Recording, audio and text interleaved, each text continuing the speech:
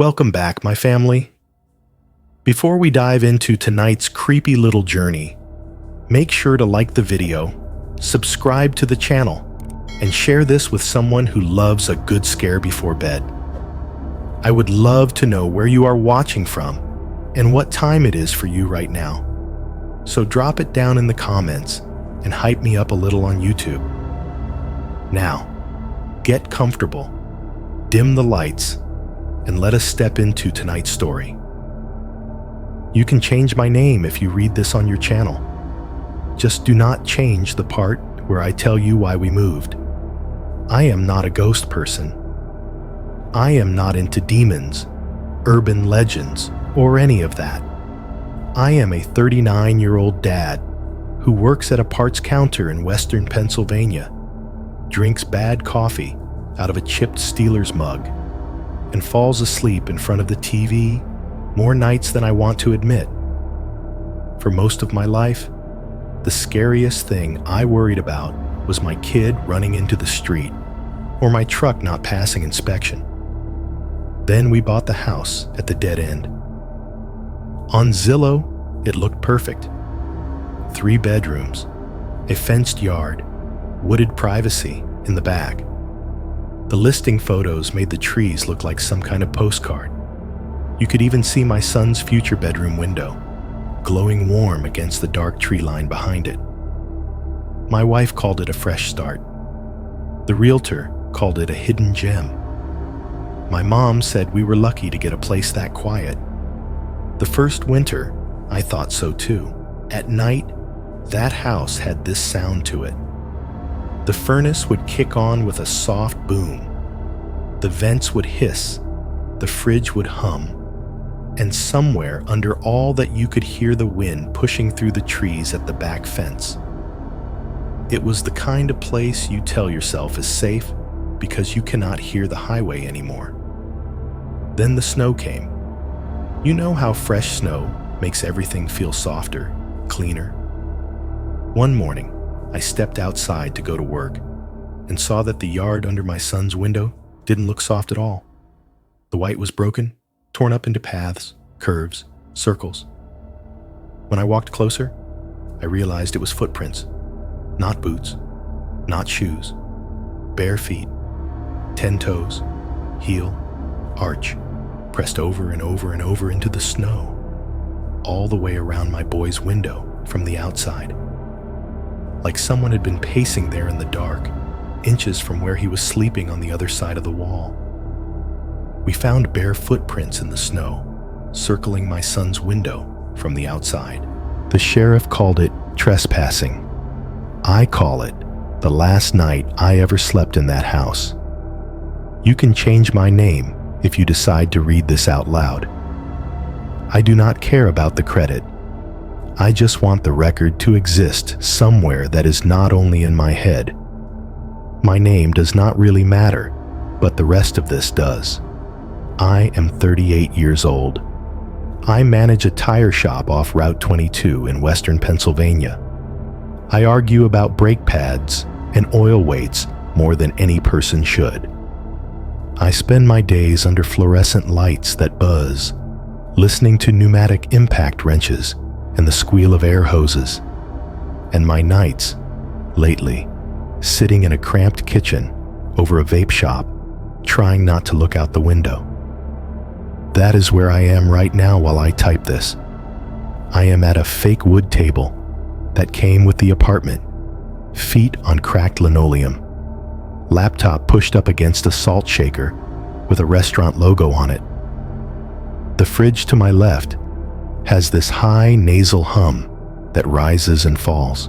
Above me, the rooftop HVAC unit kicks on in heavy, shuddering cycles you can feel in the chair legs.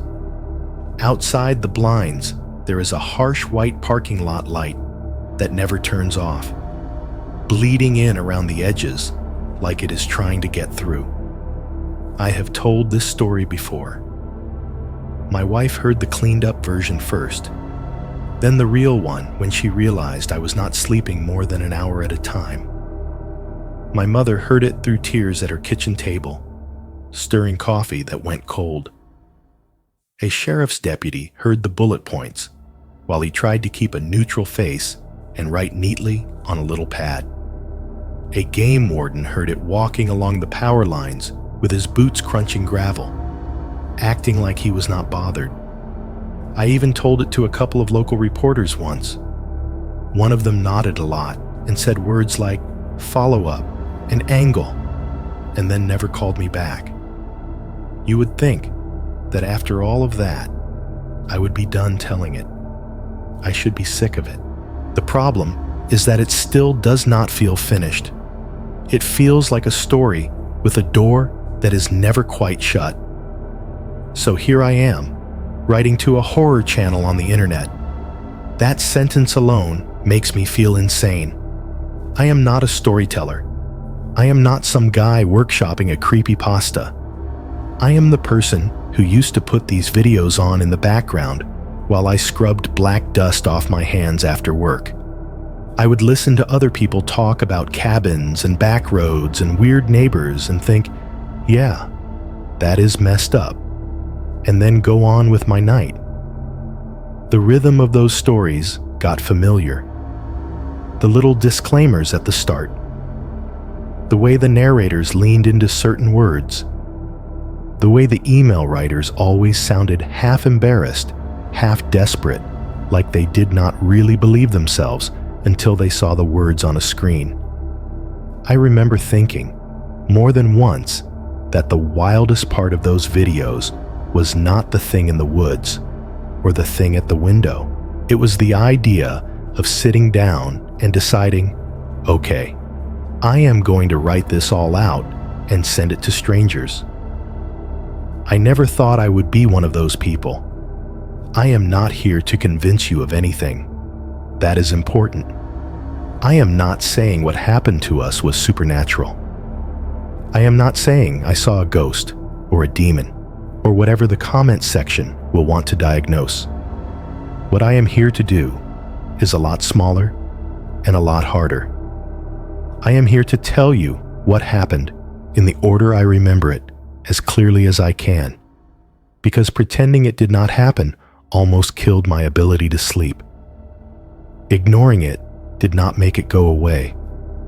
It just pushed it sideways into every quiet moment until I felt like I was walking around with my nerves on the outside. I do not expect you to believe every detail. I am okay if you think I misheard or misremembered. I am used to that. People like neat explanations, and this is not a neat story. What eats at me is knowing that there are parts I could have proved if I had acted differently the first time. If I had taken one picture that first winter, I might have believed myself more later. That is the part that haunts me almost more than anything I actually saw. The chance I wasted to have something solid, something you could print out and circle and say, look, right there. Instead, I have this collection of memories and a few documents from after it got bad. Right now, as I type this, the fridge to my left has just kicked off. The hum died mid-note, like someone pinched a wire. The HVAC unit above me is in one of its off cycles. The neon open sign in the vape shop downstairs has been turned off for the night. For a second, it is quiet. If you live in an apartment or a house with old appliances, you know the sound I am talking about. All day and all night, there is this layer of mechanical noise. Fans and motors and compressors and vents. You stop hearing it until it all takes a breath at the same time. That breath is the only moment I really listen now. There is usually one every hour or so. It only lasts a heartbeat, maybe less. But in that gap, when the fridge is not whining and the vents are not hissing, and even the highway sounds like it is paused, you can hear how big the silence is on the other side of all our machines. That is when I remember I do not live in a soundproof box. I live in a thin little rectangle of drywall and glass and metal, and outside of it is a lot of space I cannot see into. I did not use to notice that second. I do now. I wish I could tell you that noticing it has helped somehow, or that there is a trick to making the fear smaller once you understand the pattern. There is not.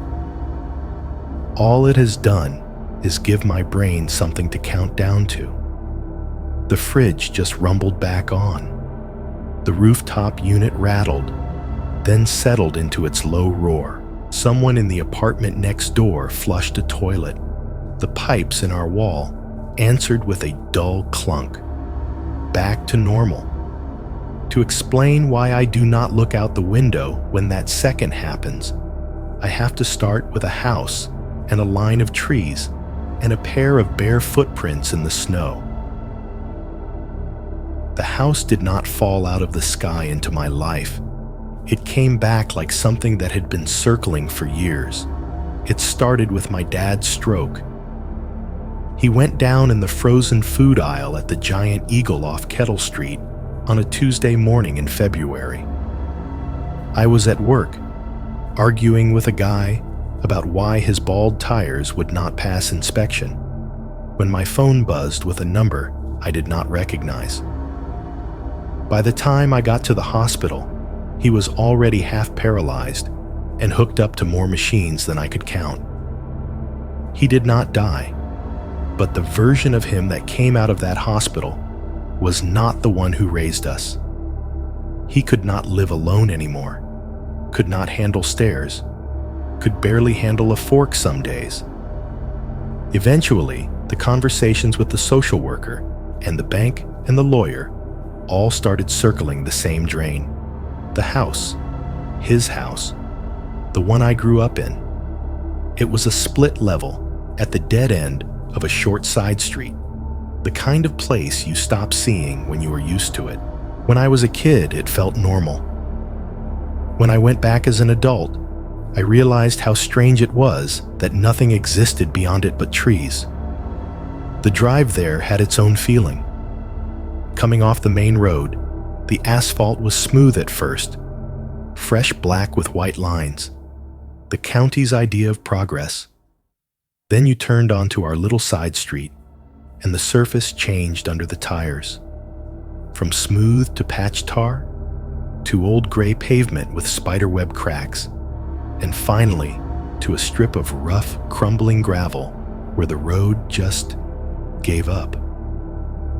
There was a dead end sign that leaned slightly to the left, shot up on a skinny metal pole. One sodium street lamp buzzed and flickered at the intersection, casting that sickly orange light that makes snow look dirty and skin look jaundiced. The mailboxes all leaned at different angles. Posts rotted at different speeds, as if the whole line had been slowly tilting for decades. At the very end sat our house, like someone had pressed it up against the edge of the world and said, "Good enough." The backyard dropped away behind it. The grass ran flat for a while, then sloped down toward a sagging chain-link fence. Beyond that was a strip of scrub brush and weeds, and then an abrupt drop into the power line corridor. Two huge metal towers marching through waist-high grass, humming faintly on damp days. Past the towers, the ground rose again into a wall of trees that went on until your eyes gave up. On a map, that patch of green behind our house just blends into a bigger patch of green. State game land, public forest, all the same smudge. From the living room window, standing there in socks with a mug in your hand, it looked like you had your own private piece of nowhere. When my dad signed the papers and the house came to me, everyone around us called it a blessing. "You are lucky," my mom said, over and over, as if saying it enough times would make the logistics easier. Not everyone gets to keep a place in the family. The numbers backed her up. The mortgage would be low. Daycare was 10 minutes away. My commute to the tire shop would actually get shorter. Aaron liked the photos on the listing. Sunlight hitting hardwood floors, A little deck out back. The way the woods framed everything, like some brochure for country living. "We could make this work," she said, tapping the screen, her hair falling forward as she leaned over the kitchen table in our old apartment. It looked so quiet. I remember thinking, quiet sounds good. At the time, I did not realize how loud quiet could feel. We moved in on a gray Saturday in late October. The house smelled like dust and old coffee and pine sol. Our friends helped us haul boxes up the cracked front steps. Each box had my messy black Sharpie handwriting on it. Kitchen, Ben's toys, bathroom. When we opened them, everything felt smaller and more fragile in the new rooms, like we had smuggled pieces of our old life into a place that was still deciding whether to accept them. There is a particular sound to an empty house. The way your footsteps echo just a little too long. The way a closing door booms in the hallway. The way you can hear your own breathing when nobody is talking and there is no TV to fill the gaps. Aaron and I walked through each room saying things like, "We could put the crib here," and "maybe a bookshelf there," pretending we were just decorating and not quietly terrified of what we had done. At some point, late in the afternoon, the last box was shoved into a corner, and the last friend's car pulled away, and it was just us. Ben, still small then, had passed out on a pile of coats in what would be his room. Aaron went to take a shower and shake off the day. I wandered back to the living room, drawn like a magnet to the big front window that looked straight out over the backyard and the woods beyond. It was almost dusk. The yard was a flat, dull green, scattered with random patches of dirt and old leaves. The chain-link fence at the back line sagged in the middle like it was tired. Down beyond the fence, I could see the power line corridor as a darker strip. And beyond that, the tree line was already going black, trunks turning into a solid wall. I remember thinking, very clearly, this is home again. The phrase felt half comforting, half like a dare. When night finally came, it did it fast. The street lamp at the corner snapped on with a loud buzz, casting that orange cone of light over the last stretch of gravel. For a while, it held the darkness back. Then, somewhere around midnight, it clicked off with a little electrical cough, and the world outside our windows became an ink-black reflection of our own rooms. Inside, the house had its own new soundtrack.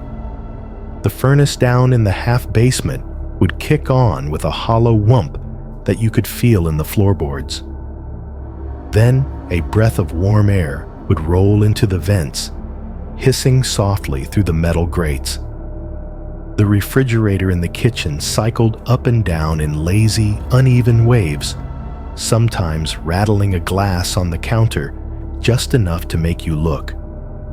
Every now and then, as the temperature shifted and the frame adjusted, the drywall would make these faint ticking sounds, and the ceiling would give a tiny pop. Floorboards creaked in odd places, especially at the top of the stairs, like someone heavier than you had just walked by a second before.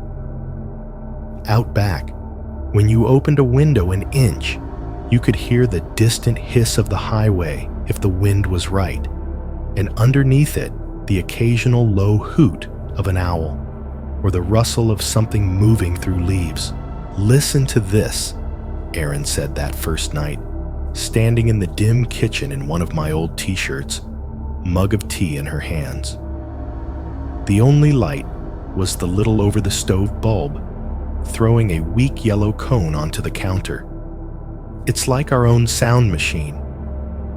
She stepped over to the back door and looked out through the glass pane. The yard was just a shadow, the fence a darker line, the trees beyond that a solid wall of black. "It's pretty," she said, but there was something else in her voice. What? I asked. She hesitated, then shrugged. Nothing.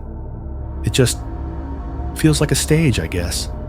Like the yard is the stage and those woods are all the seats. I don't know. Stupid. I laughed because I did not know what else to do. Well, let's hope the audience is quiet, I said. Tickets are non-refundable. She smiled, but we both looked out there a second longer than we needed to. We learned quickly how dark it got once that lone street lamp went out.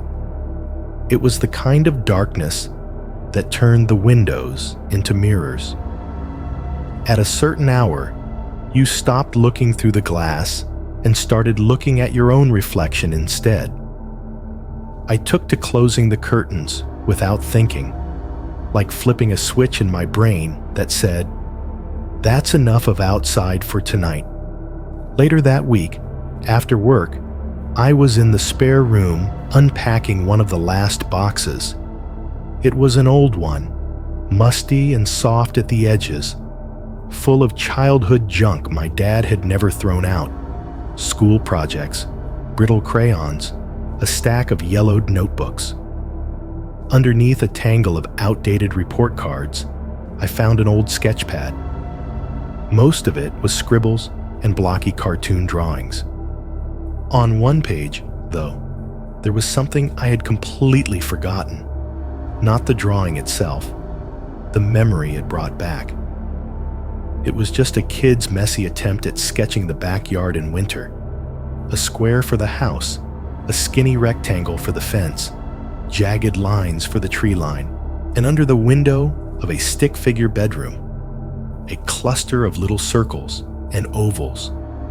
My 8 or 9-year-old handwriting next to them read, "Weird marks in snow." As soon as I saw it, I remembered the night.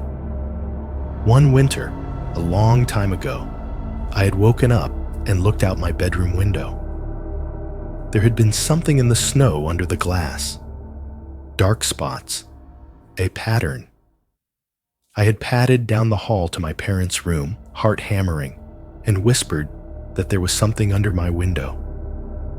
My dad, half asleep, had thrown on his robe, walked me back, and peered through the glass. I remember him resting his hand on my head and saying, "Just rabbits, bud. Go back to bed." I remember wanting to believe him, and how easily I did at that age. Sitting there on the floor of the spare room as an adult, with the sketch pad open in my lap, I realized something simple and stupid and cold. I never actually saw any rabbit prints that day. I never saw any real shapes at all. I just saw marks, assumed they meant something, and let my father's answer fill in the blank. Back then, that was enough. Now, looking out at the same line of trees from a different angle, it did not feel like enough anymore. The first time it happened, it was almost boring. It was one of those Sundays that already feels like a hangover before you even open your eyes. 2 years into living at the dead end. Mid-January, the kind of cold where the air in your bedroom feels thinner, sharper, like it has been left in the freezer overnight. I had stayed up too late, watching a West Coast game I did not really care about, nursing cheap beer, and scrolling my phone through the commercials. I remember the Seahawks losing because the announcer would not shut up about it, and because I used that disappointment as an excuse for one more drink. When I finally fell asleep on the couch, Aaron woke me up long enough to shove a glass of water into my hand and push me toward the bedroom. Ben was not in the picture yet. It was just the two of us in that house, trying to feel like we owned it. The alarm went off around 7:30 the next morning. I lay there for a minute, staring at the dim ceiling, feeling my pulse throb behind my eyes. The bedroom was cold. The furnace must have cycled off an hour before. The little red numbers on the clock read 7:32, and through the curtains, the light had that washed-out look that means snow. Erin was still asleep beside me, facing the wall, breathing slow and deep. I could smell her shampoo on the pillow. I did not want to wake her. Sunday was her one real chance to sleep in between shifts. I swung my feet out of bed and hit the floorboards. They were like ice. My toes curled automatically, as if that would save me from the shock. I sat there for a second, elbows on knees, palms pressed to my face, letting the mild nausea pass. The house was quiet in that particular weekend morning way. No cartoons, no laundry, no dishwasher. From down the hall, I could hear the faint ticking of the kitchen clock. Somewhere far off, a plow blade scraped along asphalt with that low metallic roar. Not on our street, but maybe 2 neighborhoods over. The furnace gave a half-hearted rumble, but did not catch. I pulled on yesterday's jeans, grabbed my hoodie from the back of the chair, and shrugged into it as I walked down the hall. The air in the living room felt colder than the bedroom. My breath made a small cloud when I passed the front door. The plan was simple. Get in the car, hit the drive-thru on Maple, order a coffee big enough to count as an apology to my own body, maybe a breakfast sandwich if the guilt did not kick in. Sundays at the shop started slow. I could roll in a little late and nobody would scream. The garage entry door was by the kitchen, next to the hook where we kept our keys. I took mine down. The little metal ring clinked against the others and palmed the cold brass. I remember the feel of the deadbolt turning, the hollow echo of the hinged door opening into the dark garage, the dry smell of cement and old cardboard boxes. I hit the button for the garage door. It rattled, groaned, and started its climb. Cold air poured in first, sharp and clean. Then the light came, a sudden white glare that made my eyes water. I squinted, stepped forward onto the edge of the concrete, and that is when I saw them. At first, my brain filed it as damage. The side yard, which was usually a flat strip of patchy grass, was now a smooth white carpet from the storm overnight. But that morning, there was a line through it, a path, like someone had drawn a lazy arc from the tree line to my driveway with the tip of a finger. It took a second to realize it was footprints. They started near the back fence, where the yard broke down toward the power line corridor.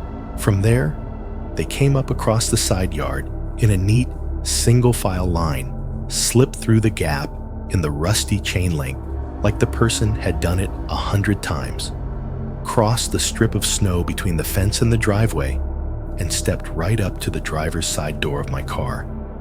They stopped there, not near the front steps, not near the other car, not under the living room windows. One last print by my door, toes angled inward, like the person had turned just slightly to face the handle. And then, as if a tape had been rewound, the prints turned around and went straight back the way they had come, retracing that same path through the gap in the fence and down toward the drop. Woods, fence, car, fence, woods. Nothing extra, no wandering. For a moment, I just stood there, hungover brain struggling to line up the picture. My first thought, because we reach for what is familiar, was that maybe Erin had gone out earlier. Maybe she had forgotten something in the car and padded out while I was still snoring. But the prints were too far apart to be hers. Longer stride, heavier sink, and the house had been quiet when I woke up. I would have heard the garage door. I stepped down off the concrete, socks immediately wet and burning from the cold, and walked closer.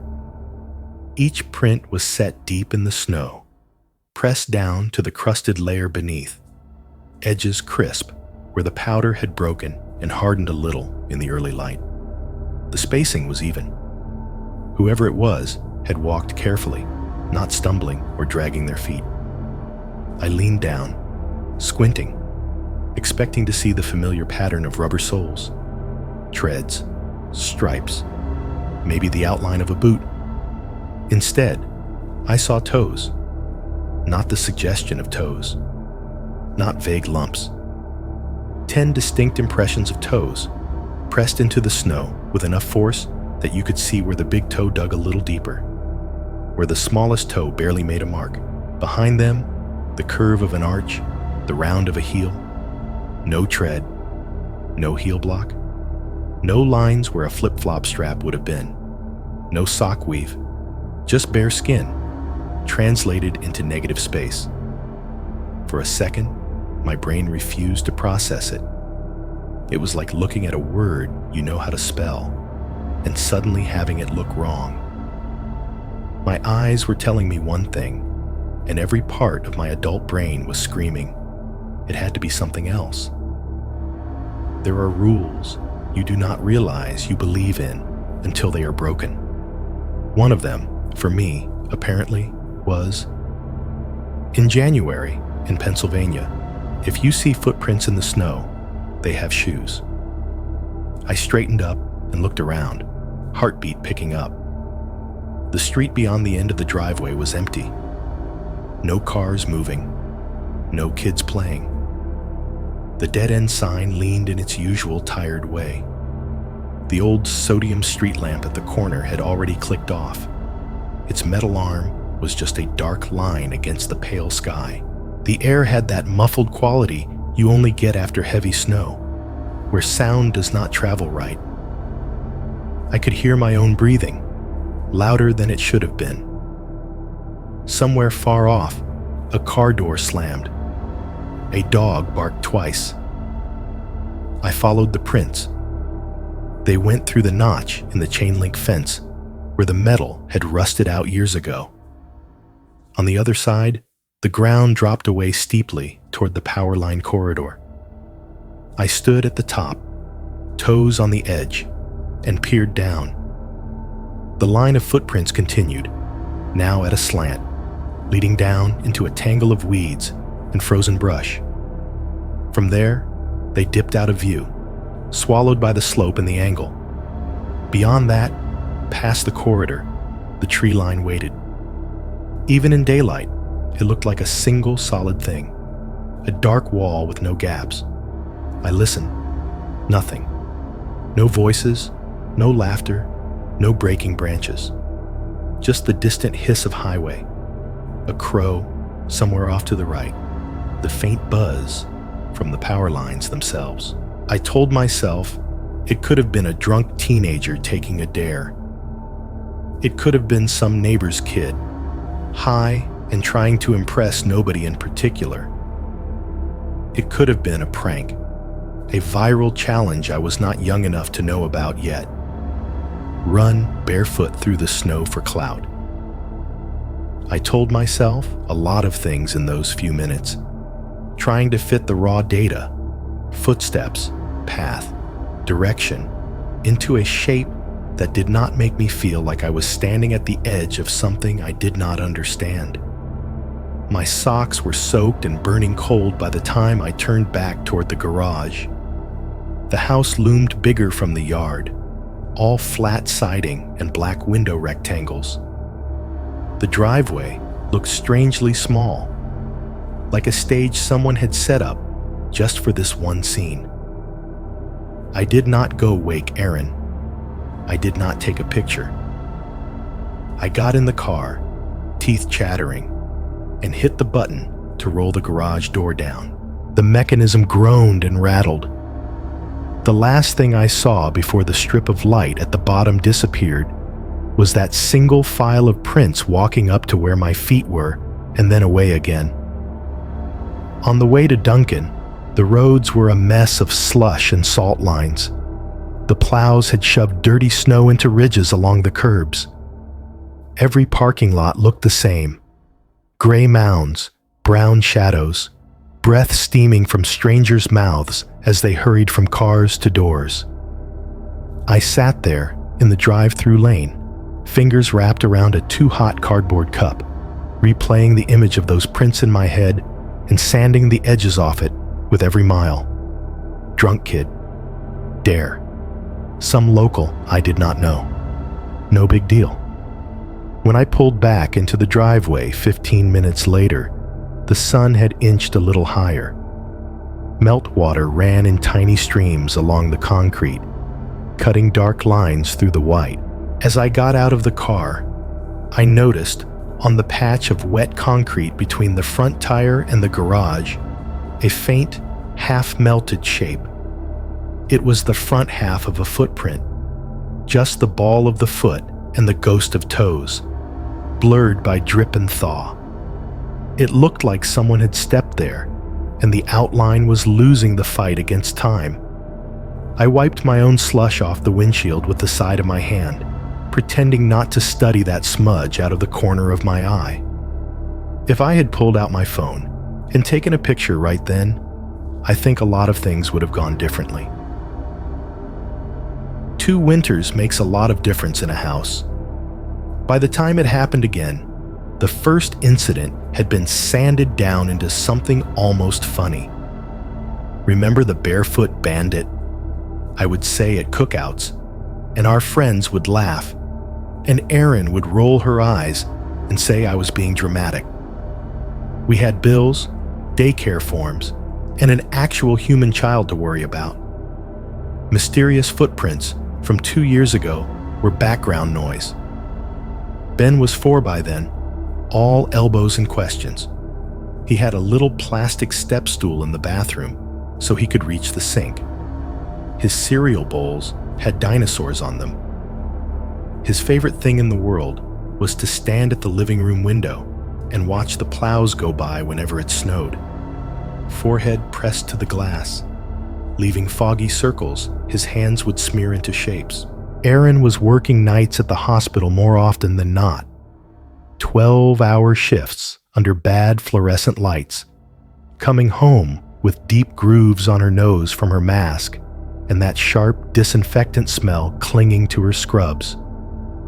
I was on opening shift at the shop most days, which meant my alarm went off before the sun even bothered to show up. The winter this really started, the cold came early and stayed. By mid-January, the house had that constant dry heat feeling. The furnace ran a little too much because the thermostat never seemed satisfied, and the air made the skin on your knuckles crack if you did not keep up with lotion. Most mornings had the same rhythm, alarm buzzing on the nightstand at 5:15 a.m. Me fumbling for my phone in the dark, turning it off before it could wake Erin. Her breathing steady beside me, dead to the world after a night shift, hair spilling over her face and pillow. I would ease out of bed, wince at the cold floor, shuffle into the hallway in a pair of old socks. The house would be a maze of shadows and soft blue from little LED lights. The stove clock in the kitchen, the router's weird blinking, the dinosaur nightlight in Ben's room painting faint green shapes on his wall. In the kitchen, cereal boxes left out from the night before, a couple of small bowls in the sink with dried milk, the TV still tuned to some kid's channel on mute. The heater vent near the baseboard would be blowing a steady stream of hot air that smelled like dust and the inside of a vacuum cleaner. If you left the fridge door open too long, it would beep at you in these sharp little reprimanding chirps. So I had learned to grab what I needed fast. Coffee grounds, filter, mug. That morning felt like every other morning until I opened the front door. I remember the sequence. Hand on the cold brass knob, twist, the little adhesive weather strip making a soft tearing sound as the seal broke, and then the rush of outside air hitting my face. It smelled colder than usual. that almost metallic tang that comes when the temperature has dropped harder overnight than the forecast said. I stepped onto the threshold and the cold wrapped around my bare ankles. For a half second, my eyes only registered white. Then the shapes pushed through it. The entire front yard was chewed up, not by a plow, not by a shovel, by feet. The smooth snow that had blanketed the grass the night before was broken into overlapping paths and loops that crowded right up to the foundation of the house. Under our bedroom window, directly under where Aaron was still asleep, the snow was stamped almost flat from the sheer number of impressions. For a moment, my brain refused to see it clearly. It tried to turn the marks into animal tracks, tire ruts, anything else. But the longer I looked, the more they resolved into what they actually were. Footprints. They were everywhere. Clusters under Ben's window. A messy ring around the AC unit at the side of the house. Trails that hugged the siding and wrapped around the corners, forming a path that circled the house like something had been walking the perimeter, over and over, tracing the outline of our lives in the dark. Some of the prints were close together, heel and toe almost overlapping, like somebody had been standing still and shifting their weight from one foot to the other, back and forth. Others were spaced in long, even strides, pacing along the wall.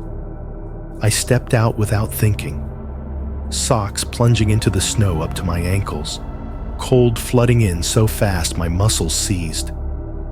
The furnace hummed behind me somewhere in the bowels of the house, sending out that steady rush through the vents. I could hear the low, cyclical rumble of the refrigerator, like a lazy engine. Inside, all the normal noises were carrying on. Out here, it was almost silent. The world beyond our yard was just a soft, distant hush. A car engine turning over somewhere far away. A faint whoosh from the highway. Nothing close. I walked forward, breath puffing in quick white bursts.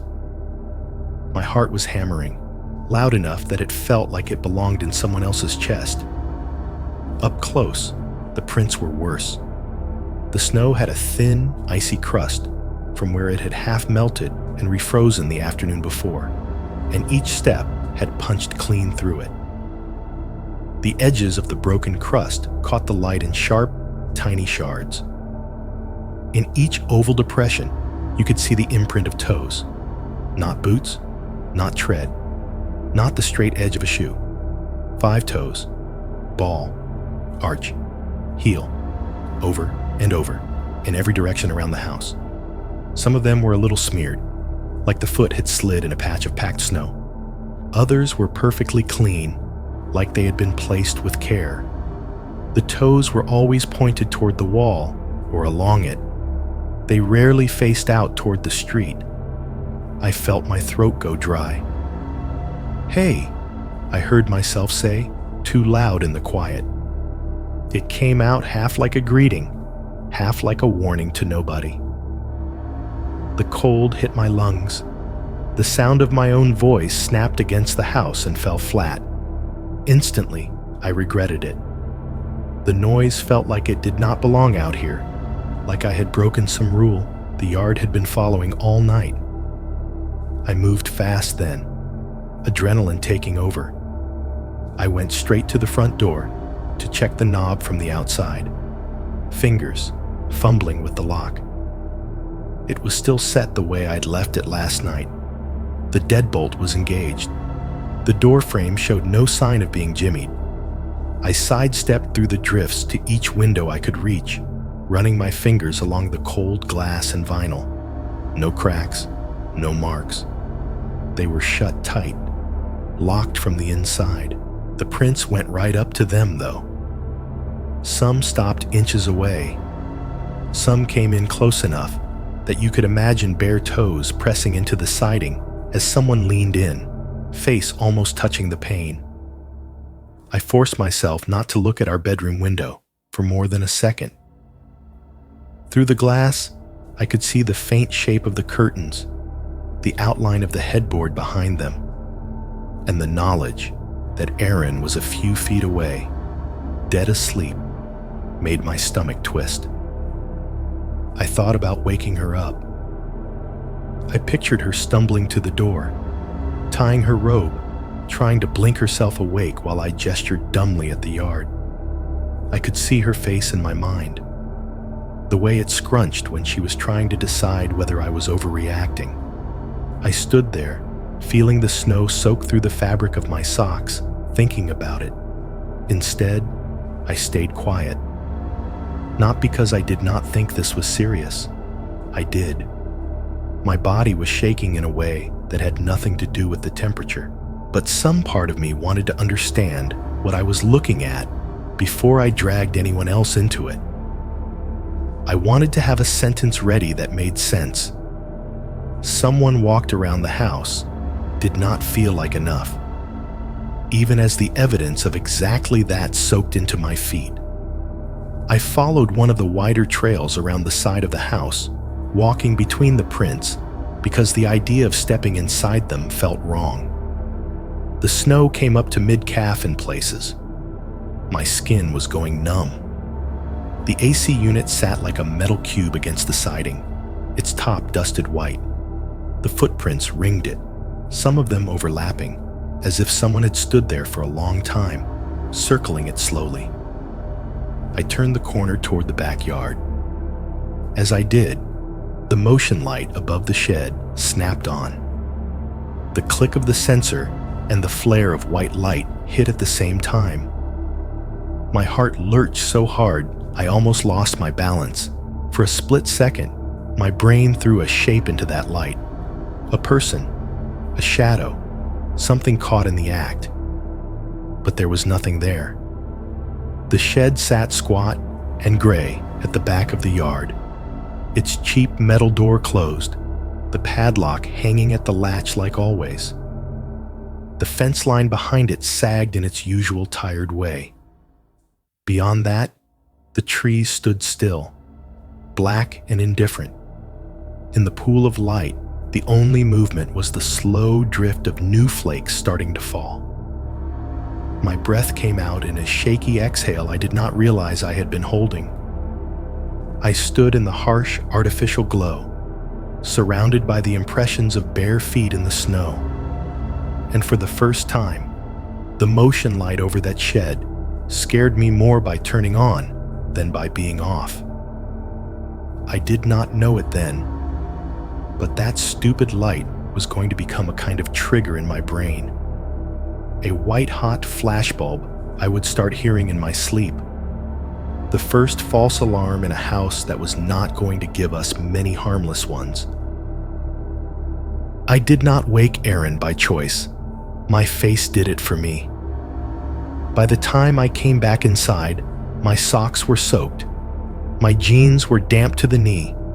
And apparently, whatever was on my expression was bad enough that Erin sat bolt upright in bed before I even finished crossing the bedroom threshold. "What?" she said, voice thick with sleep. "What is it? Is it Ben?" Our son was still at my mom's that weekend, a sleepover we had been stupidly grateful for. "He's fine," I said quickly. My voice came out wrong. Too high, too thin. "He's not here, remember?" Erin squinted at me. Her hair was a tangle around her face, pillow creases on one cheek. She pulled the blanket tighter around herself, as if bracing. Then what? I hesitated just long enough for the panic in her eyes to sharpen. There is something about watching fear bloom in someone you love that makes whatever you are scared of double in size. "There's something in the yard," I said finally. "You should see it." Not my best phrasing. She was up in seconds, throwing on sweatpants and shoving her arms into my old hoodie. As she passed me, she stopped long enough to grab my wrist, fingers ice cold. "Is the door locked?" she asked. "Yeah," I said. "I checked. Everything's locked." It did not sound as reassuring out loud as it had in my head. We went down the hallway together, our footsteps soft on the hardwood. The house smelled like sleep and stale heater air. In the kitchen, the clock read 6:02 now. The world outside the window was a little brighter, the gray of the sky shading from charcoal to dirty cotton. I opened the front door, and the cold reached in like a hand. Erin stepped out onto the threshold, blinking at the light, and then down at the yard. She did not say anything at first. Her breath puffed in front of her in short, shocked bursts. One hand went automatically to the frame of the door, like she needed to steady herself. "What the?" she started, then trailed off. I watched her take it in. The trampled snow under our bedroom window, the loops and figure eights around the AC unit, the paths pressed into the drift so deeply they almost reached the grass in spots. "Those are feet," she said finally. Her voice had gone very flat. "Those are bare feet." "Yeah," I said. I felt weirdly ashamed, like I had put them there. She stepped out into the snow, without shoes, socks instantly turning dark and heavy. She did not seem to feel it. Her phone was in her hand before I knew she had grabbed it. She started taking pictures like a crime scene tech. Click. Close-up of toes under our bedroom window. Click. The overlapping prints circling the AC unit. Click. The path that hugged the wall so closely, the outer edge of each print almost touched the foundation. "Look at this," she said, moving toward the driveway. The tone in her voice made me follow. Near the bottom step of the front porch, there was a shallow depression in the snow from the pizza box we had left there briefly the night before. The cardboard had been set down while I fumbled for my wallet, leaving a perfect square dent that had frozen in place. In the center of that square, half in and half out, was a footprint.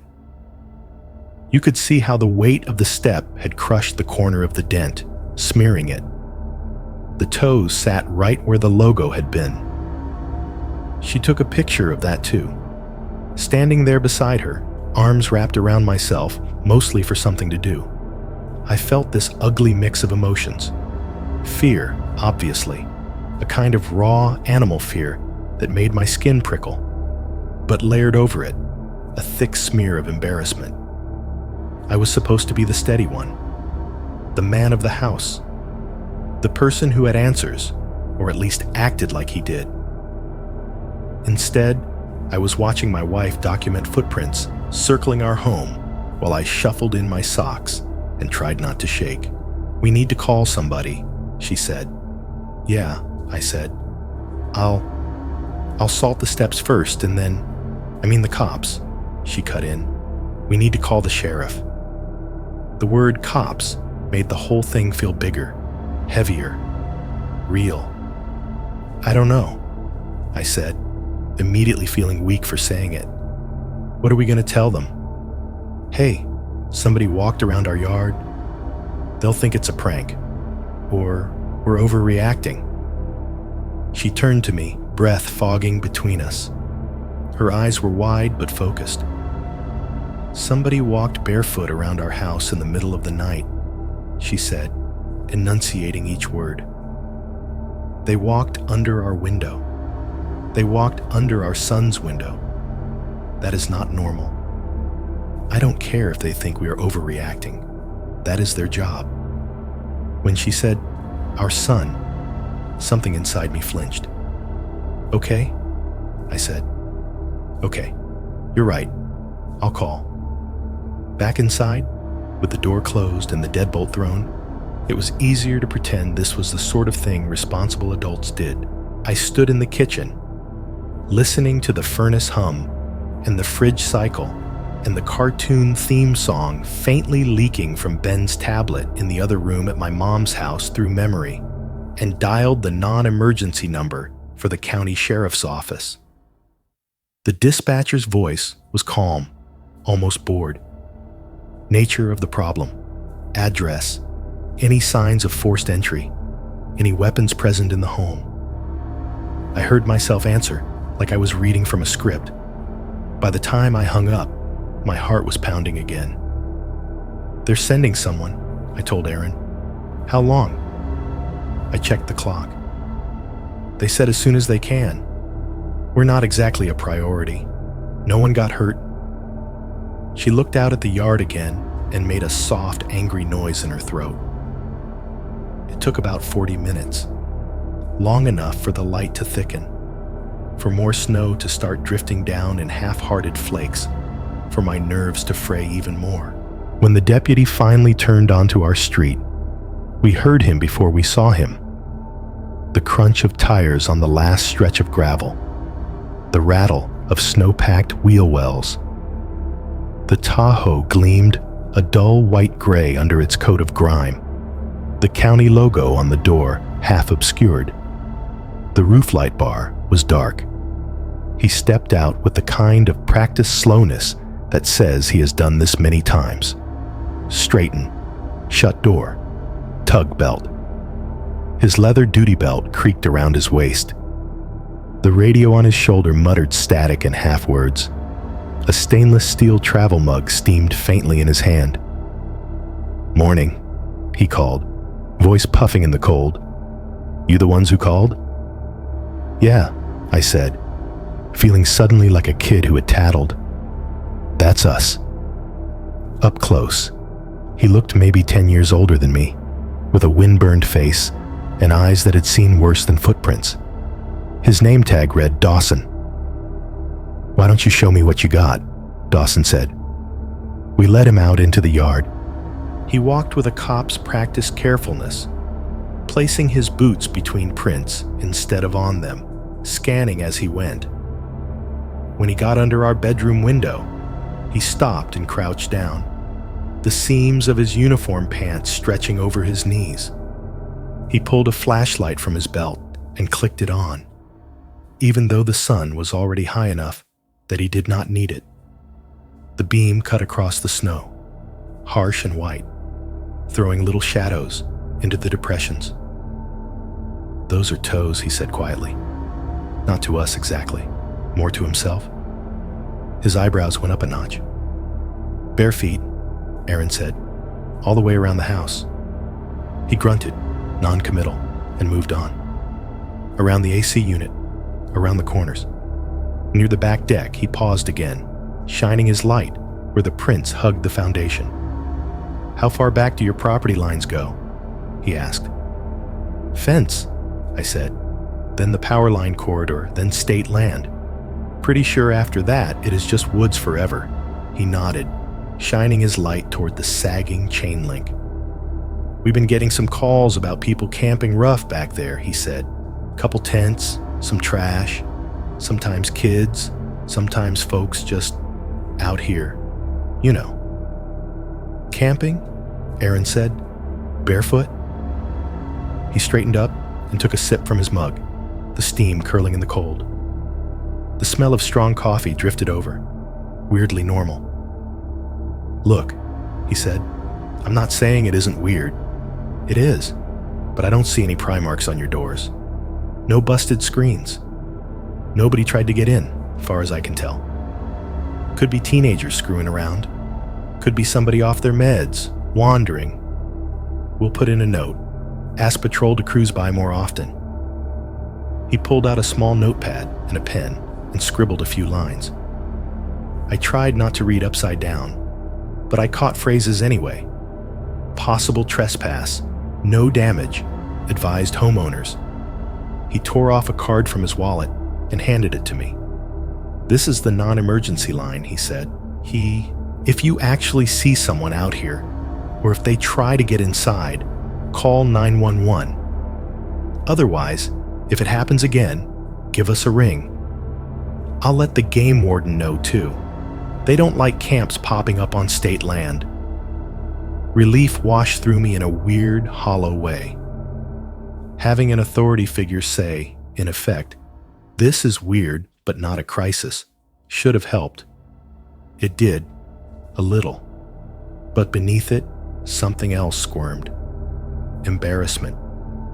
The sense that we had made a fuss over nothing dragged the law out here over footprints that would melt in a day.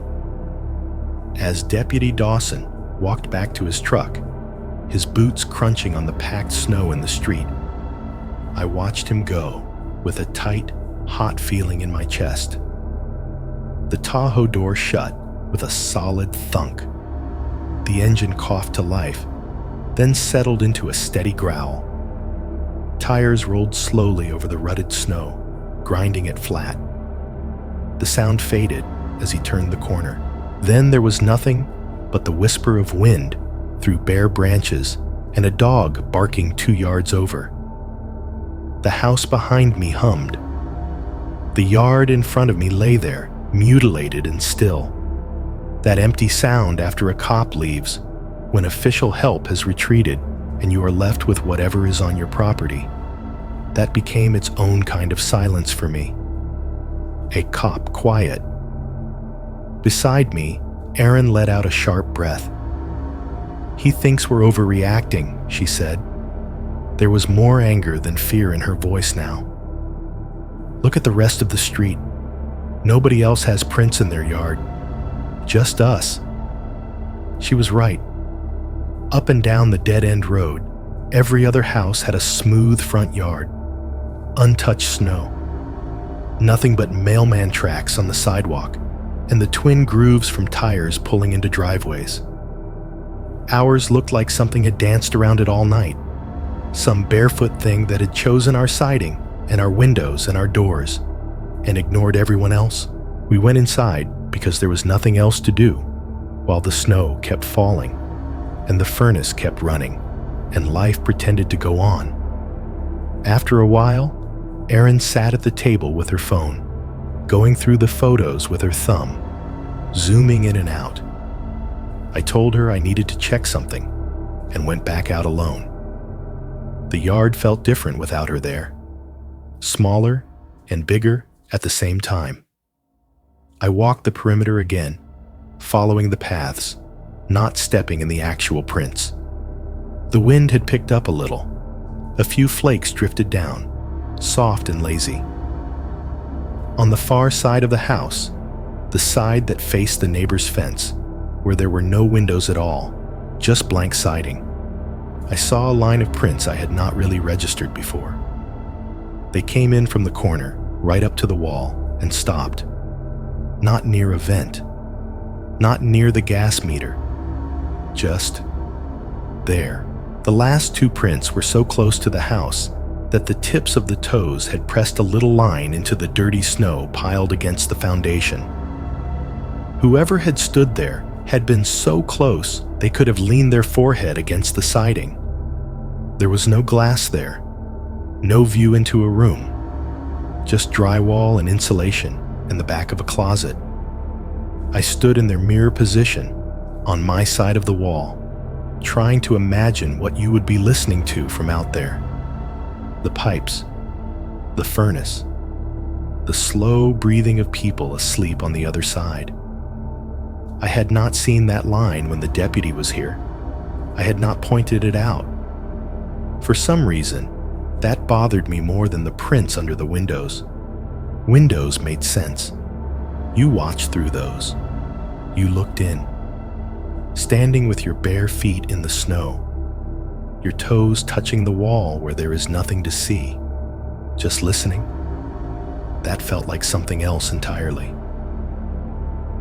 There is a kind of buzzing you get in your head when you have too much fear and not enough action. It feels like static behind your eyes, like your body is braced for something to happen, and your brain cannot stand just waiting. After the deputy left, and Erin went inside to start sending the photos to everyone she trusted, that buzzing got so loud I could not sit still. From the kitchen window, I could see the path of prints heading toward the back fence. From the hallway, I could see them from a different angle. It did not matter where I stood. That same thought kept looping. Whoever did this walked in here from somewhere. They walked out to somewhere. And that somewhere is still back there. I told myself I just wanted to know how far. Down in the basement, in the cramped little utility room where the breaker box and water heater lived, I had a small gun safe. It was one of those boxy black models you bolt into concrete so you can tell yourself you are a responsible gun owner. Inside it, under a towel and some old paperwork, lay my dad's .30-30. The rifle smelled faintly like old oil and dust. The stock was nicked where he had bumped it against rocks and tree trunks over the years. The metal was clean enough. I had taken it to the range a couple of times after he got sick, more out of obligation than enjoyment. Now, when I pulled it out, it felt different, heavier. I loaded it at the workbench with clumsy fingers, the brass cartridges making soft, dull sounds against the wood. Just having it in my hands made me feel slightly less like prey, even though I knew how ridiculous that was. Whatever had walked barefoot through our yard was not going to politely stand there while I lined up a shot. When I came back upstairs with the rifle slung over my shoulder, Erin was at the table, phone in hand, zooming in on one of the footprint photos. She looked up, saw the gun, and her face tightened. "What are you doing?" "I'm just going to follow the tracks a little way," I said. "See where they go? If it's just some camp out there or kids messing around, I want to know." "Absolutely not," she said immediately. "No. You heard what the deputy said. They'll tell the game warden. They'll keep an eye. He said he'd ask patrol to cruise by more often," I cut in. "You know what that means? It means nobody's going back there unless someone gets hurt. I'm not waiting for that." Her jaw clenched. She looked at the rifle again, then at me. "Do not go far," she said. Her voice had that tight, thin edge I only heard when she was really scared. "I'm serious, Name. I do not want to have to call them again and say my husband went into the woods and didn't come back." "I won't," I said. That was the first lie. "I'm just going to follow the tracks down to the corridor," I added. "I'll be back in 20 minutes. That was the second. She stared at me, trying to decide whether to fight harder or trust me. Finally, she exhaled, long and shaky. "Take your phone," she said. "Keep it on. If I call and you don't answer, I'm calling 911. "Deal," I said. I kissed her forehead, more for me than for her, and stepped out the back door. The yard looked worse from this angle. The prints were a mess near the house, a chaos of overlapping bare feet. Then slowly, they found a direction and streamed toward the back fence like water draining. The chain link was old and sagging, rust eating through some of the links near the bottom. There was a place in the middle where years of kids and dogs and lazy adults had bent it down just enough to make an easy step over. When I was a kid, that gap had been the threshold to summer. Now it felt like something else. I planted one boot on the bent metal, gripped the top rail with my gloved hand, and swung over. The fence rattled a little, metal squealing faintly. On the other side, the yard dropped away. The embankment was steeper than it looked from above. The snow there was thinner in places. Some of it slid away to expose yellowed grass and frozen dirt. I half slid, half walked down, boots slipping once or twice. At the bottom, the ground flattened into the power line corridor, a wide scar of open space running between the trees, buzzing faintly. Two tall metal towers loomed ahead, their latticework skeletons disappearing into the gray sky. Out here, the sound was different. The house noises were gone. There was just the distant hum of the lines, a soft, crackling hiss you felt more than heard, and the low whisper of wind running through dried weeds and bare branches. The footprints crossed right in front of me. They had come down the slope in a straight line. No sliding, no uncertainty. Just clean, deep impressions marching down the hill like it was nothing. The toes had dug into the crust on the way down. The divots were sharp, almost purposeful. On the flat corridor, the prints stretched out, each step spaced with the same measured stride, heading toward the opposite tree line. I tightened my grip on the rifle, adjusted the sling so it sat snug against my shoulder, and started to follow. The snow out here was untouched, except for that path. In the distance, I could see a few animal tracks. Rabbits, probably. Maybe deer farther out. But nothing like the human trail in front of me. Every time my boot came down, it made a hollow crunch. My breath turned into white ghosts in front of my face, then disappeared. As I crossed the open ground and stepped into the first line of trees, the world closed in. Branches reached out at shoulder height, scraping the fabric of my jacket. Clumps of snow dropped from higher limbs when the wind shifted, landing with soft thuds that made me flinch. The light changed too, dimmer and greener, filtered through bare branches. The farther I went, the more the noises from the world behind me faded. The highway's distant hiss thinned, then vanished. The occasional car tire on gravel from our dead-end street disappeared entirely. All that remained was the sound of my own footsteps, the faint creak of trees adjusting in the cold, and the little mechanical squeaks of my gear, zipper teeth, sling swivels, the tiny clack when I shifted my grip on the rifle. The footprints stayed consistent. They did not veer. They did not stumble. They did not show any sign of someone slowing, looking back, or running. Whoever I was following had walked with a calm, steady pace through uneven, hidden ground and bare feet, like it was a flat sidewalk.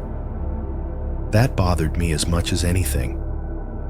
I checked my phone once, more from habit than sense. 1 bar. No service. The time said I had already been out longer than 20 minutes. I slid it back into my pocket and kept going, telling myself I would turn around at the next obvious landmark. There were no landmarks, just more trees. After a while, the terrain dipped into a shallow hollow and then rose again. The footprints followed the contour without hesitation, up and down, never breaking stride. My legs burned. My toes, despite the boots, started to feel that deep, slow cold that seeps in from the soles up. Then eventually, the trail did something new. It split. I almost missed it at first. The ground tilted slightly, and for a moment I thought my eyes were playing tricks. But no, there it was. A point where the neat, single file of prints stopped being a single line and became 2. They diverged from a single spot beneath a low-hanging branch. One set went left, curving gently around a cluster of saplings. The other went right, angling toward a thicker knot of trees. Both sets looked the same depth, the same sharpness. Neither looked older or newer. I stopped between them, breath coming in white clouds, and felt that buzzing in my head ramp up again. It did not make sense. If there had been 2 people all along, there would have been 2 distinct sets from the fence on. These prints had come in as 1, and now, suddenly, they were 2. I stood there, hand on the rifle, and did something I had not done yet that morning. I turned my headlamp off and just listened. Without the small circle of artificial light in front of me, the woods felt bigger. The gray of the sky filtered down in layers through the bare branches. The silence was not total. There was always some small sound, but it was close. Somewhere behind me, snow slid off a limb with a soft, shushing sound. It made the hairs on the back of my neck stand up. I stared in that direction, eyes searching for movement. The trees all looked the same. Straight trunks, rough bark, patches of lichen. Nothing out of place. The sensible thing would have been to turn around right there. Instead, I picked a side. I went left. The prince led me around the cluster of saplings, past a fallen log, and up a slight rise. Then a little farther on, they stopped. Not faded, not drifted over gradually. Stopped. One step, then nothing. The last print sat pressed into the snow a foot away from the base of a tree. There were no marks on the trunk, no broken branches above, no sign of anyone having jumped or climbed. I turned slowly in a circle, scanning the ground. No new trail, no faint continuation, just the end of the path, like someone had taken one last step and ceased to exist. I backed up, following the prince in reverse, heart rate picking up again. When I got back to the fork, I stared at the right-hand path for a long moment. "Fine," I muttered to nobody, voice sounding small in the open air. "Let's see your other trick." The right branch felt worse, and I could not say why. The trees seemed closer together here, the shadows thicker, even in daylight. The prints wound their way between trunks, across uneven ground, then stopped again. This time, the last few steps were in a little churned-up patch, as if whoever made them had pivoted, shifted, maybe turned in place. The snow there was messier, but it still did not show any clear direction out. Just trampled white, then nothing. I stood in that little patch, boots inches from the last bare toe marks, and for the first time since I had stepped over the fence, I felt less like I was tracking someone and more like I had walked into something that knew I was there. The silence thickened. There was no bird chatter, no squirrels. Even the wind seemed to have wandered off. Then behind me, I heard it. A soft shift, like weight settling on packed snow. Not loud, not dramatic, just enough to cut through the stillness. I spun around so fast the rifle sling bit into my shoulder. Nothing. Tree trunks, branches, a bit of sky. No movement. I stood there, lungs burning, eyes watering from the cold and the strain, and felt that sensation. The one people always talk about in these stories and you roll your eyes at, of being watched. It felt like eyes peering from behind every trunk, every knot in the bark, waiting to see what I would do next. My fingers had gone numb on the rifle stock. I realized, with a cold clarity, that if something stepped out from behind a tree 10 yards away, I was not entirely sure I could squeeze the trigger without dropping the damn thing. That was enough. I turned back the way I had come, more carefully now, forcing myself not to run. The woods looked different in reverse. Landmarks you barely register on the way in suddenly loom larger on the way out. A fallen log with a twisted root that looks almost like a hand. A stump shaped like a hunched figure. About halfway back to the corridor, I noticed something that made my stomach drop, in a way the footprints had not. For a stretch of maybe 20 yards, the trail in front of me was a mess of overlapping impressions. Boots and bare feet together. Mine and theirs. I stopped and crouched, the rifle's sling digging into my neck. There, in the center of the churn, was the outline of my own boot print.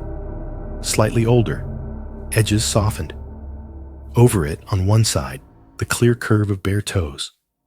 On another, a fresher boot mark, that looked like mine again, layered. At some point, I realized I had been following my own tracks. Not for long. I hope not for long, but long enough that the idea of being led in a small circle without noticing made my skin crawl. I straightened up and did not look back again. By the time I reached the bottom of the embankment and saw the chain link fence above me, my thighs were shaking. The sight of that sagging metal, that rust and familiarity, almost made me cry. I climbed back over into our yard, the rifle heavy on my shoulder. The house crouched ahead with its peeling paint and trampled snow. The bare footprints around it were still there, pressed into the white, but they did not bother me as much as the ones I had just left behind, the ones that led nowhere, the ones that had overlapped mine. I headed for the back door fast, the buzzing in my head sharper now, one thought rising above the rest. For at least part of that walk, I was not just following someone. I was walking where they wanted me to. Nothing happened that winter after I went into the woods, or the one after that. That is important to understand. These stories usually jump straight from the first weird thing to the second, like the universe is hammering on your door night after night. Real life is not like that. Real life gives you room to doubt yourself. The footprints melted. The snow turned to slush and then to mud. Spring came in with its wet, rotten leaves and ticks. We cut the grass. We hung a cheap plastic swing for Ben on the maple tree out front. The sheriff never called us back. Nothing howled at our windows. Nobody rattled the doors. If anything else happened out there during those months, we did not see it. The next winter, we got serious about lights. I added another motion light over the front garage, one on the corner by the AC unit, and a cheap solar thing along the fence line that barely worked but made me feel better. We bought one of those knockoff porch cameras from Walmart, the kind that looks tough on the box but records in a grainy, washed-out mess once you mount it. When that glitched for the third time and missed a package, we upgraded to a ring, like everyone else on our block seemed to be doing. By then, Ben was starting kindergarten. Our mornings were a blur of cereal and missing shoes and crumpled worksheets. His little feet thumped down the stairs at 6 a.m. sharp, every day, like he had been programmed. The sound of his socks slapping the hallway floor became one of those small noises you do not know you love until it is gone. The living room was almost never quiet anymore. If it was not a cartoon theme song blaring, it was YouTube videos of people unboxing things or singing about the alphabet. The dishwasher sloshed in the kitchen after dinner. The dryer thumped in the basement. Erin would come home in the morning from her night shifts, wearing navy scrubs and a puffy jacket, cheeks raw from the cold and the hospital air. She smelled like coffee and sanitizer and whatever harsh soap they kept by the sinks. She would drop her bag in the same spot by the door, kiss Ben on the head, kiss me on the mouth, and then go straight for the shower to wash the hospital off. We talked less about the footprints, not because we forgot, because it hurt less if we laughed. At cookouts, when neighbors stood around in our yard balancing paper plates and plastic cups, somebody would always ask about living on the edge of the woods. You ever see any bears back there? Coyotes? One beer in, maybe two, I would say. No bears. We did have a barefoot ghost that one winter, though, and tell a watered-down version of the story. People would make faces, say, "No way," and look over at the tree line like they were seeing it for the first time. Erin would toss a napkin at me and say, "Do not encourage him." But she never said I was lying. Fear dulled into anecdote. a thing we told on ourselves, a quirk of the house, like the sticky bathroom door or the way the kitchen cabinet squeaked when rain was coming. Time smoothed it out. The night everything stopped, it had been smoothed so flat that I almost did not recognize it when it came back. It was February again. The local news would not shut up about a big storm rolling through.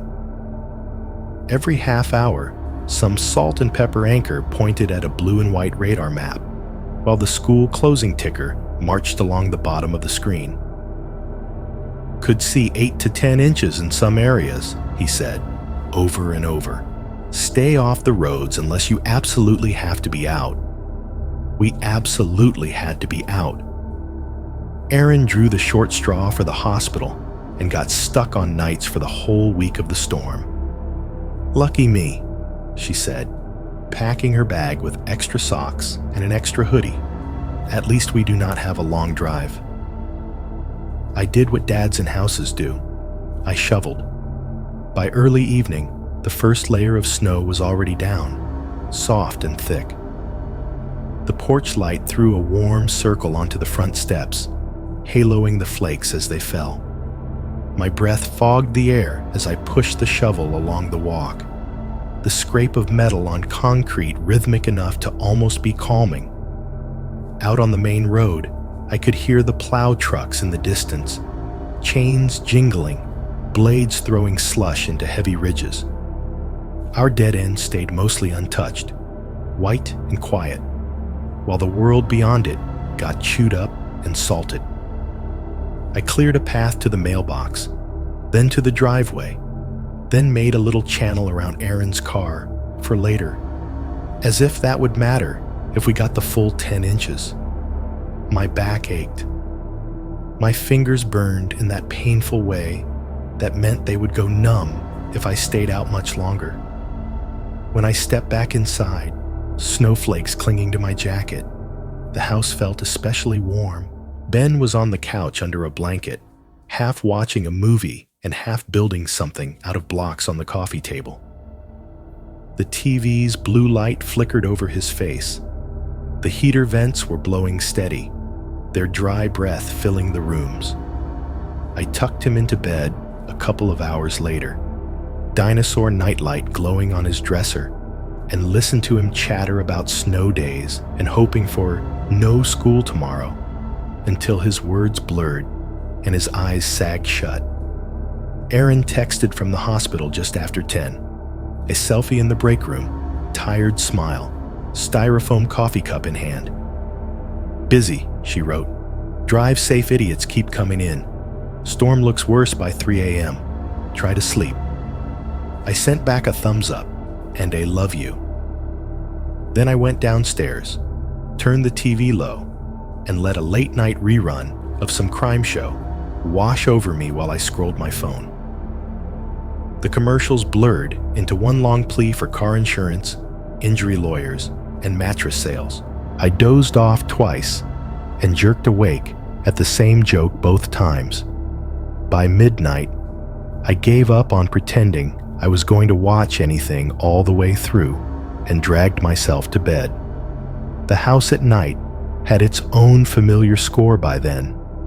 The furnace would kick on with that muffled boom from the basement, followed by the steady whoosh of hot air filling the vents. The fridge hummed and clicked in uneven patterns, sometimes shuddering like it was trying to shake something off. A faint whoosh came from the vent near the ceiling in our bedroom, just enough white noise to feel like a static blanket.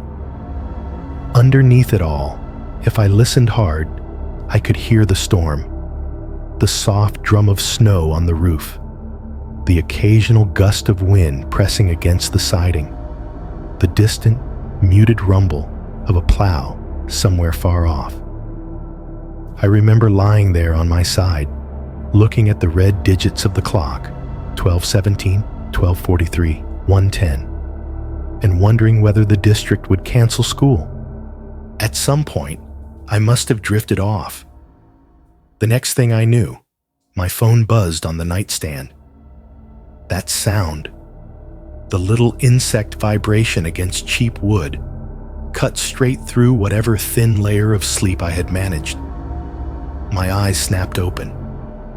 The room was dark except for the faint glow from the hallway.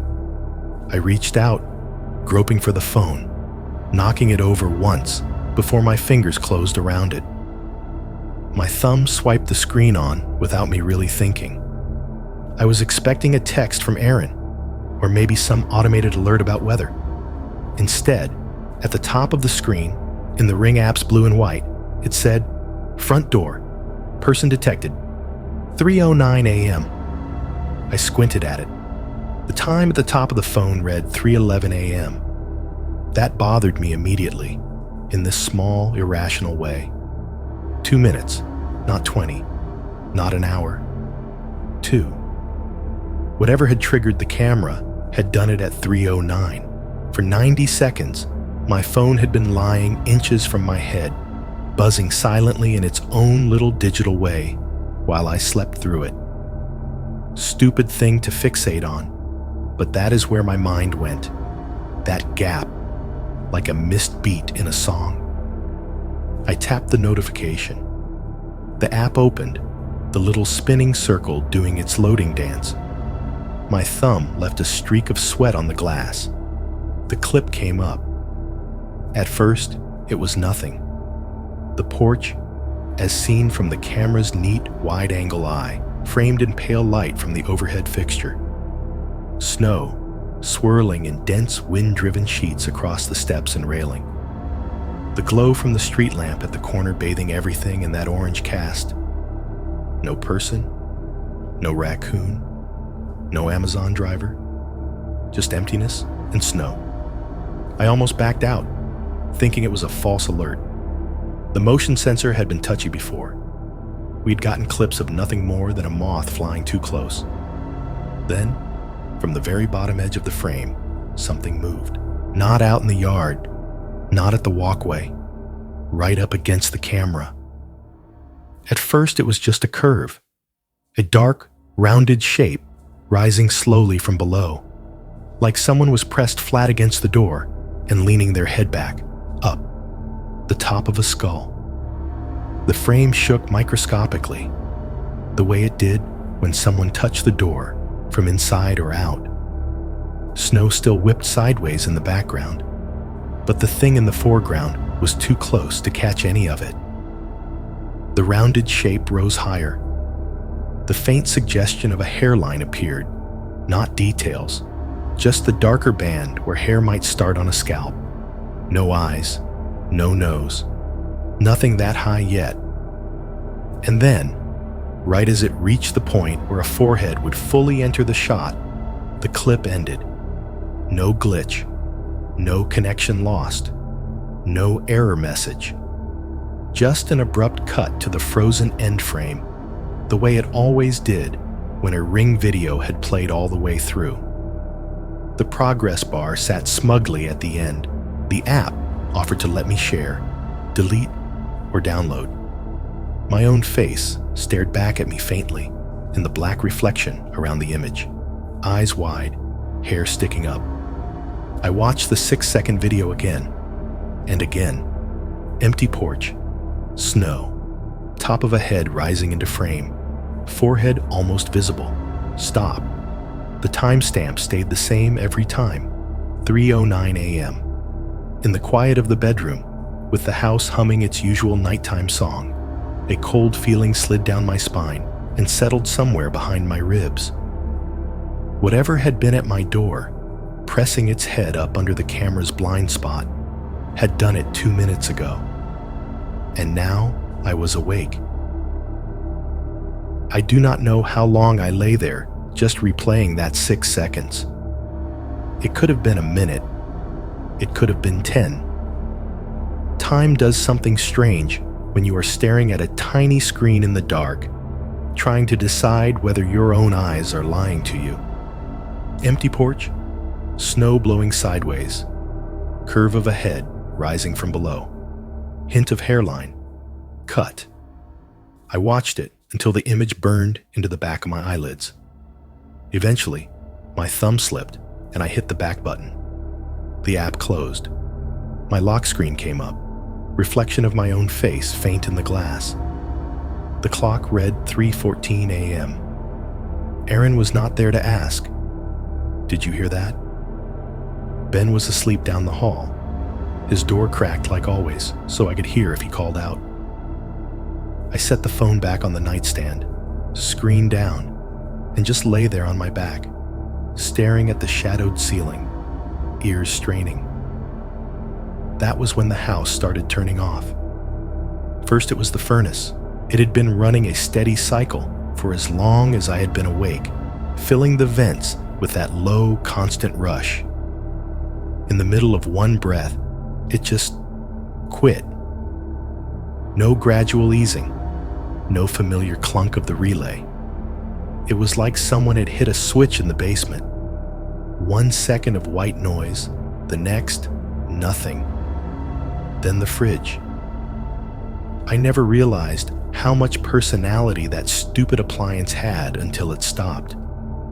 It usually chugged along in the background, motor whining on a slightly uneven pitch, occasionally ticking and popping as the coils did whatever they do. Now, in the space left by the missing furnace hum, I heard it wind down. The whine dropped in pitch, slower and slower, then clicked off completely. The vent in the bedroom ceiling gave a final soft sigh. Outside, the wind eased, or if it kept blowing, the snow muffled it enough to make it sound like it had. The distant plow noise I had been hearing off and on for hours was gone. No engines, no distant tires. In a matter of seconds, every layer of mechanical and human sound fell away. The result was not just quiet. Quiet has texture.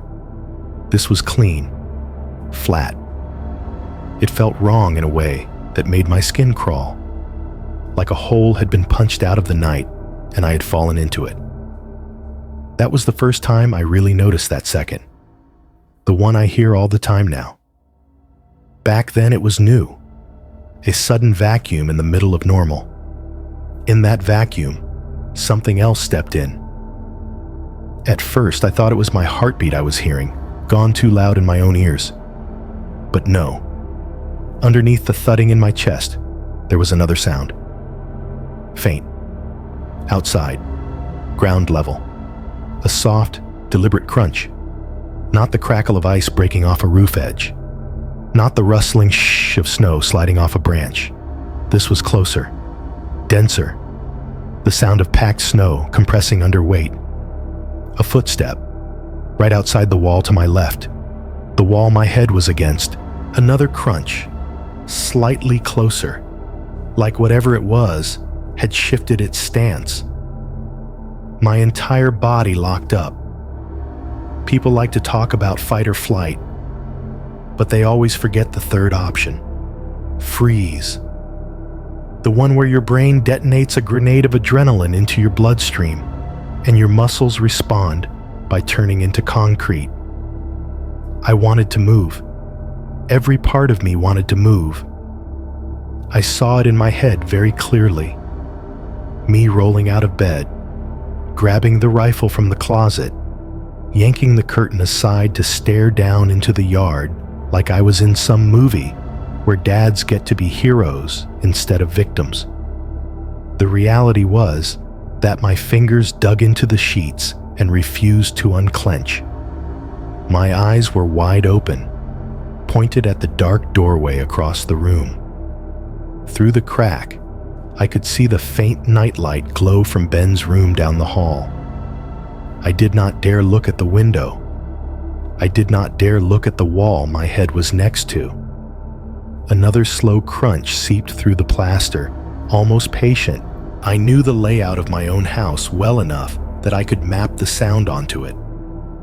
Our bed sat along the inside wall, parallel to the side yard.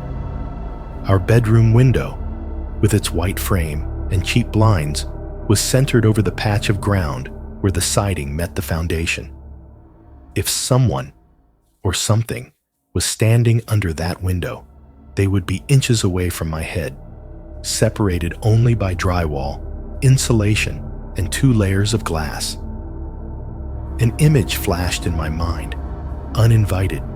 The curve of that head from the Ring video, now not pressed against the front door, but under the bedroom window, leaning in. I imagined a face tilted up, listening, not looking in. They could not. The blind was down, just listening to our breathing. I swallowed, but my throat was dry. It felt like swallowing dust.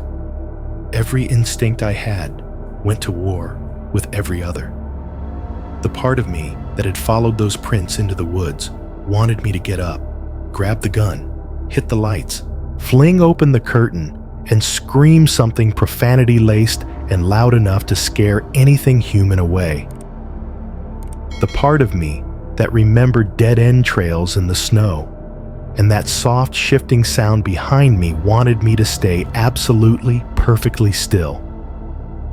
To let the dark pass over me like an animal you do not want to spook. I chose stillness. Not because I am particularly wise or particularly cowardly, but because my muscles gave me no other option. They had made up their mind. So I lay there, heart pounding so hard it made the mattress tremble, phone slick in my palm under the blanket, eyes fixed on the sliver of hallway where Ben's door was a rectangle of weaker dark inside the dark. If his nightlight had gone out at that moment, I think I would have screamed. I do not know how long the silence lasted. It felt like a long time. It was probably less than 10 seconds.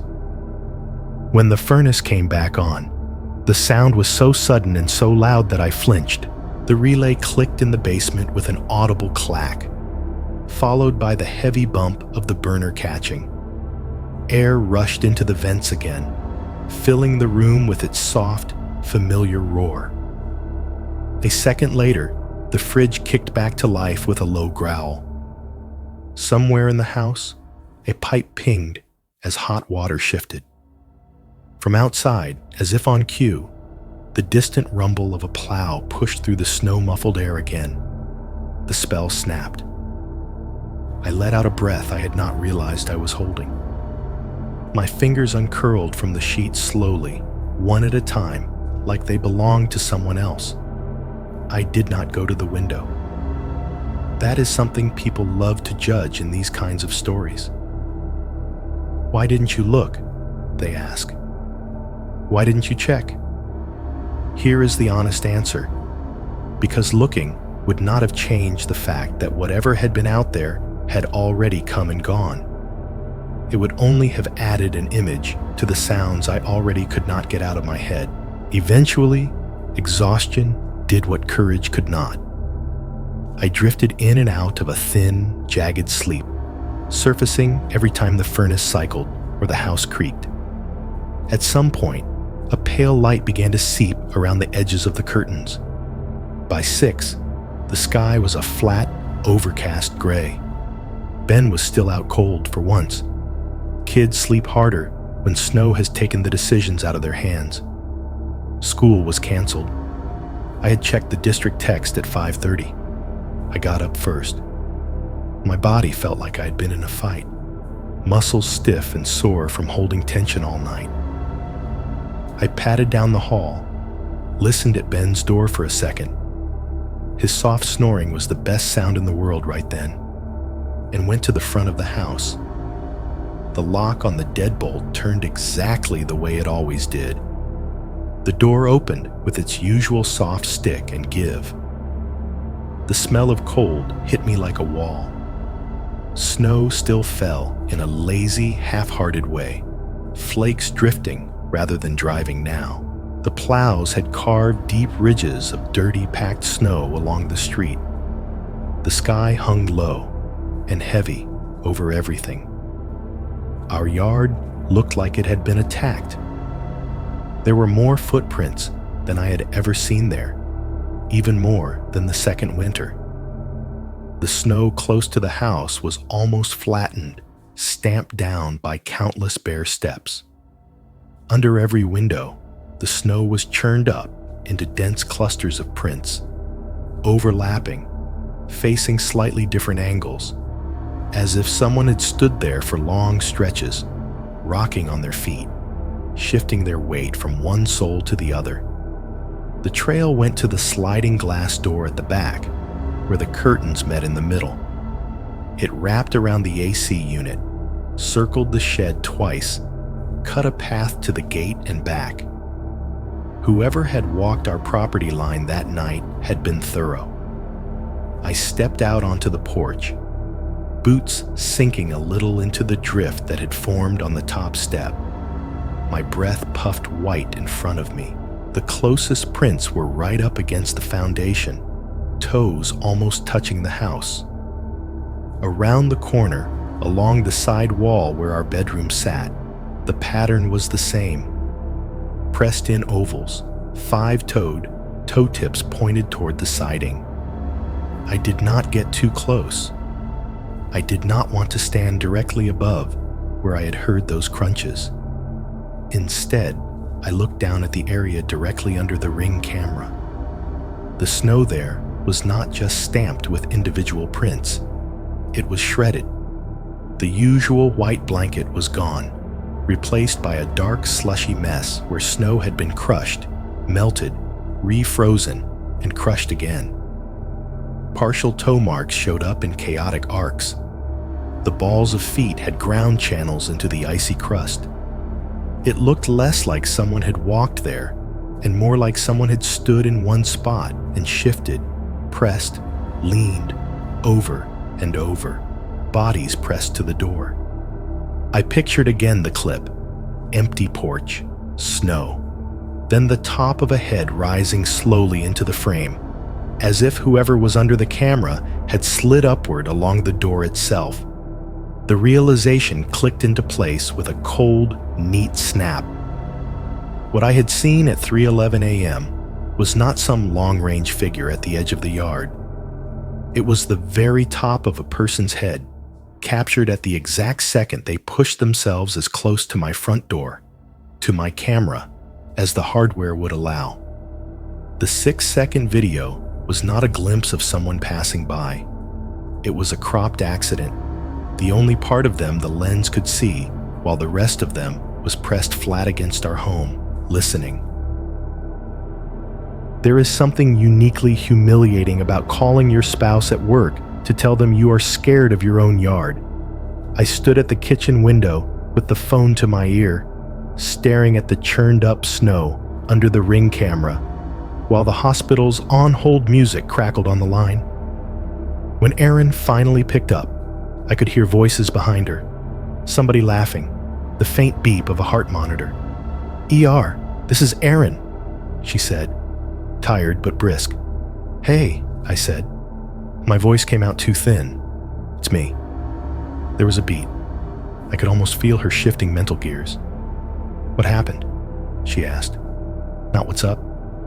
Not everything okay? Just what happened?" "I got a Ring alert at 3, I said. "Person detected. I'll show you the clip when you get home. But the yard..." I turned and looked again.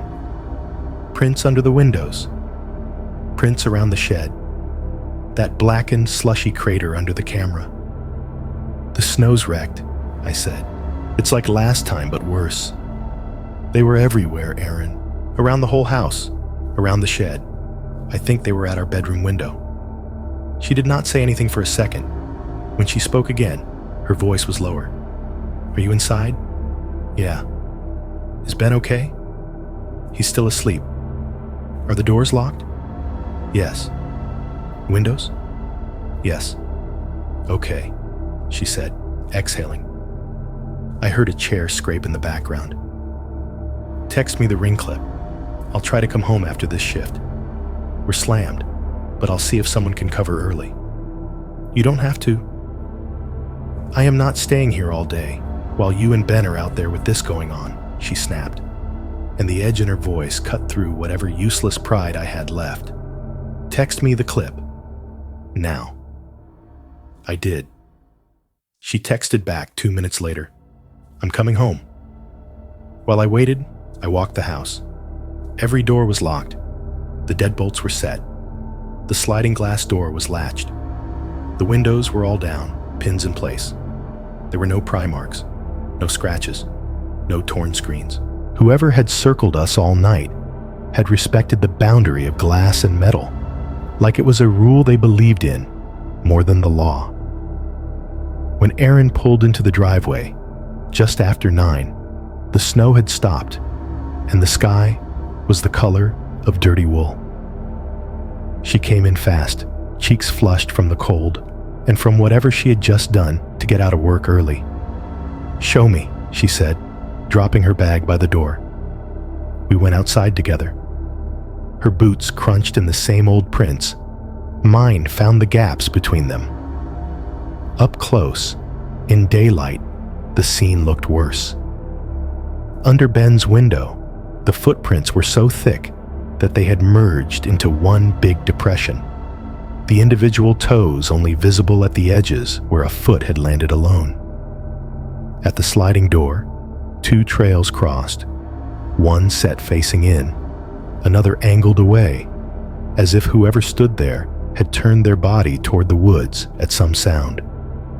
Around the shed, the snow was stamped flat in a wide ring. Whoever had walked there had done laps. "Did you see anyone on the cameras besides that?" Aaron asked, eyes flicking from print to print. "No," I said, "just that one clip, then nothing." She pulled her phone out again, opened the Ring app, and replayed the video right there in the yard. The ghost light from the screen made her face look even paler against the gray sky. "That is a person," she said, voice tight. "That is a person up against our door." "I know," I said, her jaw clenched. "Let's check the shed." The motion light over it was still on a hair trigger. It snapped to life before we were halfway across the yard, washing the snow and metal in harsh white light. The door looked closed at first glance, but as we got closer, I saw the latch hanging slightly crooked, the padlock tilted. I remembered locking it myself a few days ago after grabbing salt. I was almost sure. I reached out and tapped the lock with my glove. It swung on the latch more freely than it should have. The hasp screws were slightly pulled away from the door frame, just enough to make my stomach drop. "Great," Aaron muttered. "Just great." I slid the padlock out and opened the door. The hinges squealed. Inside, the shed smelled like cold plastic and gasoline. Rakes, a shovel, the push mower, a cracked plastic bin of Ben's summer toys. At first glance, nothing looked dramatically wrong. Then my eyes started picking out holes. "Where's the orange bucket?" I asked.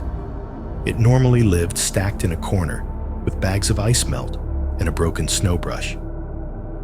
Now, just an empty circle of dust marked where it had been. "And the 50-foot cord?" Aaron said, brow furrowing. The coil of bright orange extension cord that usually hung from a nail was gone. An empty, rusty hook grinned at us. I scanned lower and saw another absence. "Did you move the sled?" I asked. Ben's cheap blue plastic sled, the one with the cracked handle, was nowhere on the floor where it usually leaned. Erin's breath hissed between her teeth. "So they took what?" she said. "A bucket, an extension cord, and a sled." "Looks like it," I said. The items were so small, so stupid, that it almost felt like an insult. If a window had been smashed, if a TV had been missing, if the back door had been kicked in, those would have been stories other people understood. Insurance understood those. This was someone picking little things out of our life and walking away barefoot into the trees. We called the sheriff again. This time, a different deputy showed up, younger than Dawson, cheeks pink from the cold, uniform too crisp. He brought someone with him, a man in green with a badge that said Game Commission and a beard that looked like it had seen a lot of dawns and a lot of tree stands. They did the same march through the yard, the same careful steps between prints.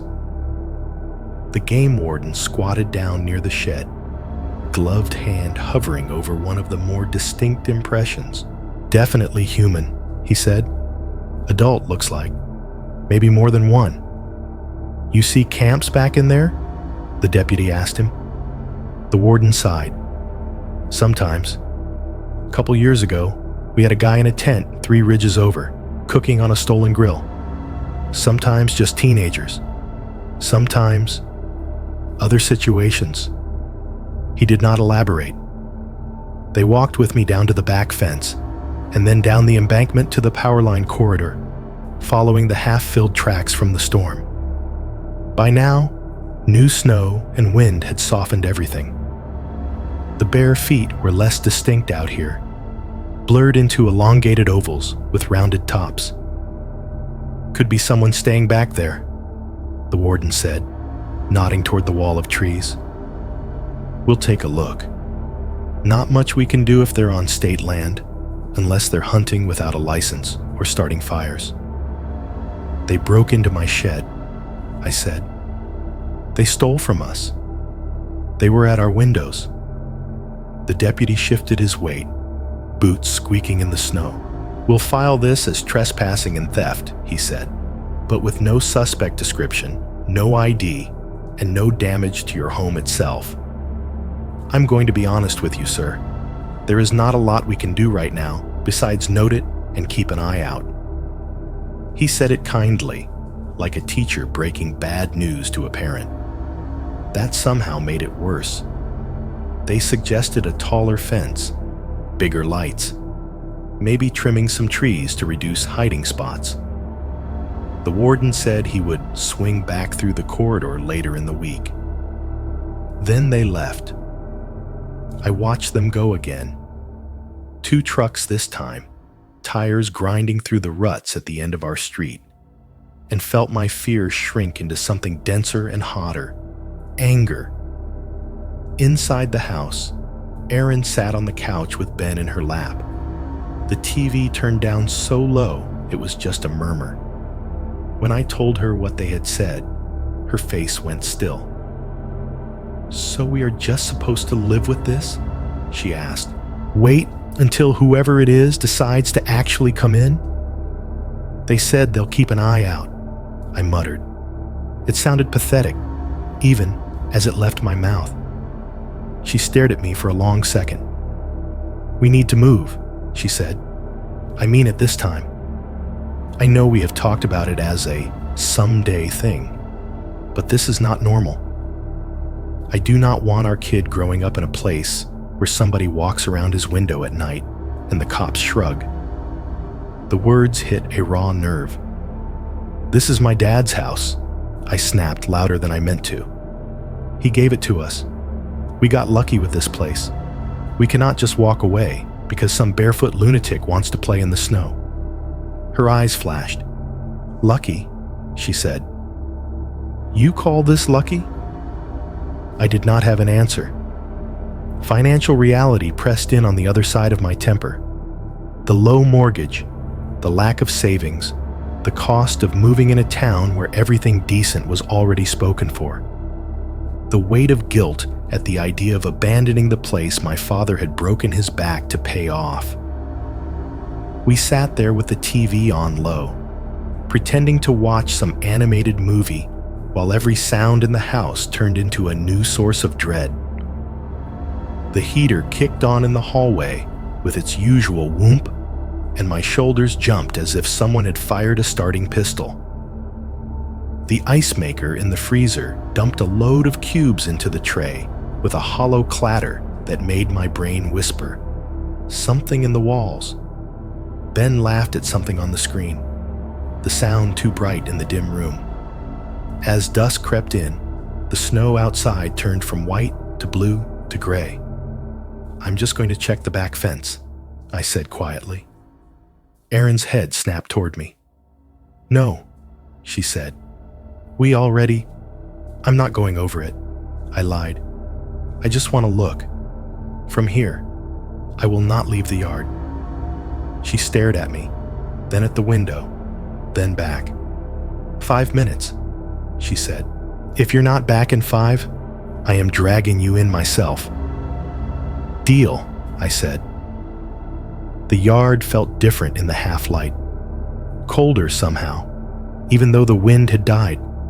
The motion light over the shed clicked on as I passed, throwing long shadows across the trampled snow. At the fence, I stopped.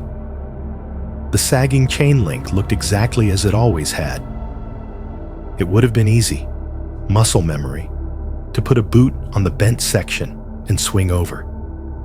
Instead, I gripped the top rail with one hand and leaned forward, shining my flashlight down the slope. The beam cut a clean path through the dim. It picked out the pale scars of old footprints, the rough brown of exposed dirt, the gray pillars of the power line towers. Deeper down the embankment, maybe 20 feet away, the light hit a splash of color that did not belong. For a second, I thought I saw the bright circle of our orange bucket, half buried in the drift. Beside it, something that looked very much like the curve of a blue plastic sled. I narrowed my eyes, tried to focus. The angle was bad. Shadows played tricks. The wind tugged weakly at my jacket. If I went over the fence, slid down just a little, I could be sure. I stayed where I was. There was a line there now that had not been there before. Not the physical fence, not the property boundary, but something else. The first time I had crossed it, I had gone looking for whoever was messing with us. Now, for the first time, it felt like they might be the ones waiting to see if I would come back. The flashlight beam trembled slightly in my hand. I told myself it was the cold. I swept the light back and forth one more time, slower. When the beam passed the spot where I thought I had seen the sled, the blue curve was gone. Or maybe it was never there. Maybe it had always been a shadow on a mound of snow. I clicked the flashlight off. For a moment, I just stood there in the dark, listening. At first, there was nothing but the faint hum of the power lines and the distant hiss of tires on the main road. Then, so soft, I almost convinced myself I was imagining it. Something floated up from beyond the corridor.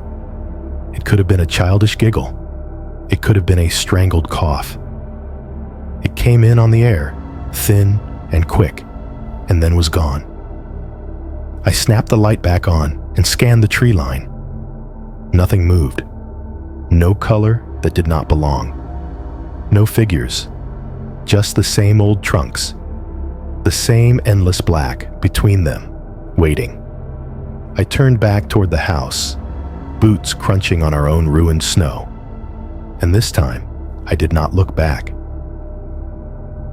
There is only so much comfort you can wring out of porch cameras and motion lights before you have to admit you are out of your depth. Cops had come and gone. Game warden had shrugged and driven off. The prints kept happening. At some point, what I needed was not another suggestion for a bigger fence. I needed someone who had pointed a weapon at real people and had them point something back. So I called Derek. Derek is my cousin on my mom's side, 4 years older. The one my grandfather always said walked funny after he came home, but in his head, not his legs. 2 tours in Afghanistan will do that to you. When we were kids, he was the one who taught me how to shoot BB guns at cans along the tree line. As adults, he had traded sand and dust for pine needles and wet leaves. He worked some odd mix of construction and guiding, always between jobs, but never short on ammo. His truck pulled into our driveway on a Saturday afternoon, engine rumbling low.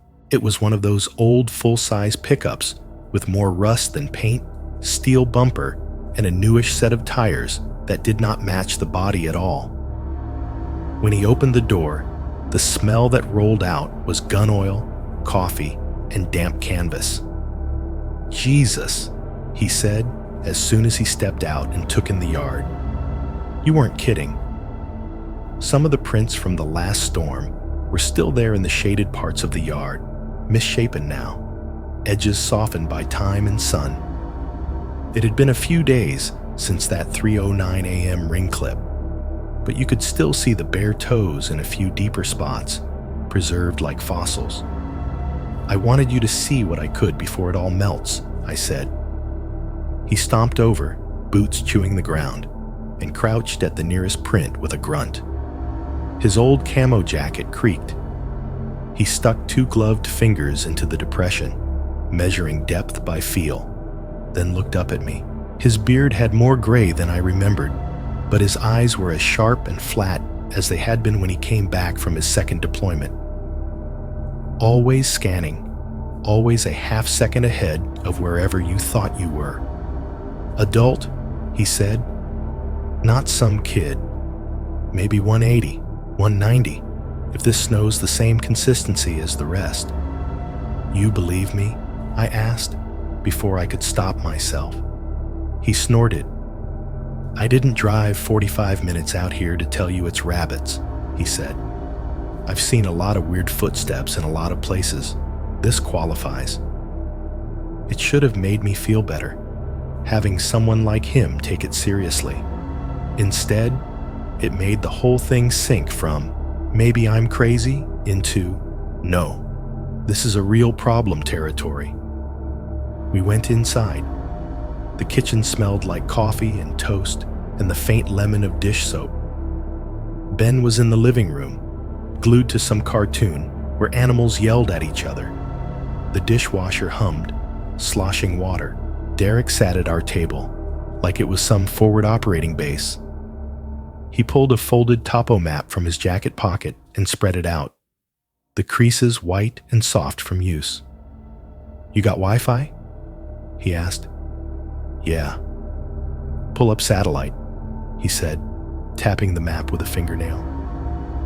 "I want to overlay this with what the state says is back there. See if there's any structures they're not admitting to." I opened my laptop, the screen lighting him in cold blue. We found our house, a little gray rectangle at the end of the street, then scrolled out until the green behind us filled the display. "Okay," he muttered, tracing with a fingertip. "Here's your power line cut. Here's your ridge line. No roads for Pell, that's a long way. Couple old logging tracks maybe, but they look grown over as shit." He flipped the map around, aligning a compass line with the monitor, making little marks in pencil. Our house, the fence, the slope, rough shapes for the shed and AC unit. "You said prints come from back here?" he asked. "Every time," I said. "Fence, slope, corridor, trees, never from the street." "Smart," he said. "They know where eyes are, or aren't." He started circling areas on the map. If somebody's camping, it's probably along here, this side of the ridge, out of the wind. If somebody's staging closer, they might be using this low ground here and cutting up to you from below. "You got any other cameras?" "Just the ring," I said. "And the motion lights." He made a face. "We can work with that." The plan came together, in fragments and scribbles. We would pick a night with decent visibility. Enough snow on the ground to reflect light, not so much wind that everything triggered the sensors. We would kill every light inside the house that faced the backyard, then set up on the deck. High ground, decent view of the fence, and first few yards of trees. Derek's contribution was the part that made my stomach flip in a way the map had not. From the back seat of his truck, he hauled out a hard plastic rifle case and a smaller padded bag. He set them on the floor next to Ben's little art table. the stickers and crayons making the whole scene feel cartoonishly wrong. The big case snapped open with that hollow, echoing pop you only hear in movies and gun safes. Inside lay an AR platform rifle, matte black, accessorized like something out of a catalog. On top of it, mounted and ready, was a thermal scope, sleek, black, with a rubber eyepiece and a row of buttons along the side. The smaller bag held a handheld thermal monocular, about the size of a big flashlight, plus a tangle of cables and extra batteries packed into little foam cutouts. He laid everything out in a neat grid on the kitchen table. Rifle, mags, scope, monocular, while the dishwasher gurgled behind him and Ben laughed at some slapstick fart joke from the living room. I could not get over the contrast. The normal sounds of our life and these quiet, efficient tools of a different one. "This is overkill," I said weakly. "Overkill is better than underkill," he replied without looking up. "I'm not here to shoot anyone unless I have to. I'm here to see them first." "Do you really think they'll come back while we're out there?" "If they're regular about their routes, yeah," he said. "And if they're halfway smart, they've clocked your work schedule, your wife's shifts, your kids' bedtime. Creatures of habit, man. You just have to break the right habit to see what crawls out." The way he said "they" made my skin crawl, plural implied, even though I had only ever seen one head on that clip. Aaron came home from a grocery run as he was checking the 0 on the scope. She eyed the rifle, then him, then me. "So this is happening," she said, not a question. "Hey, cuz," Derek said, giving her a small nod. "We're just going to sit on your deck and stare into the woods for a while. Real cozy stuff." She folded her arms. "You really think this is a good idea? Sitting out there like bait?" He met her gaze. "Ma'am." "Aaron." "Aaron," he corrected. "Right now, something is coming into your yard whenever it wants, and you have no idea who or how many or how close they're getting while you're asleep. I'd rather pick the time and place than wait for them to pick it for you." She chewed on that, then looked at me. "And you?" she asked. "I'm tired of looking at prints in the morning and guessing," I said. "If he can at least tell me where they go when they leave, that's more than we have now." Her shoulders sagged a little. The fight went out of her eyes, replaced with something heavier. Resignation. "Ben sleeps in his room like normal," she said. "No talking about this in front of him. No freaking him out. I'll do his bedtime routine, like usual.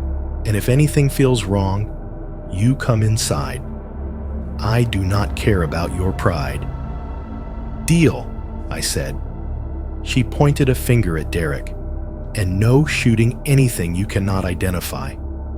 I don't want to have to tell my son Uncle Derek shot a high school kid with cold feet." He actually smiled at that, a quick, humorless twitch. "Rules of engagement are strictly eyes only, unless somebody tries to come in," he said. "I'm not looking to make the evening news." We spent the afternoon pretending it was a normal Saturday. Ben watched cartoons and then helped me stack some wood on the porch. Aaron made a pot of chili that filled the house with the smell of tomatoes and cumin. Neighbors ran their snowblowers, the 2-stroke engines buzzing and droning up and down the street. Inside the house, the sounds of our life layered on top of each other. The clink of spoons against bowls, the soft thump of feet on the stairs, the ping of a text coming in, the heater cycling on and off.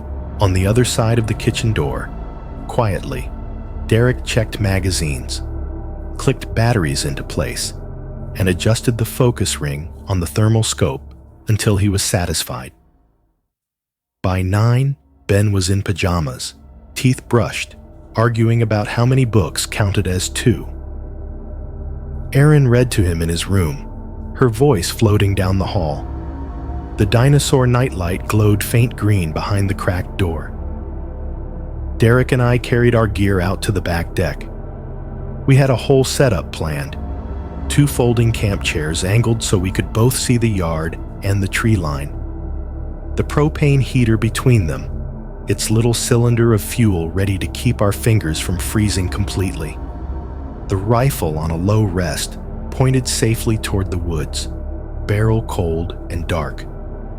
Inside, Erin turned off every light that faced the backyard, one by one, until only a single lamp in the kitchen remained, switched off, but ready.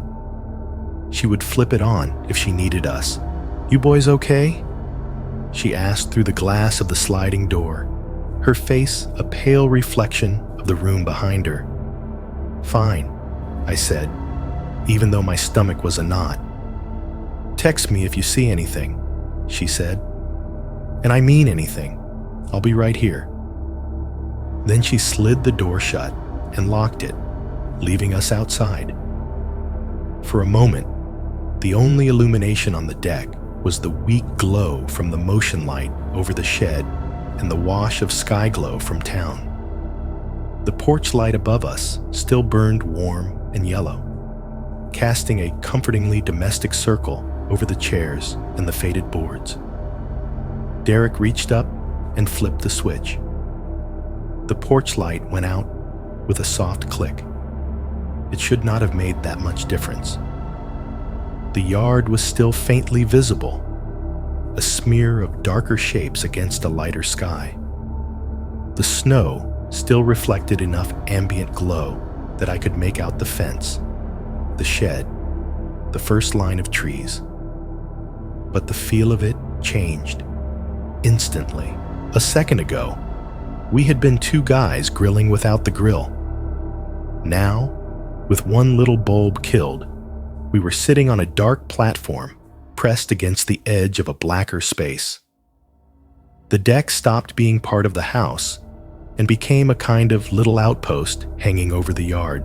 I realized, with a small, cold jolt, that I had never actually stood on my own deck in total darkness, looking straight into the tree line, without a porch light on or a lamp bleeding out from the windows. The woods, which had always been background, suddenly felt like an audience. The first half hour felt like camping with a hangover. The deck boards creaked under our weight as we settled into the camp chairs, their fabrics sighing. Derek sparked the propane heater to life with a metallic click-click thump. A small, controlled flame flared and then settled into a steady blue-orange glow behind the metal grate, sending out a thin stream of heat that barely kept our hands from going numb. The air had that brittle, glassy quality winter gets after midnight. Breath turned to steam immediately and hung in front of your face like you had exhaled fog.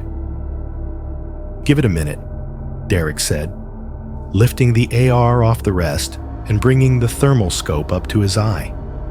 "Takes a bit to stabilize." I started with my old binoculars, the same pair I used for football games, and the occasional half-hearted attempt at birdwatching with Ben. They felt stupid in my hands now, cheap toy next to military grade. Through the glass, the yard was just shades of gray.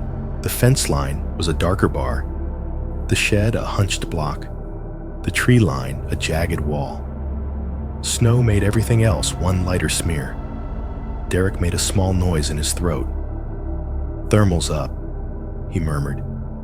"You want to look?" I shook my head. "You take first watch. If I look too long right away, I'll convince myself everything's something." He snorted. "That's the point," he said. "But suit yourself."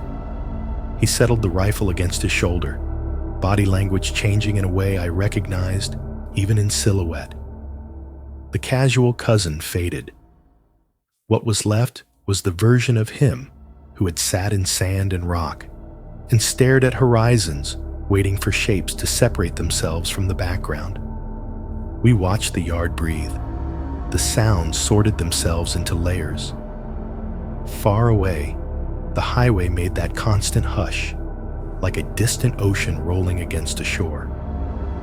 Every now and then, a single car would pass at the end of our street, tires hissing on the wet asphalt before fading out. Closer in, someone 2 houses over still had their TV on. I could not hear words, just a muddled jumble of voices and canned laughter that rose and fell behind their walls. In our immediate bubble, the propane heater hissed steadily. Its tiny flame made the metal around it tick as it warmed and cooled. Our chairs creaked. Fabric rustled when we shifted. Snow occasionally slid off a branch in the woods with a soft shh, like someone shushing us from far away. The first contact of the night turned out to be a rabbit. Movement. Power line cut, Derek said quietly. Left of the big tower? My heart did a little jump, then tried to act cool. I raised the binoculars, squinting toward where our property dropped into the corridor. All I saw was a darker clump of brush and the faint outline of the tower. "What do you see?" I whispered. "Hot blob," he murmured. "Small, low, hopping." "A rabbit." "Yeah, cute little bastard." He handed me the thermal scope for a second, steadying the rifle so I would not drag it around. I pressed my eye to the rubber cup, and the world changed. The yard went from gray on gray to a palette of black and ghost white. Cold things were dark. Warm things glowed. The rabbit was a tiny bright oval with little flares for ears, bouncing along the edge of the corridor. Each hop left a faint trail of heat behind in the snow that faded quickly as the cold reclaimed it. I watched it for a few seconds, transfixed. If I had seen that through a normal scope, I might have missed it entirely. Through thermal, it was the only truly alive thing in the frame. "Cool, huh?" Derek said, taking the rifle back. "Yeah," I said. "Terrifying, but cool." We got more false alarms. A fox appeared next, a sleek, glowing shape slipping along the tree line with its nose low to the ground. In thermal, it looked like a smear of white fire, tail a little dimmer, paws leaving quick little bursts of heat in its wake. It paused once, lifted its head, sniffed the air, then melted back into the dark trunks. Later, a fat possum waddled near the shed, its whole body a soft, bright blob, head down as it nosed through whatever spilled trash it could find along the fence. "Can I shoot that?" Derek asked, deadpan. "No," I said, "just checking your rules of engagement." At one point, something big moved at the very edge of the yard. "Right side, by the maple," he said, voice tightening just enough to make my pulse kick. I lifted the binoculars again. Every branch looked the same. The maple's darker trunk stood out, its limbs spread like fingers. "I don't see anything," I said. "Probably a deer," he muttered. "Heat signature's big, slow, not upright." His finger brushed the trigger guard anyway as he tracked it. Then he exhaled and settled. "Yup, deer. You can relax your butthole." I was relaxed, I lied. We both let out a short, nervous laugh. It was the first time I'd laughed in days. It felt wrong and good at the same time, like coughing in a church. Time dragged. My back started to complain about the chair. My fingers, even with gloves, went through cycles of numb and burning. The heater hissed. The wood sat there. At some point around 1 a.m, I started feeling stupid. "What are we doing?" I said under my breath. "Seriously, you should be at home. I should be in bed. I have to be at the shop at 8, And I'm out here playing soldier because somebody walked around my house barefoot 2 weeks ago. Derek did not look away from the scope. Somebody's been walking through your yard in February with no shoes more than once, he said quietly. Taking things, pressing up against your door. That is not you overreacting. That is me being annoyed you didn't call me sooner. I did not have a comeback for that. Snow clouds had thinned. A smear of moonlight made the tree line a slightly paler shade of black. The ring's little blue light from the front porch was just visible through the side of the house, a distant, pointless glow. I was just getting ready to suggest we call it and pack it in. Tell ourselves we had tried. That would have to be enough. When Derek stiffened. Hold up, he said. Don't move. Every muscle in my body obeyed him before my brain caught up. What? I whispered. Look at the yard, he said. Take the scope, slowly. The tone in his voice was different. Not joking, not mildly interested. Tight, thin. He eased the rifle toward me, careful to keep the barrel pointed downrange, and I took it, hands suddenly clumsy. The rubber eye cup found my face.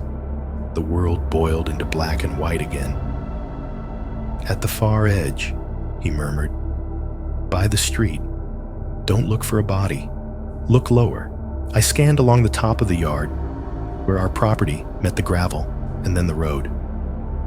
The snow there was a uniform, flat dark gray in thermal, cold, dead. Except for a line of shapes that had not been there 5 minutes ago. They were faint, but distinct. A series of glowing ovals, each one brighter in the center, dimmer at the edges. Footprints. They crossed the far edge of the lawn, just inside our property line, running parallel to the street. No body attached, no heat source above them, just the ghost of warmth in the snow itself. My breath caught. What am I looking at? I whispered, even though I knew. Someone was just there, Derek said quietly. Within the last 30 seconds, maybe a minute, heat's already dropping. As we watched, the prints changed. The brightest ones, the ones closest to the invisible thing that had made them, started to dim, the white draining out of them like water. The oldest in the line cooled first, fading back toward the background gray of the surrounding snow. Newer ones, farther along, were a little brighter. It was like watching a time lapse of something moving through the frame, except we had missed the thing itself. I swept the scope along the line, searching for anything warm above knee height. There was nothing. No vertical shape, no residual heat on the fence posts.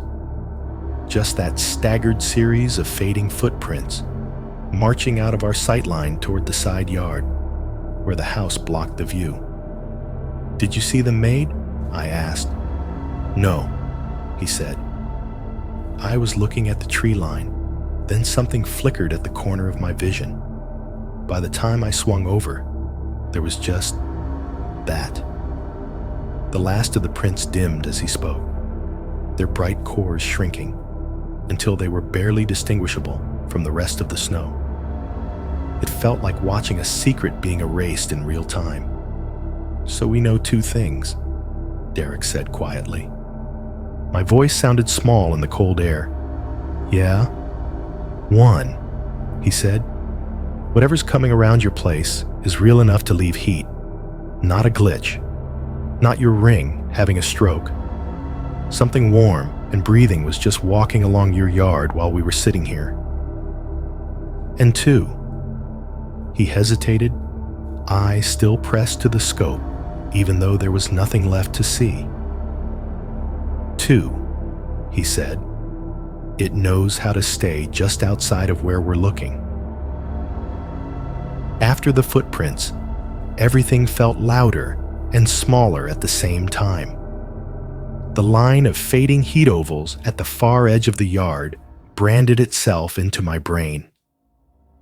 Even after they cooled back to the same dead gray as the rest of the snow. I could still see them when I blinked. A phantom trail walking right along the top of our lawn, while we sat here like idiots with our faces turned the wrong direction. Neither of us talked for a while.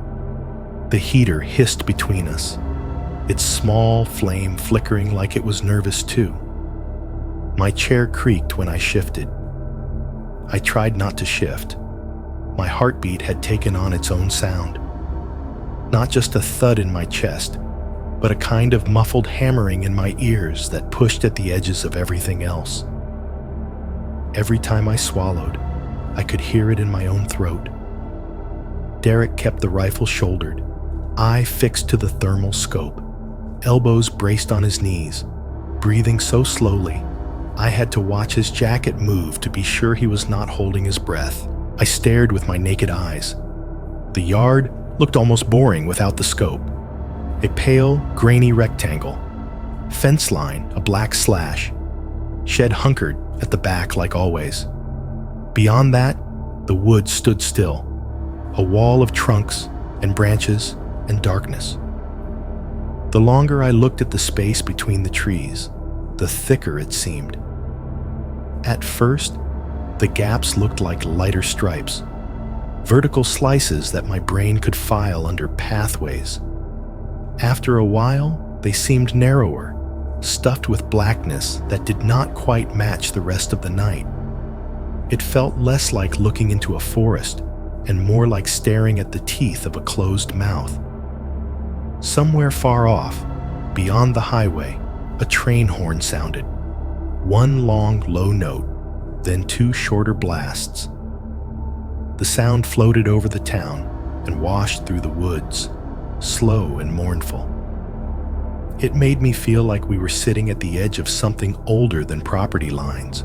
Every now and then, the house behind us popped or creaked as it settled, the way all old houses do when the temperature changes.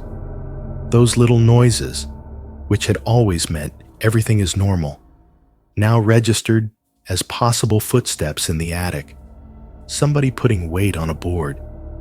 I realized my hand had found the back of my neck, fingers pressing into the muscles there like I was trying to pinch myself awake. I forced it back into my lap. "We're good," Derek murmured once, more to cut the tension than because he believed it. "If they're human, they show. If they're not," he trailed off. "If they're not," I said, "because I am stupid like that." "Then I wasted money on this scope," he said, and tried to smile. It did not reach his eyes. Time kept crawling. The heater used up a little more propane. The night sank a little deeper. A numb ache started in my lower back and spread up between my shoulders. The price of sitting still too long in the cold. I was just starting to let my focus drift, not relaxing exactly, but wobbling on the edge of it, when the world snapped. The motion light over the shed clicked on. The sound was small, just an ordinary relay tick, but in the quiet, it was a gunshot. A split second later, the yard exploded into harsh white where the shed roof and fence lit up. The contrast made everything beyond the light look twice as black. I flinched so hard my chair skidded back an inch and one leg caught on a warped board. For a stupid, undignified moment, I felt myself tipping, arms pinwheeling. The heater rattled as my knee bumped it, flame flickering. Derek's hand came down on my shoulder like a clamp, pinning me in place before I could fully topple. "Easy," he hissed. He did not waste any more breath on me. The other hand had already brought the rifle up, slick and practiced. The stock locked into his shoulder. His cheek dropped to the comb, eye to scope. The whole move took less than a second. It was one fluid line, like his body had decided on it long before his conscious mind had. I stayed where he pushed me, half perched, heart slamming. From where I sat, the scene was obvious and silly. The shed blazing in too bright white, the metal of the padlock glinting, the chain-link fence throwing hard shadows across the torn-up snow. Beyond that circle, the woods were just a darker, flat presence. "Derek?" I whispered. He did not answer. His outline had gone rigid in a way I had only seen once before, when he showed up at a 4th of July party and somebody set off firecrackers too close to his truck. Everything in him had snapped tight then, like a wire pulled straight. This was like that, but worse. His gloved hand around the rifle grip went white at the knuckles. I could see tendons flex along his wrist. His shoulders barely rose and fell. He was sipping air, not breathing it. The heater's hiss sounded suddenly loud, like static. The light over the shed buzzed faintly. "What do you see?" I murmured. "Nothing." The porch boards under my boots felt like they were humming, even though I knew it was just my own body. I tried to follow his line of sight with my eyes alone, tracing a path from the muzzle out past the lit fence into the first ranks of trees. All I saw was white, gray, and black. The shed's roof gleamed in the light like a bad stage set. The fence posts stuck up like pickets at a graveyard. The trees beyond were nothing but vertical brush strokes. The silence stretched. It was the same kind of silence from that night when the house went dead. The same sense of the world sucking in a breath and holding it. But this time, I was outside, sitting in it, instead of under a blanket, listening through drywall. My mind did what minds do when they have too much blank space to work with. It started filling it. I imagined shapes between those trunks, faces turned toward us, hands gripping bark, bodies just far enough back that the light could not quite catch them. Derek moved, not much.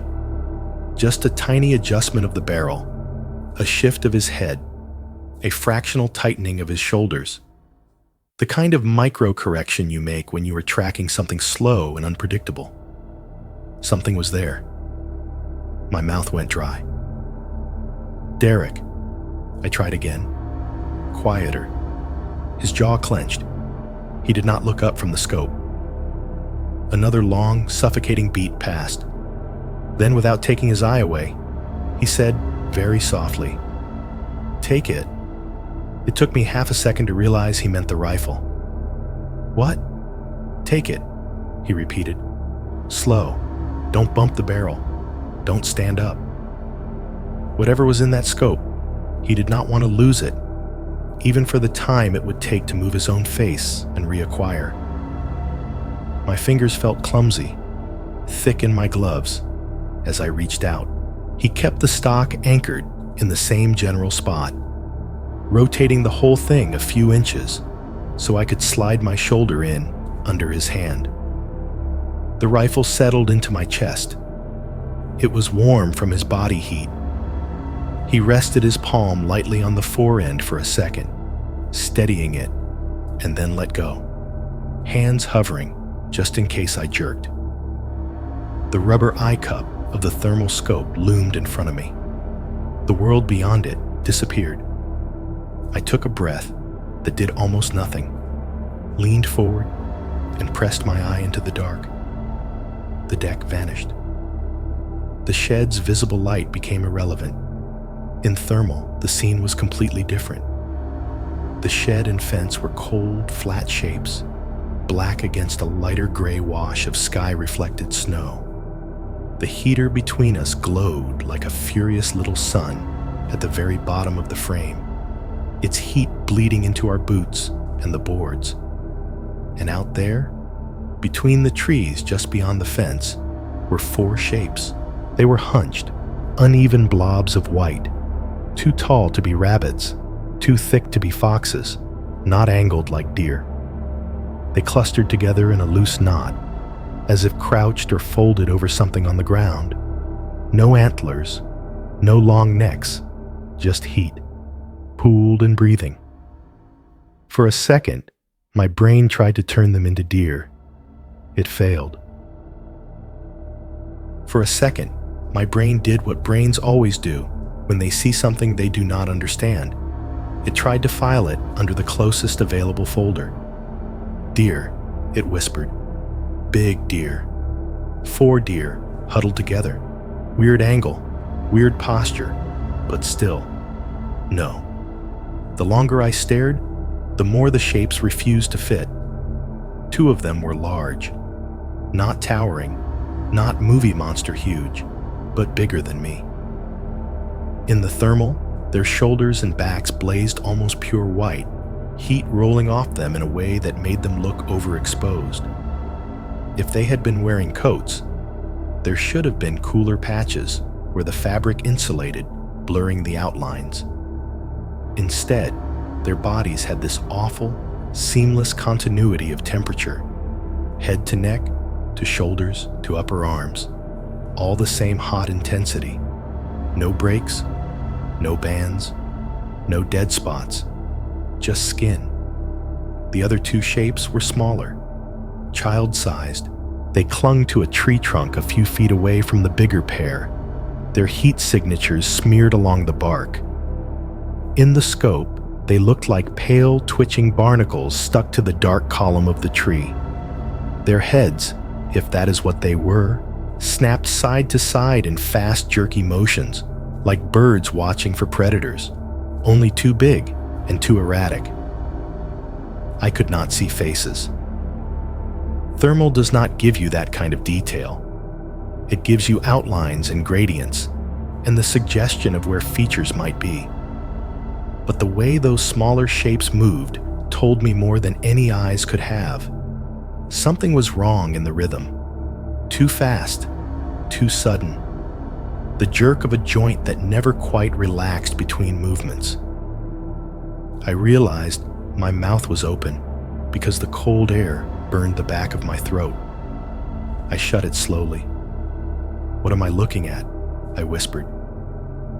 I felt Derek's hand hover near the barrel, making sure I did not drag it too far offline. His voice was so low it was almost air. "You tell me," he said. The 2 larger figures were hunched forward over something at the base of the tree. Between them, there was a brighter smear of heat on the ground, hotter than the surrounding snow, like a spilled shape. One of the big ones lifted an arm. The limb came up in a smooth arc. No layered clothing, no jacket bulk, just a long, bright length, the elbow joint flaring with extra heat where muscle was working. At the same moment, one of the smaller shapes on the trunk seemed to lean toward the arm. The top of it, the head area, brightened, a flare of heat blooming around where a mouth might be. It was the motion of someone being fed. Whatever was in that raised hand moved to that smaller heat signature, and the space between them pulsed white for an instant, like heat transferring. My stomach rolled. I watched tiny flecks fall away from the trunk as they worked. Dark, cold specks against the bright contrast of skin, bark. They were eating the tree. It sounded insane, even inside my own head, but that was what the image added up to. The bigger ones scraping or tearing at the trunk, bringing something to the smaller ones, who latched on with frantic, jerky movements.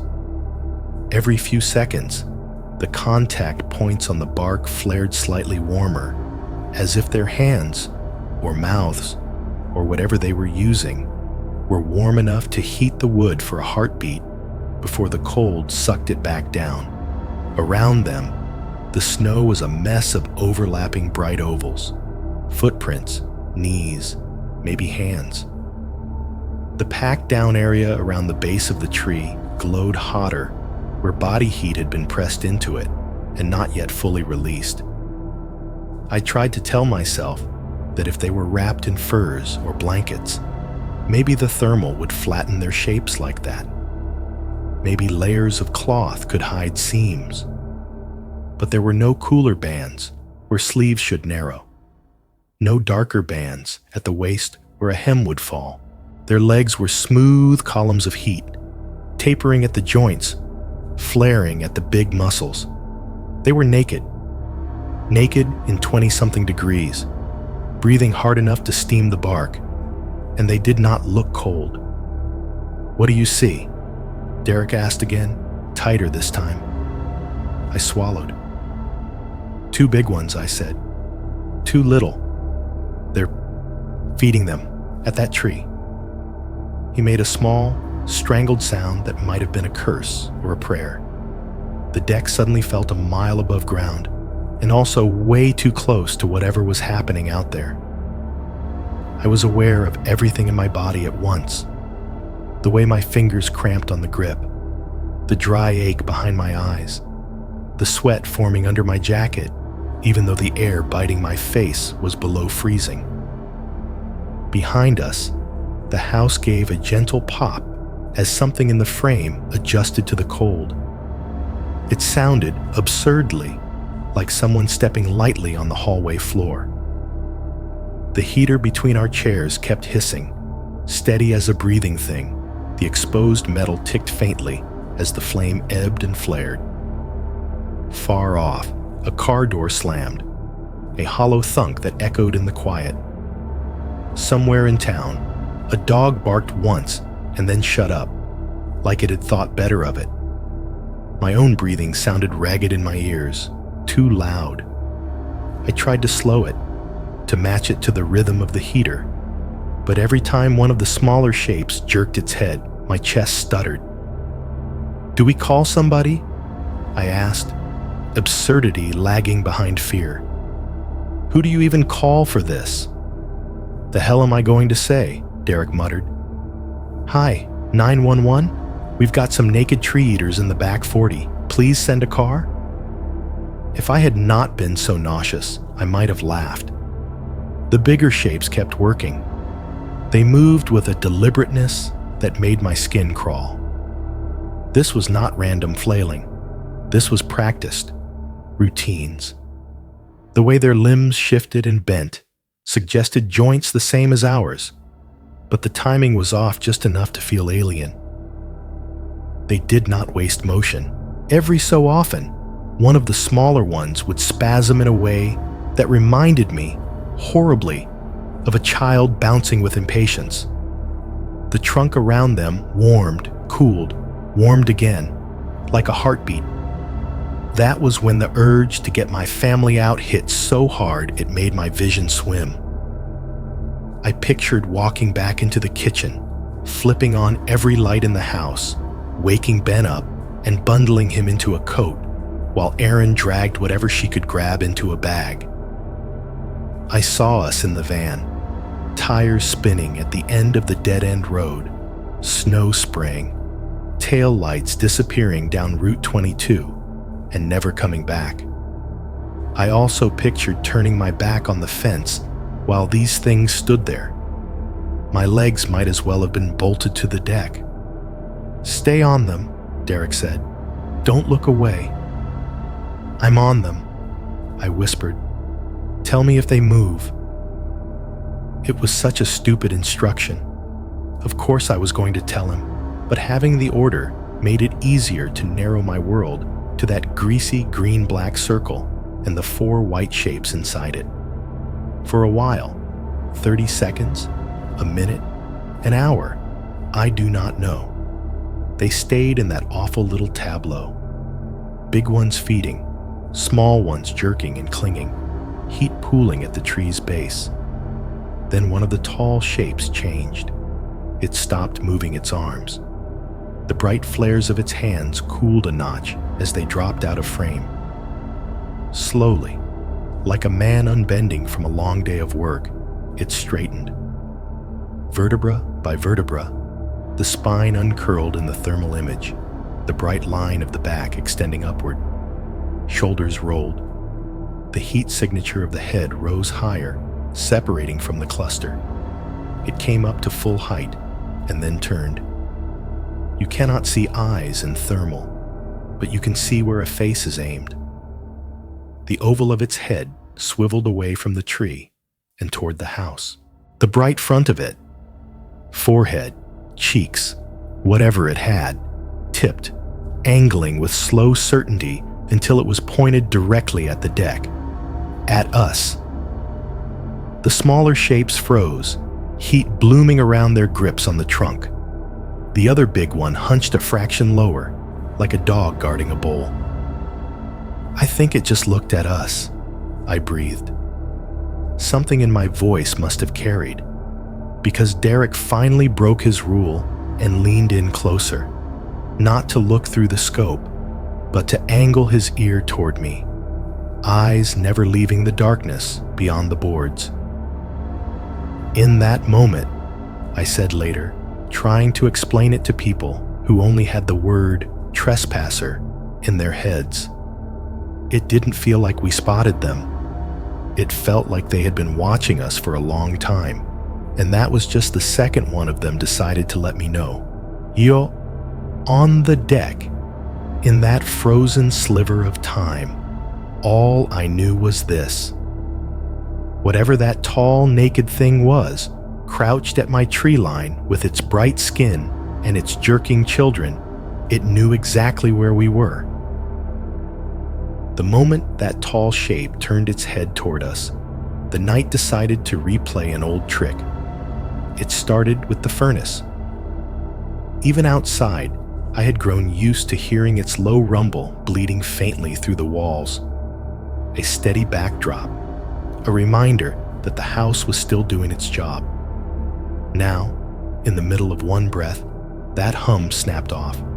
No winding down, just gone. The fridge inside choked into quiet a heartbeat later, its usual rattle and whine cut mid-cycle.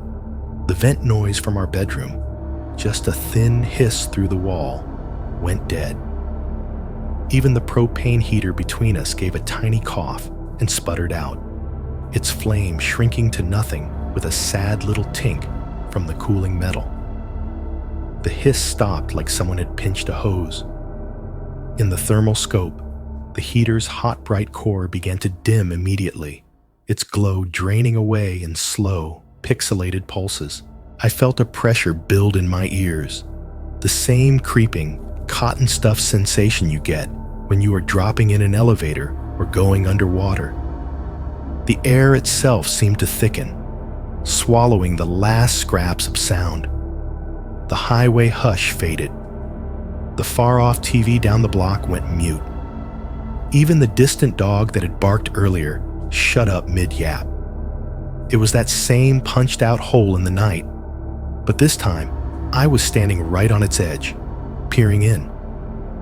Incoming, some part of me thought, stupidly, like this was an artillery round we could see on a radar screen. In that stripped-down world, every tiny noise grew teeth. The first one came from directly under us. It was not from the woods, not from the tree line, not from the yard at all. A single, crisp crunch rose from the shadow space beneath the deck boards. It was close enough that I could feel it in my feet before my ears fully registered it.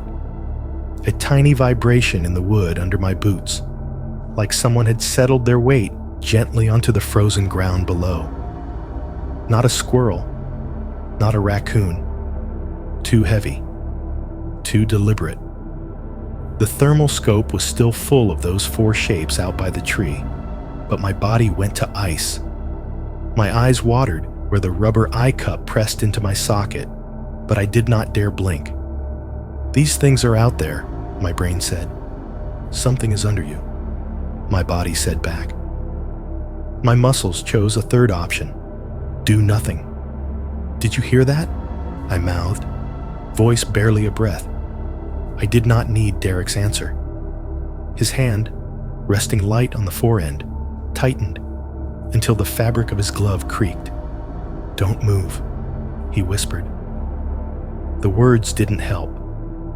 I could not have moved if I wanted to.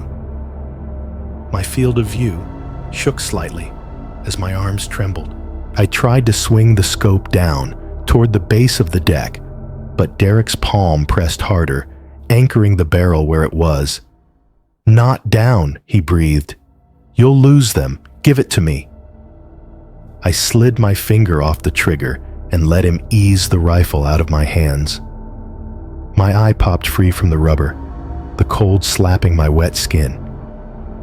For a half second, I was blind. The normal night felt wrong after the stark contrast of thermal. Everything was flat, drained of depth. I could see the lit shed roof, the bright fence, the dark block of woods, but none of it meant anything without the white ghosts superimposed. Another crunch. Same place.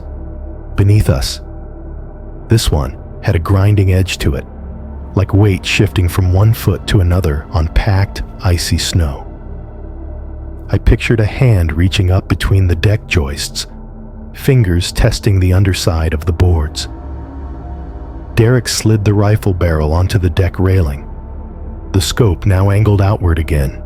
His eye glued itself back to the rubber cup. Whatever was under us, he had decided the more immediate problem was still in front. Thermal under the deck? I whispered. Too close, he muttered. Too cluttered. It just blows out. He flicked his wrist, briefly, and shoved the handheld thermal monocular into my hands. Look below, he said. Quick. I fumbled the monocular up, pressed it to my face, and pointed it straight down between our boots. The world became grainy black and gray again, but the space under the deck came into view. Joists like ribs, a strip of cold dirt and snow beneath, a tangle of dead leaves caught on the lattice. No clear figure, no bright, standing shape, just a faint smear, a patch of ground a shade lighter than the rest, as if something warm had just drifted through that spot and moved on. Like the footprints in the yard, but stretched out. Anything? Derek asked. It's nothing solid, I said. Just a hot patch, like it brushed by. Yeah, he muttered. Thought so. I yanked the monocular back up toward the fence, just in time to see the four shapes in the tree line shift. They were lower now. Where before the big ones had been hunched, but clearly upright, they had dropped closer to the ground. All four heat signatures had flattened, their centers spread out, as if they had gone to hands and knees or dropped into some crouch I did not have a good name for. Worse, one of the large shapes was no longer where it had been. It had been at the tree with the smaller ones, a good 30 yards beyond the fence. Now, in the thermal, one bright mass had slid closer, halfway between the tree line and our yard. It moved in a way that made my skin crawl. No up and down bounce, just a low, gliding shift, like a wolf or a bear. There had not been enough time. In the seconds it had taken me to look under the deck and back, it had crossed distance that did not make sense. My brain tried to write it off as distance compression, thermal warping, anything but what it looked like. A fast approach. Derek, I said. One of them is closer. I see it, he answered, and his voice was not calm now. It had a hard edge, the sound of someone counting down to something they do not want to do, but will. The silence around us did not break. The heater remained dead. The house stayed muted. The train, the highway, the neighbor's TV, nothing. The only sound was the slight rasp of Derek's glove against the stock and the tiny clicking of his teeth as his jaw clenched. On 3, he whispered. If they move any closer, we're making noise. We're letting them know this is not. He never got to 3. He did not need to. Whatever line in his head marked too close had already been crossed. He grabbed the rifle more firmly, braced it against the deck railing, and without another word, squeezed the trigger. The shot blew the night apart.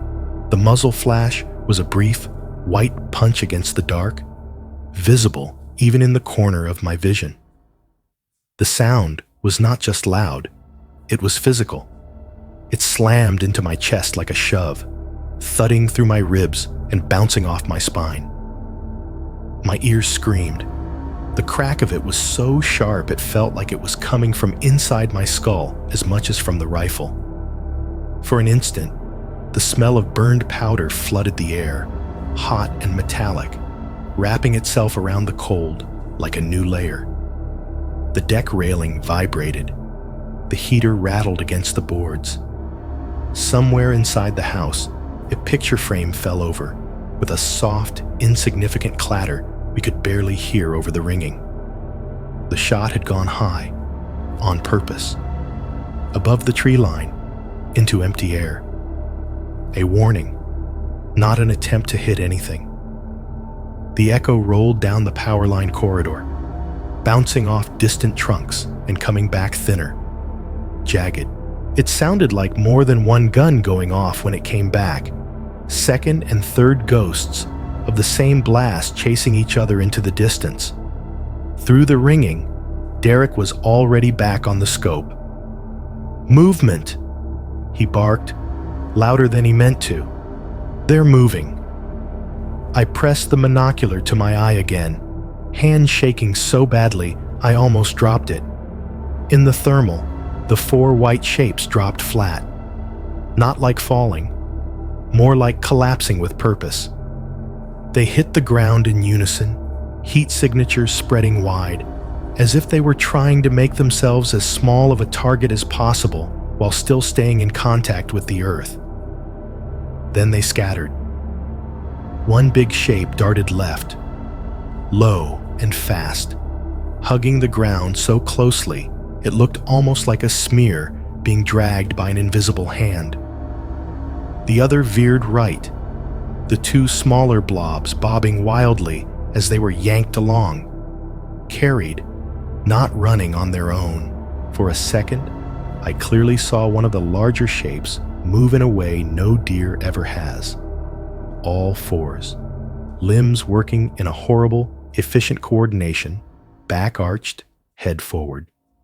It crossed a span of snow that should have taken a person several seconds in one bright streak. "Jesus," I heard myself say, though I do not remember deciding to. In the space of a few heartbeats, they reached the first line of trees. Their heat smeared against the trunks, then slipped behind them. The thermal showed only flashes now.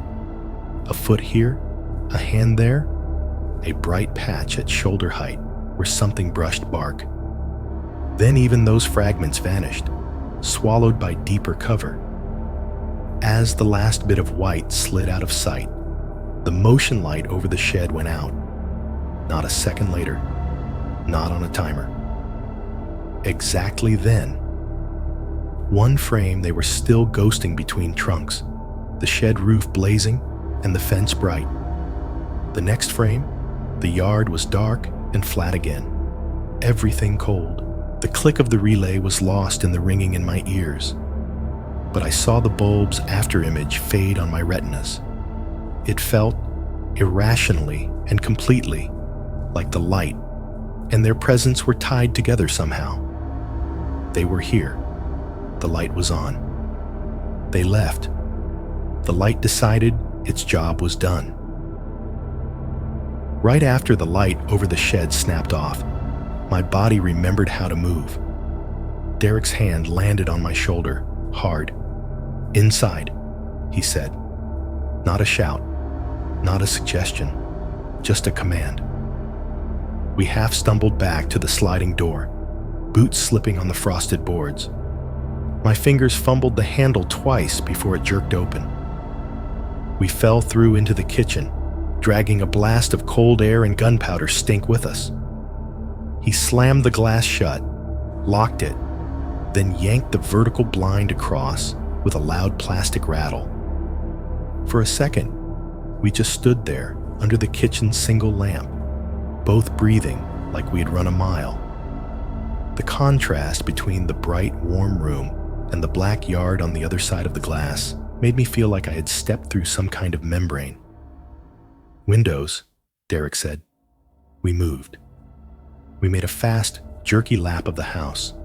Front door, Deadbolt set, chain on, front windows, locks down, latches clicked, curtains drawn, bathroom window, latched, laundry room, latched. Every time I touched cold glass, I wondered if something had been on the other side of it 5 minutes earlier, breathing. The bedroom was last. Ben was a small, shapeless mound under his dinosaur comforter, nightlight glowing dim green in the corner. His little face was slack and open, hair plastered to his forehead. "Hey, buddy," I whispered, kneeling by his bed. "Hey, you gotta wake up for a minute." His eyelids fluttered. "What's it?" "We're having a sleepover in Mom and Dad's bed," I said. "Come on." He did not ask why. Kids don't, when your voice has that tone. He wrapped his arms around my neck and went limp, the solid, comforting weight of him pressing against my chest as I lifted him. We carried him back to our room, Derek a dark mass in the doorway behind us. I laid Ben in the middle of the bed, pulled the blankets up, climbed in on one side, while Derek hovered awkwardly in the hall. "Go home?" he asked in a low voice. I shook my head a little too fast. "Not tonight." He nodded once. "I'll take the couch." We left the bedroom door open. Derek stretched out in his jeans and hoodie in the living room, rifle propped quietly within reach along the side of the couch. In our bed, Ben tucked himself unconsciously closer, his forehead pressing into my ribs. His feet were cold. His hands were hot. I could feel his heartbeat in his back. The house took its time getting its noises back. First, the heater tried and failed. A little click from the thermostat with no follow-up. The silence after that was somehow worse than the total deadness from earlier, like it was struggling. Then finally, the furnace in the basement coughed once, coughed again, and caught. The familiar whoomp rolled up through the floor. Hot air pushed into the vents with a sigh. The fridge in the kitchen lurched back to life next, compressor rattling. A hollow clunk from somewhere deep inside it. A minute later, the ice maker dumped a load of cubes into the tray. The sound, sharp, isolated knocks from inside the freezer, made my skin crawl. If I had heard that noise without knowing what it was, I might have called the cops and told them something was trying to get out of our walls. My phone buzzed on the nightstand. I grabbed it as fast as if it were a weapon. 3 missed calls from Aaron, 5 texts. "What was that gunshot?" Ring says motion in the backyard, then nothing. "Pick up the phone. I am calling the police if you don't answer." "Answer!" My fingers shook as I called her back. She picked up on the first half ring. "What happened?" she snapped. I got an alert. Then I heard, "We're okay," I said too quickly. "We're fine." "What was the shot?" The image of 4 white shapes hitting the ground, scattering like spilled mercury, flashed behind my eyes. "We thought we saw coyotes," I lied. The word felt stupid and light on my tongue. "By the shed. They looked sick. Derek fired a warning shot, that's all. They bolted." Silence. I could hear the ER behind her. Voices. A rolling cart. The beeping of a monitor. "You fired a gun in the backyard with our kid in the house," she said, each word clipped. "Not at the house," I said. "Up, over the trees. It scared whatever it was off. We're inside now. Door's locked. Ben's with me." "I'm coming home," she said. "You can't just leave mid-shift. Watch me." She hung up. I lay there with the phone still pressed to my ear, listening to nothing. Ben's small hand bunched in my t-shirt, his breath soft and wet through his nose. My eyes stayed on the dark rectangle of the bedroom window. The blind was down. For all I knew, something was standing on the other side of it, forehead against the glass, listening to us breathe. At some point, exhaustion and shock tangled together and dragged me under. I dreamed of white shapes in the trees, of bare feet pressing gentle patterns into snow on the ceiling, of a hand reaching up between the floorboards to tap out a rhythm I almost recognized. When the sky finally started to lighten, it was that flat, washed-out gray that does not promise much in the way of a sunrise. Derek knocked on the bedroom doorframe with one knuckle. "Hey," he said, voice husky. "You up?" Ben was still asleep, starfished across the bed, hair in his eyes. Erin was on the other side of him now. Sometime around 5, she had come home, slid under the covers, and wrapped herself around him without saying anything to me. Her eyes were open now, staring at the ceiling. "I'm going to take a look while there's still tracks," Derek said. "You coming?" I eased myself out from under the covers, every joint protesting. I pulled on jeans and boots that felt heavier than normal and followed him out. The yard in daylight looked like a crime scene after the cleanup crews had already been through once. Snow still covered most of it, but here and there it bunched oddly, ridged and churned where something had moved over it too fast for the storm to fully erase. Near the tree line, just inside the shadow of the first trunks, the snow was chewed up in wide patches. Bare spots of frozen dirt peeked through, dark and ugly. Drift had softened the edges, but you could still pick out curves of toes at the fringe. Bare, human-shaped, larger than mine.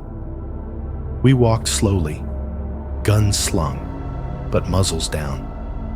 Neither of us wanted to be the guy pointing a rifle at a neighbor's house at 8 in the morning when the sheriff's truck inevitably pulled up. At the base of the deck stairs, in a little pocket the wind had missed, we found what I had been dreading. 2 partial prints, side by side. You could only see the front half, 4 toes clearly defined, the 5th smudged, but they were right there, in that strip of snow between the last step and the bare boards.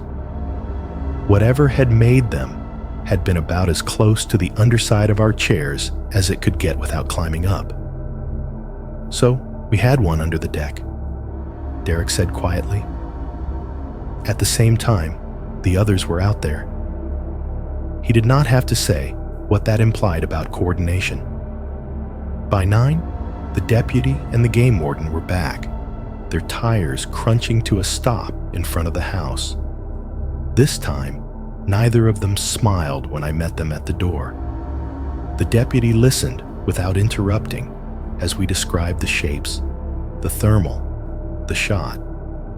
His pen hovered over his notebook when I got to the part about the thing under the deck. "So you did discharge a firearm," he said finally. "Into the air," Derek cut in.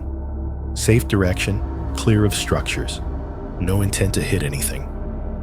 The game warden squinted at the trees. "You realize this is a residential area," he said.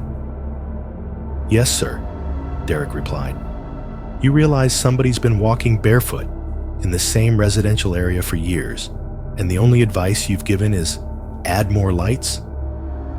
A small muscle jumped in the warden's jaw. They walked the yard with us, saying little. At the tree line, they crouched, brushed gloved fingers over the churned-up snow, the half-prints. "Somebody's living rough out there," the warden said eventually. "Could be a camp in deeper. Could be a group. Could be meth. Could be something else." "Can you do anything?" I asked. The question came out more desperate than I intended. "We can patrol," the deputy said. "We can run the corridors, check for illegal camps. But unless we catch them on your property or find evidence of a specific crime beyond trespass and theft of your property, our hands are pretty tied." He hesitated, then added, Please don't fire again unless there's an immediate threat to life. You're on the edge of the burrow line, but it would not take much for someone to make this ugly." It was a warning and a favor wrapped together. Neighbors watched without watching. Mrs. Weaver, across the street, parted her curtain an inch, one eye peeking out above the faded pattern.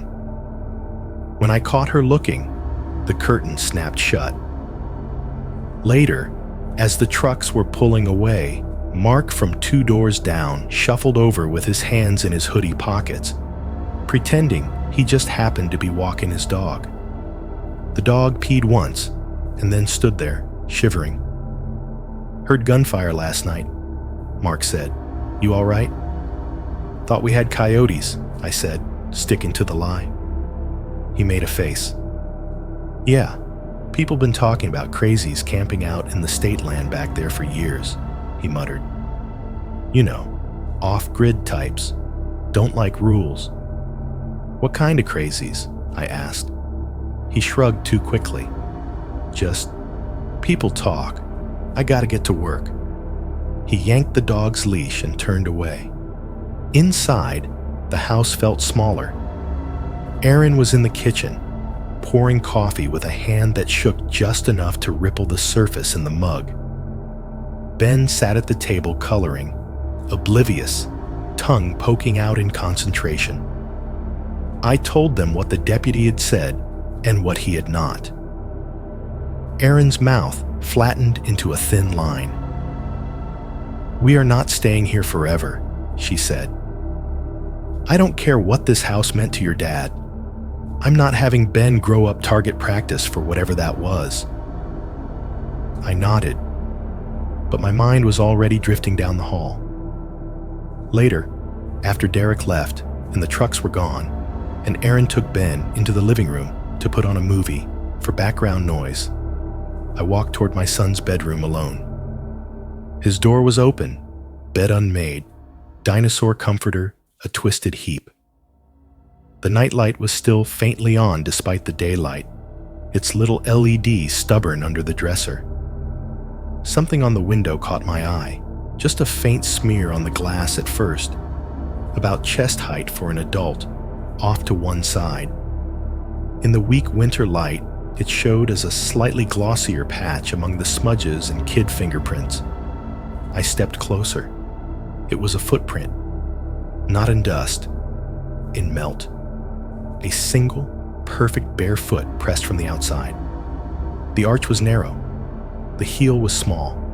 The toes, 5 of them, fanned slightly outward, each one well-defined in a thin, translucent film where warmth had met cold glass and left a brief, evaporating memory. The toes pointed up, as if someone had stood in the snow below and carefully placed the sole of their foot flat against the window, pushing until the pad spread, until every part of it made contact. It was much smaller than the prints in the yard, smaller than mine, smaller than Aaron's, not as small as Ben's, but close enough to make my throat close. For a long moment, I just stared at it, my own reflection floating over the ghost of the foot, my face where an ankle would be, my eyes in the space where toes ended. I could have called Aaron. I could have taken a picture, joined it to the folder with all the others, forwarded it to the deputy with a string of messages in all caps. Instead, I raised my sleeve and wiped it away in one hard, fast motion until the glass squeaked. The footprint vanished into a dull, cloudy smear. I stood there with my arms still pressed to the window, forehead against the cool glass, and listened to the house breathe around me. When I finally stepped back, the pain reflected nothing but my room and my son's bed. I didn't tell anyone about the print. Everyone has a line they think they will never cross. For Aaron, it turned out to be 4 shapes in the tree line and a gunshot over our own backyard. She came home from that shift just before dawn, still in her scrubs and hospital shoes, hair pulled back in a knot that looked like it hurt. When she stepped through the front door, the cold and the smell of burned powder hit her first. Then she saw Derek on the couch, boots still on, rifle case on the floor. Then she saw my face. "What happened?" she asked. And this time, I did not have the luxury of giving her the coyote's version. We sat at the kitchen table, the three of us, while the sky outside lightened from black to gray. The overhead light hummed. The coffee maker gurgled in small, useless fits, like it knew this was not the kind of tired caffeine fixes. I told her. I told her about the thermal, about the four shapes, about the way the smaller ones clung to the tree and snapped their heads like broken toys. I told her about the heat pooling at the base of the trunk, about the way the big one stood up and turned toward us like it had just spotted something interesting on a shelf. I did not tell her about the bare footprint on Ben's window. I was not ready to say that out loud yet. When I got to the part about the crunch under the deck, her hands started to shake. When I described the way the shapes dropped and scattered after the shot, her eyes went glassy. Derek backed me up where he could, filling in details I had missed, using words like heat signature and movement pattern that made the whole thing sound like a report instead of a confession. When we were done, Erin put her face in her hands and cried. It was not loud, heaving, sobbing. It was worse than that. Her shoulders just trembled, and these little strangled sounds slipped between her fingers, like the noise was escaping against her will. "I cannot do this," she said finally, voice raw. "I cannot raise our kid in a house where something like that is in the tree line and nobody believes us." "We're doing what we can," I started. "We've talked to the sheriff, to the game warden." "And they told you to add more lights," she snapped, looking up. Her eyes were red. "More lights? Like that is going to stop whatever those were. Like they are raccoons getting into the trash." Derek stared at the tabletop, jaw tight. He was smart enough not to weigh in on this part. "I know what this house means to you," she said, turning back to me. "I do. I know how hard your dad worked for it. I know how happy he was to hand you the keys." She wiped her cheeks with the heel of her hand, angry at her own tears. "But I am not going to stay here because of his ghost," she said. "Not when whatever is actually walking around outside is worse than anything your grandma ever talked about." The phrase, "worse than anything your grandma ever talked about," sounded like something out of a joke, but there was no humor in her voice. "We can't just move," I said weakly. "The mortgage, the market, Ben's school." "Then put the house on the market," she said, each word spaced out like a step. "Figure the rest out later. I would rather be broke in an apartment over a nail salon than sitting up all night wondering if something is licking the glass outside my kid's room." Derek cleared his throat. "She's not wrong," he said quietly. "You can't shoot your way out of this. Not without getting in a lot of trouble, and not without maybe making it interested in you in a different way." It took a few days of half-fights and tired silences, but eventually, paperwork trumped sentiment. We pulled the folder out of the drawer with our mortgage documents. We looked at what we still owed, what the bank thought the house was worth now, what similar places on the other side of town were going for. It all sucked. We were not underwater, but we were not going to walk away with a pile of cash either.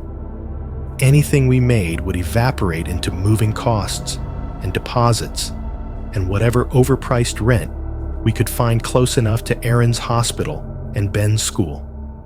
The alternative, though, the slow bleed of living here until something happened we could not take back, made the numbers feel less heavy. A week later, a realtor sat at our dining room table with a glossy folder and a laptop that glowed cold blue against the wood. She was nice enough. Mid-40s, hair perfectly highlighted, perfume that smelled clean and expensive. She clicked through public records and comps with a practiced rhythm, fingers tapping the keys like she was playing a song she knew by heart. "Unique lot," she said, angling the screen so we could see the aerial shot of the house. Our roof sat at the bottom of the frame. The wood swallowed the top 3/4 in dark green. Buyers love that. You've got this whole wooded privacy thing going on. Feels like a cabin, but close to town. "Yeah," I said, and took a long sip of coffee to keep my mouth busy. She asked about square footage, upgrades, roof age, furnace service. We talked about school ratings, drive times, property taxes. She did not ask why we were selling. When she left, a for sale sign went up near the end of our dead end. The sudden officialness of it made my stomach twist. Strangers started walking through our home. They came in pairs, sometimes with kids in tow, sometimes with parents or friends. They peeked in closets, opened cabinets, made approving noises at the stainless steel appliances we had bought used off Facebook Marketplace. They stood in the living room and looked out at the tree line like they were watching a commercial. "It's so peaceful," I heard one woman say, her voice drifting down the hall while I pretended to fuss with something in Ben's room. "You can't even see the next street, just trees." Her husband nodded. "Imagine the kids playing out there," he said, "building forts. That's the kind of childhood you want them to have, you know." I had to lean my forehead against the wall for a second. I wanted to tell them about the prints under every window, about the ring clip of a forehead rising into frame, about the hot shapes in the thermal, feeding on bark while their children jittered on the trunk like trapped insects. Instead, when the realtor introduced me as the seller, I smiled, shook hands, and said things like, "The district's really solid," and "The neighbors mostly keep to themselves. It's quiet." For the first time in my life, I understood how ghost stories start. Not because people make things up, but because telling the whole truth would ruin the sale. The house itself started changing tone on us as we boxed things up and hauled them to storage. Photo albums, old coats, my dad's tools, Ben's outgrown toys. The rooms took on a hollow quality. Voices echoed more. Footsteps bounced differently off walls that no longer had pictures on them. The furnace sounded louder in the emptier spaces, its cycles more pronounced. When it shut off, the seconds before something else took over felt longer, stretched thin. I started noticing that punched-out silence, not just in the middle of the night, but at other times too. In the shower one morning, with the water pounding on the tile and the fan humming overhead, everything suddenly went dead for a heartbeat. Water still fell, but the sound of it dulled, like someone had put thick glass between my ears and the rest of the world. The fans dropped out entirely. Then the noise came back, rushing in all at once. Loading the dishwasher one evening, I heard it again. The soft wash of the TV in the living room. Ben humming to himself, the clink of plates, cut, clean, then back.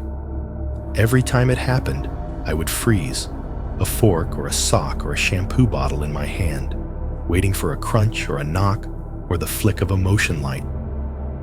Nothing happened. Sometimes that was worse. During one of the Sunday open houses, I stood out in the driveway with the realtor while people came and went, shoes leaving clean marks on the shoveled path. A young couple with matching wool hats walked out to their car, chattering about office space and guest room. Behind us, a middle-aged man in a Carhartt jacket and a woman in a thick scarf stood at the edge of the yard, looking at the woods. "You know," the man said to the woman, low but not low enough, "I heard some guys at the bar talking about folks disappearing out by the state game lands back there." The woman laughed uneasily. "Oh, you and your stories." "I'm serious," he said. "Couple hunters never came back. Some hiker. They say the game wardens cover most of it up, so it doesn't scare off tourism. Whole area's got a reputation." "Urban legends," she said, and swatted his arm with the brochure like she was shooing a fly. "Every town's got them." They walked back inside. I stood there and watched the tree line while their words sank in. We had lived in that house for years. In all that time, no one had ever mentioned missing hunters to us. No one had told us our street backed up, not just to state land, but to the tail end of a story people told in bars when the game was over and the beer was cheap. The realtor glanced over, following my gaze. "Don't let them freak you out," she said lightly. "People love to make things up about woods. It sells ghost tours." "Yeah," I said. But as another car pulled up and another couple stepped out, looking at my house with that hungry, hopeful expression people get when they are imagining a future, a thought lodged itself in the back of my mind and would not let go. Maybe the story had been there before we ever moved in. Maybe my dad had known more than he let on. If you live in a house long enough, you start to think you know it. You know which steps creak. You know which outlet half works. You know exactly how far you can push the thermostat before the bill makes you flinch. Packing to leave shows you how wrong you are. Suddenly, there are corners you have not looked into in a decade, boxes you stacked for later and never opened, rooms you only walk through on the way to somewhere else. The house coughs up pieces of itself you forgot existed. The attic above the hallway closet was one of those places. I had not been up there since before my dad's stroke.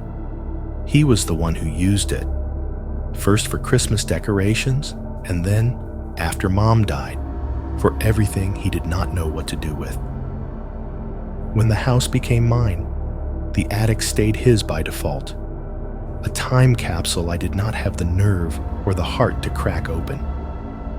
Moving out forced the issue.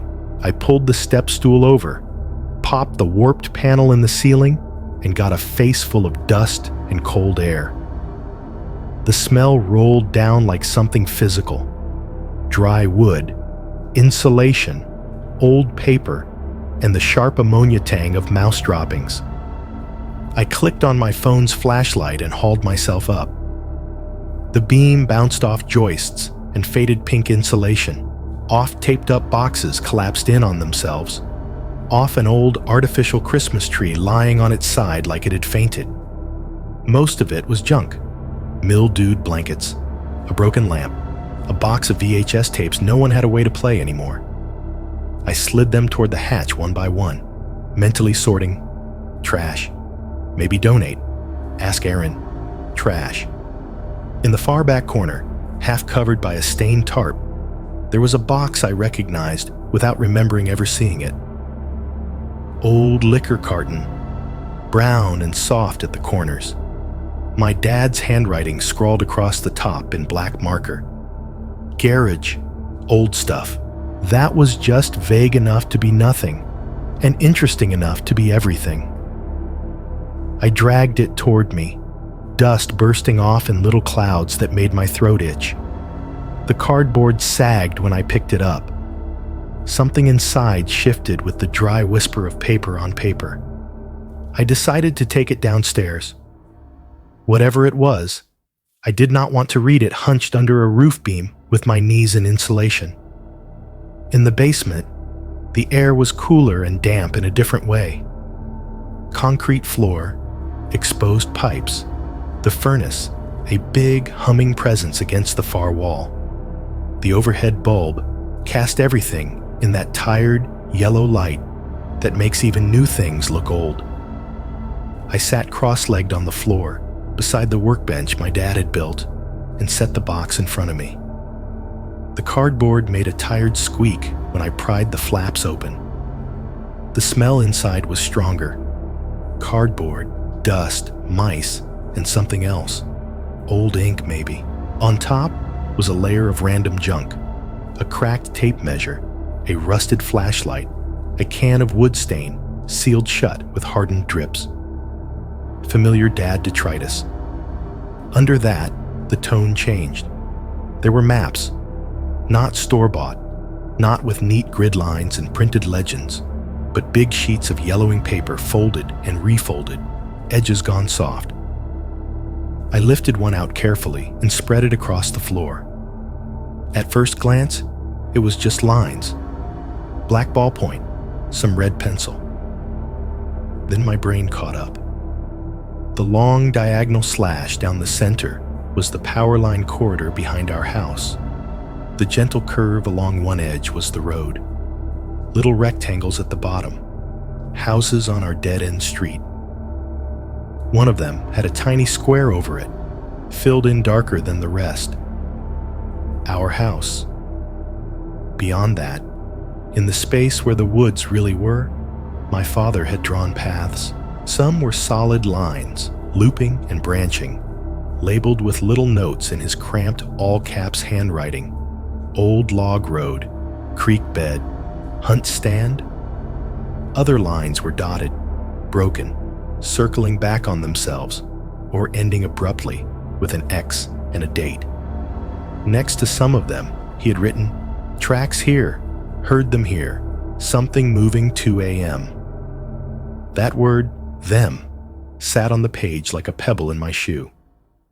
I pulled out another sheet. This one was simpler, more focused on a smaller area behind our property. There were concentric circles drawn around the little square that was our house, like someone had dropped a stone in a pond and recorded the ripples. In the margin, my father had written, "Patterns, not random." The box gave up more.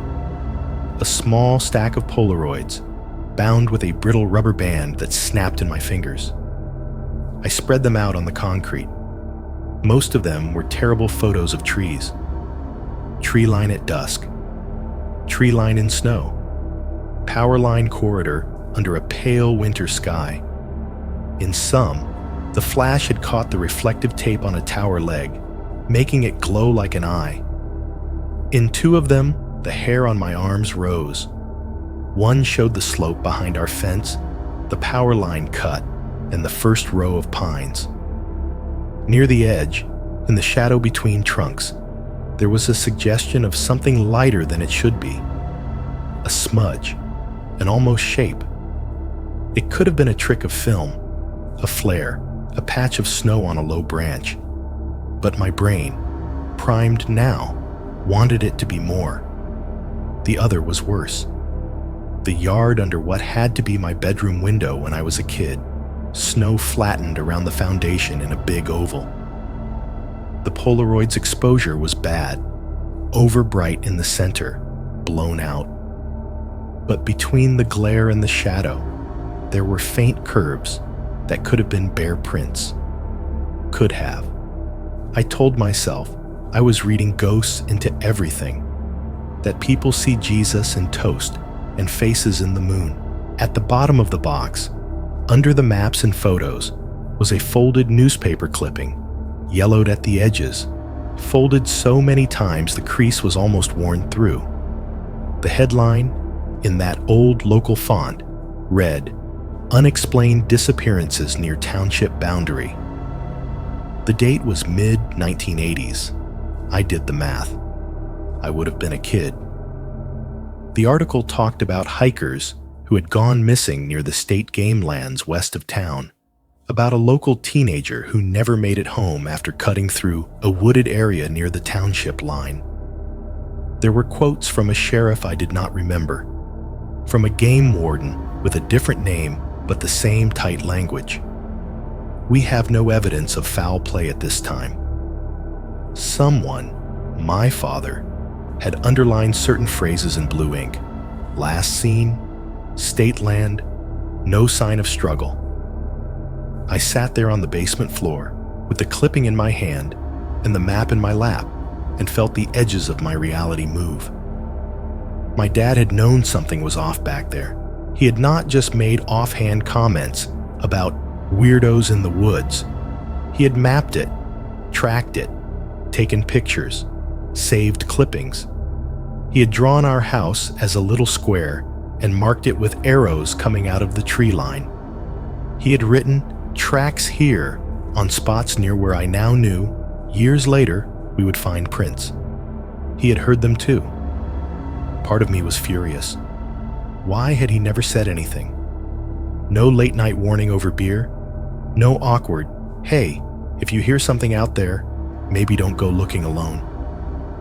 The most he had ever given us as kids was a joking, don't go too far. The boogeyman lives past the power lines. I imagined him trying to tell my mom. He thought there were naked things in the woods that only came close when the sounds in the house dropped out. I imagined her face when he said it. Then I imagined me trying to tell Aaron the same thing before any of this happened. It took the air out of my anger. Above me, a pipe banged as hot water shifted. The furnace, which had been humming, snapped off mid-cycle. Down here, the silence felt different. Upstairs, in bed, that punched-out second had felt like a vacuum in the air. In the basement, with the concrete under me and the house's bones all around, it felt heavy, like something had laid a hand on the roof and pressed down gently. The only sound for that heartbeat was the faint buzzing in my own ears and the paper breathing in my hands as I shifted my grip. Then the furnace whoomped back on, louder than before. The pipes shuddered. Somewhere upstairs, the fridge clanked. I let out a breath I had not realized I was holding. I folded the maps back along their old creases, but one of them resisted. The paper stiff, where some long-dried spill had stiffened it. As I turned it over to try from the other side, I noticed something on the back. Most of it was blank. Near one edge, in my father's quick, tired handwriting, there was a line of text I had almost missed. No date, no explanation, just a note. They do not like the lights. They stop when the house goes quiet. I stared at that sentence for a long time. He had noticed it too. The way the motion lights seemed tied to their presence. The way the furnace, the fridge, the vents, all went silent in the moments before something happened. Decades before I ever lay in that same house, phone in my hand, watching a ring clip of a forehead rising into view. He had felt that same second and written it down in all caps like a warning to himself. I folded that map separately, along with the clipping, and slid both into the inside pocket of my jacket. The rest of the papers, the other maps, the blurry Polaroids, I put back in the box. I closed the flaps, pressed the cardboard down until the edges met again, and shoved it under the workbench, where it had probably been stored before my dad ever dragged it up to the attic. The furnace hummed over my head. A drop of something, condensation maybe, fell from one pipe and hit the floor with a tiny, precise tap, somewhere beyond the concrete wall. The wood sat where they always had, indifferent to who lived above them or what they wrote on maps. Moving never happens the way you plan it on paper. On paper, we were supposed to be out of the house 2 days before closing. Keys handed over, utilities switched, everything clean and tidy and done. In reality, the dates slid, the movers were booked, and the only way to make it all line up was to spend one last night in the house with almost nothing left in it. Ben went to my parents-in-law's place, which made sense. No bed here, school early, easier on everyone. He packed his backpack like he was going on vacation. Nintendo, stuffed dinosaur, exactly one pair of socks. Aaron and I stayed. All that remained in the bedroom was an air mattress, 2 pillows, 1 lamp on the floor, and the nightlight we always plugged in for Ben. His dinosaur lamp looked ridiculous sitting on the bare carpet with no furniture around it, casting its weak green glow up the wall. "I am not sleeping in this place with the door open," Aaron said, when I suggested we keep our usual habit. So we closed it, door shut, nightlight on, lamp off. The hallway on the other side of the door went dark. Derek was not there. He had offered to come by, to sit one more shift on the deck. But Aaron said no. She wanted this night to be about leaving, not about staring into the tree line with a loaded rifle. I did not argue. I was not sure what good another night of watching would do. Besides, give whatever was out there more time to learn our faces. The house felt wrong. With most of the furniture gone, every sound had an echo. My boots on the hallway floor made a hollow clack instead of the usual dull thump. Voices bounced off blank walls like we were talking in a stairwell. The furnace sounded too loud now, its low roar booming through the empty ducts. When it cycled off, the silence slammed into place even harder. Outside, the wind had picked up. A loose piece of guttering on the corner of the roof rattled intermittently, metal tapping metal. The plastic rider under the for sale sign, pending, flapped and snapped, like someone was slapping a sheet over and over with an open hand. We brushed our teeth in a bathroom that looked like a hotel. No clutter, no kids' cups, nothing on the counter, but 2 toothbrushes and a half-used tube of paste. Our reflections looked wrong without the usual mess behind them.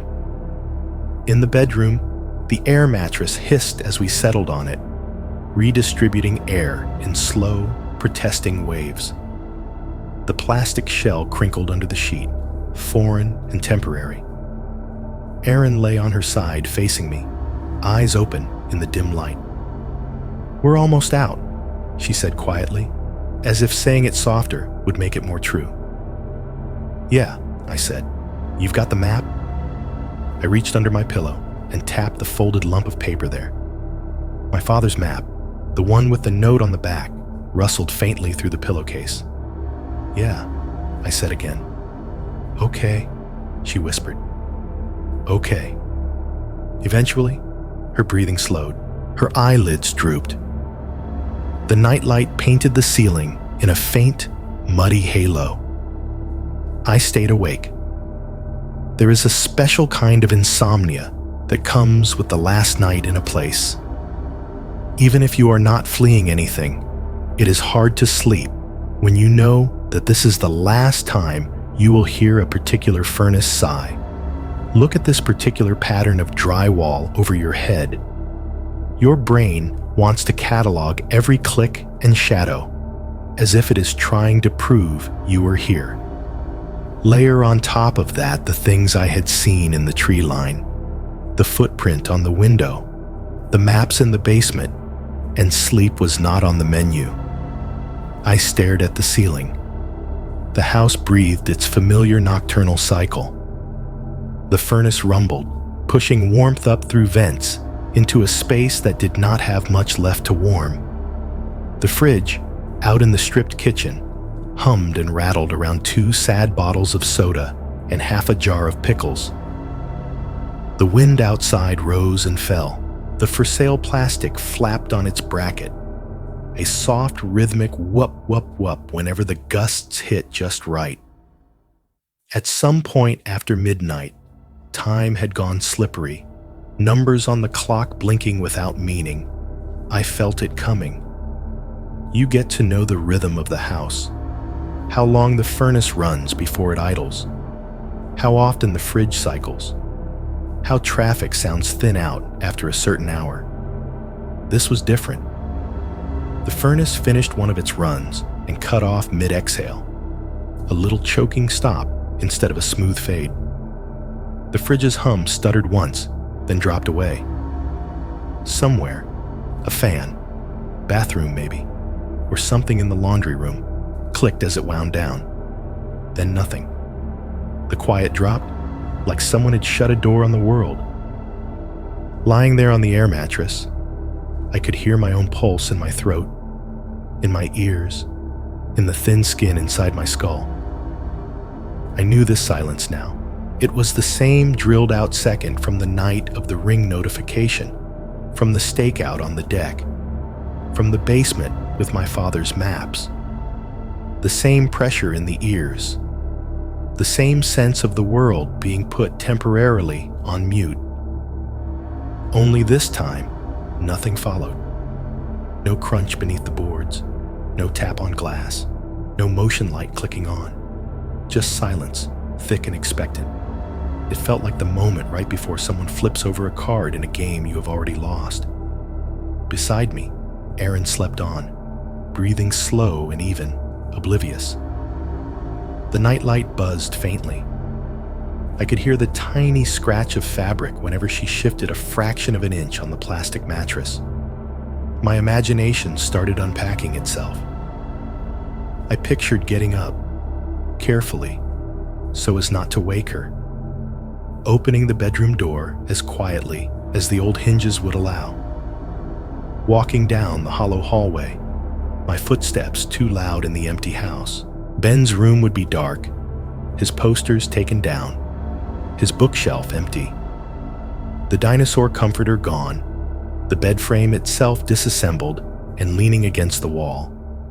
Only the ghost of his furniture would remain on the carpet, those faded outlines where the sun never reached. I imagined crossing that room, stepping over the pale rectangles, and pulling back the curtain. In my mind, the yard was lit not by our dead porch light, but by some sourceless grayness, enough to show the snow, the fence, the shed.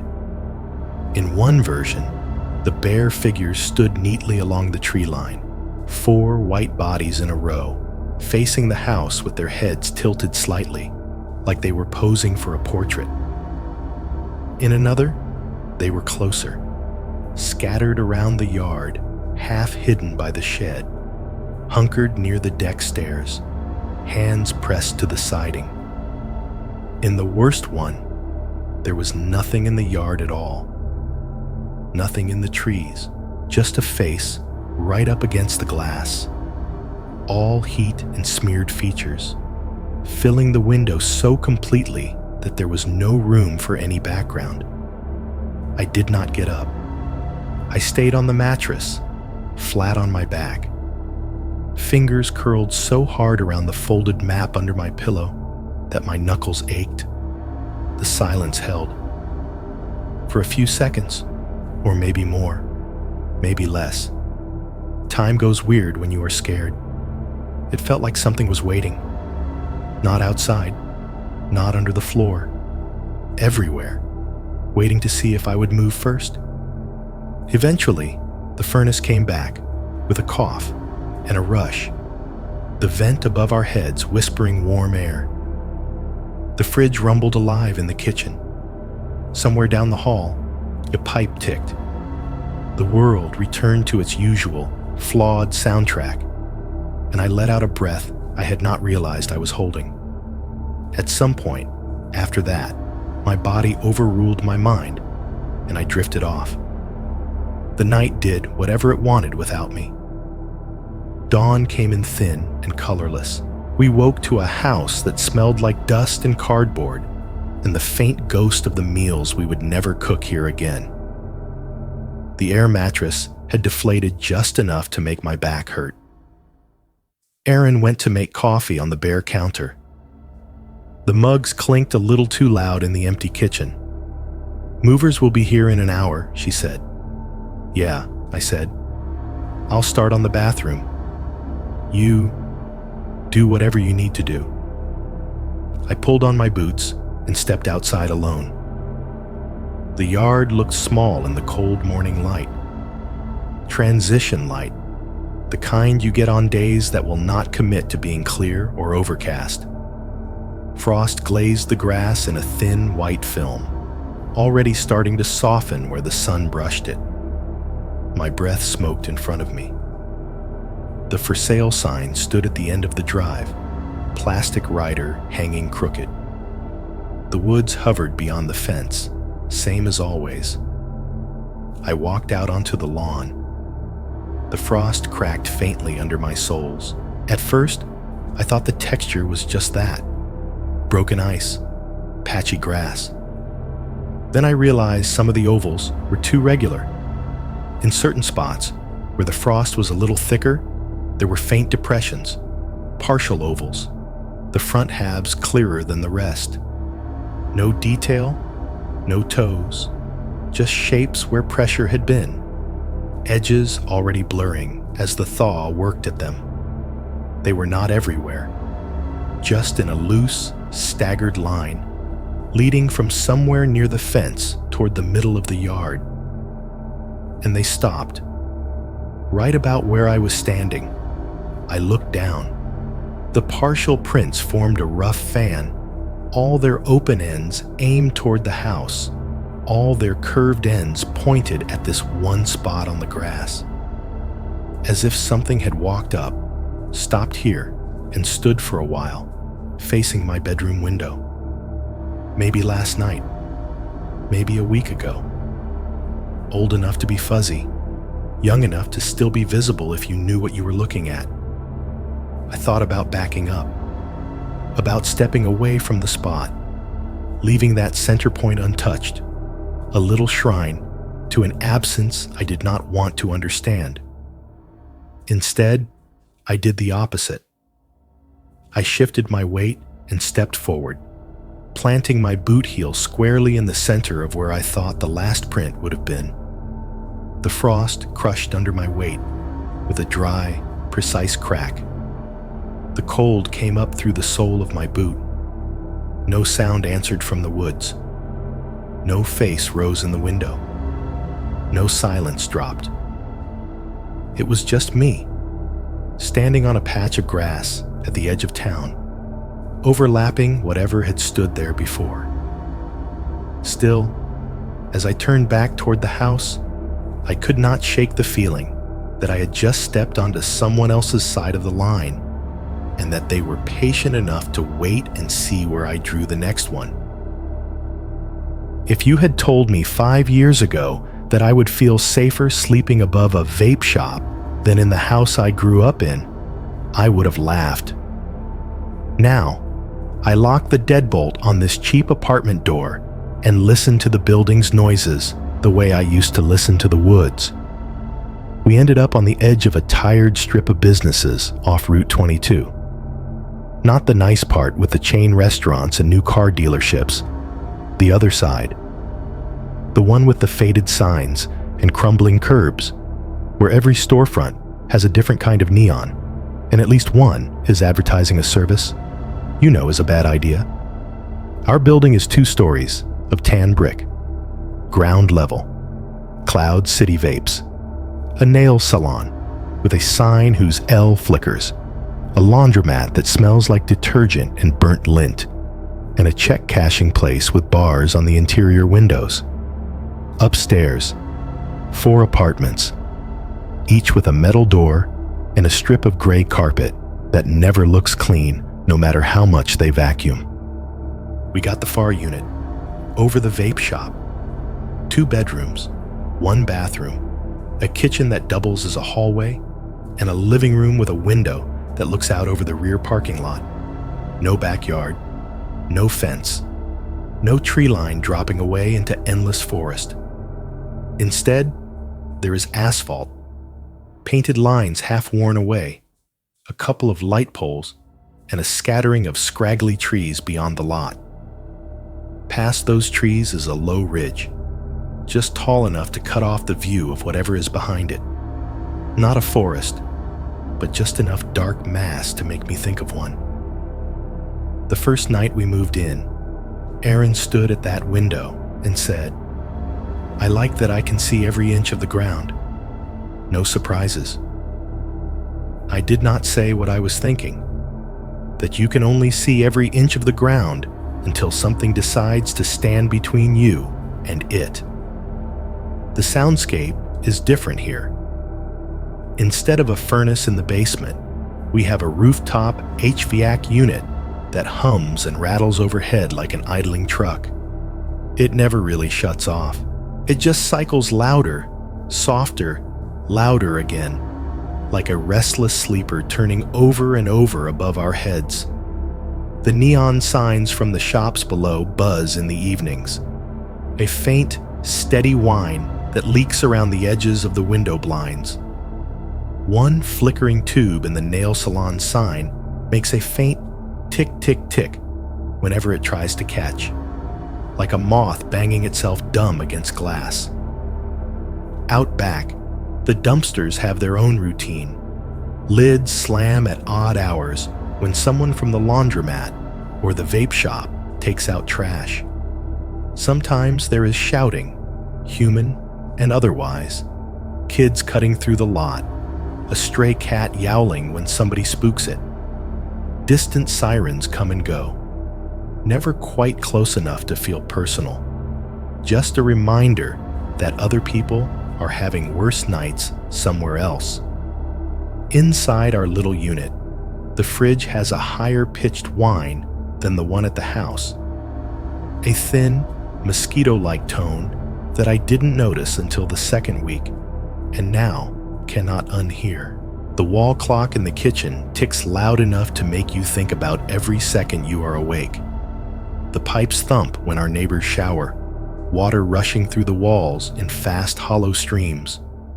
Our lives slotted themselves into these new sounds faster than I expected. Aaron slept better at first. No more motion lights. No more creaking deck. No more shadowy backyard right under the bedroom window. She said the hum of the HVAC felt like white noise, a big mechanical ocean she could let herself drift on. Ben loves everything about the place in a way only kids can. He loves the automatic doors at the laundromat, the way they hiss open like something from a spaceship. He loves feeding quarters into the machines, watching the clothes tumble behind the round glass like a tiny storm. He loves the chime on the vape shop door downstairs, the little ding-ding when customers come in and out, even though we have told him more than once he is not allowed in there. He says it feels like living on top of a store in a movie. On good days, I let myself believe we got away. There is concrete under us instead of grass.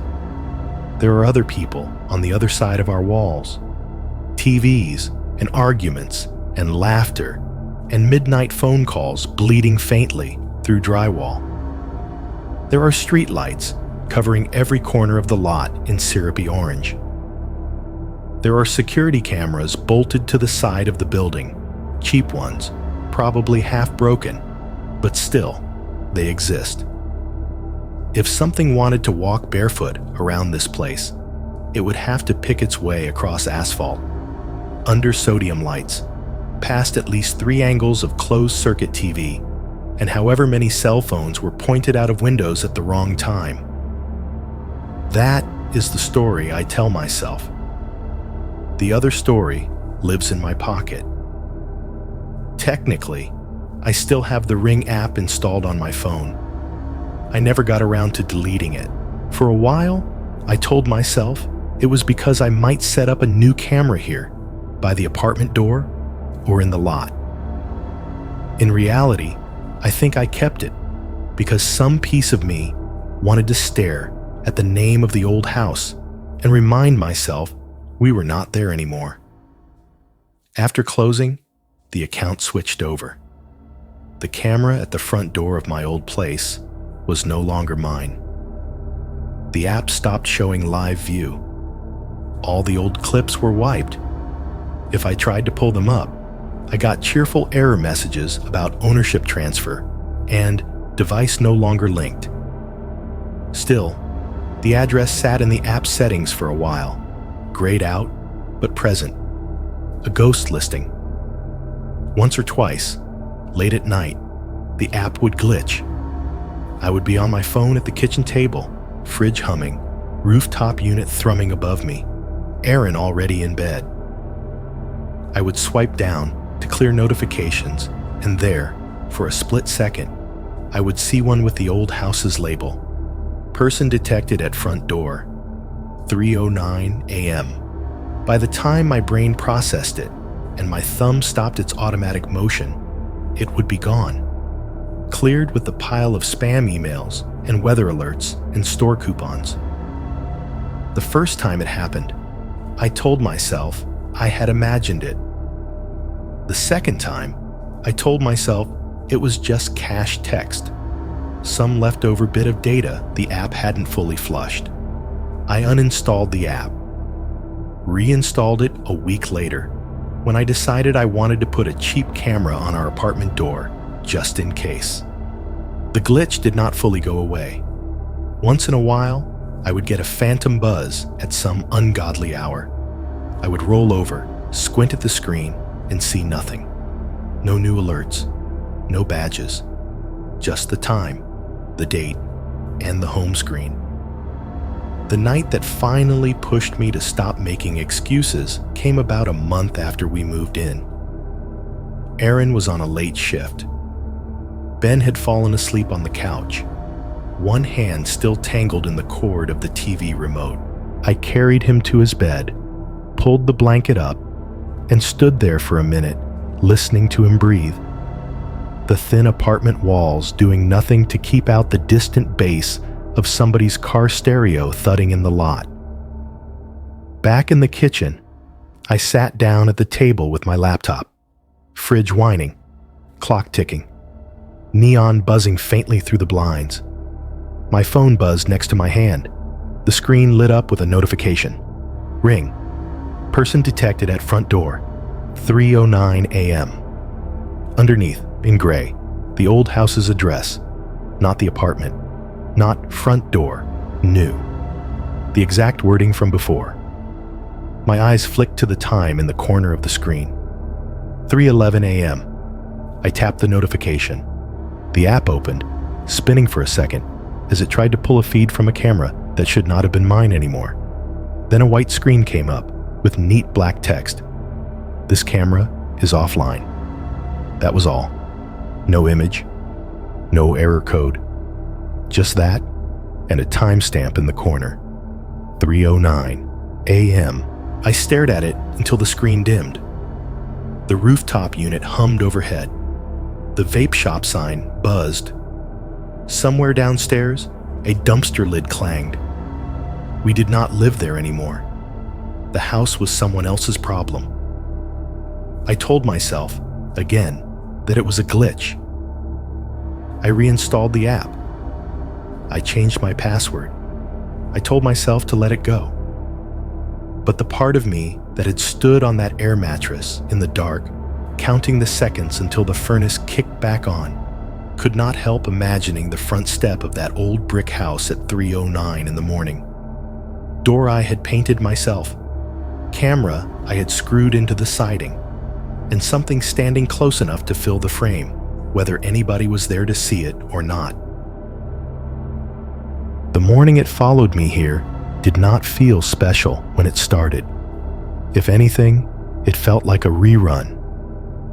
Sometime after midnight, rain had hammered the roof so hard it sounded like somebody dumping gravel on the building. It woke me up twice. Once, with a crack of thunder so close the blinds shuddered.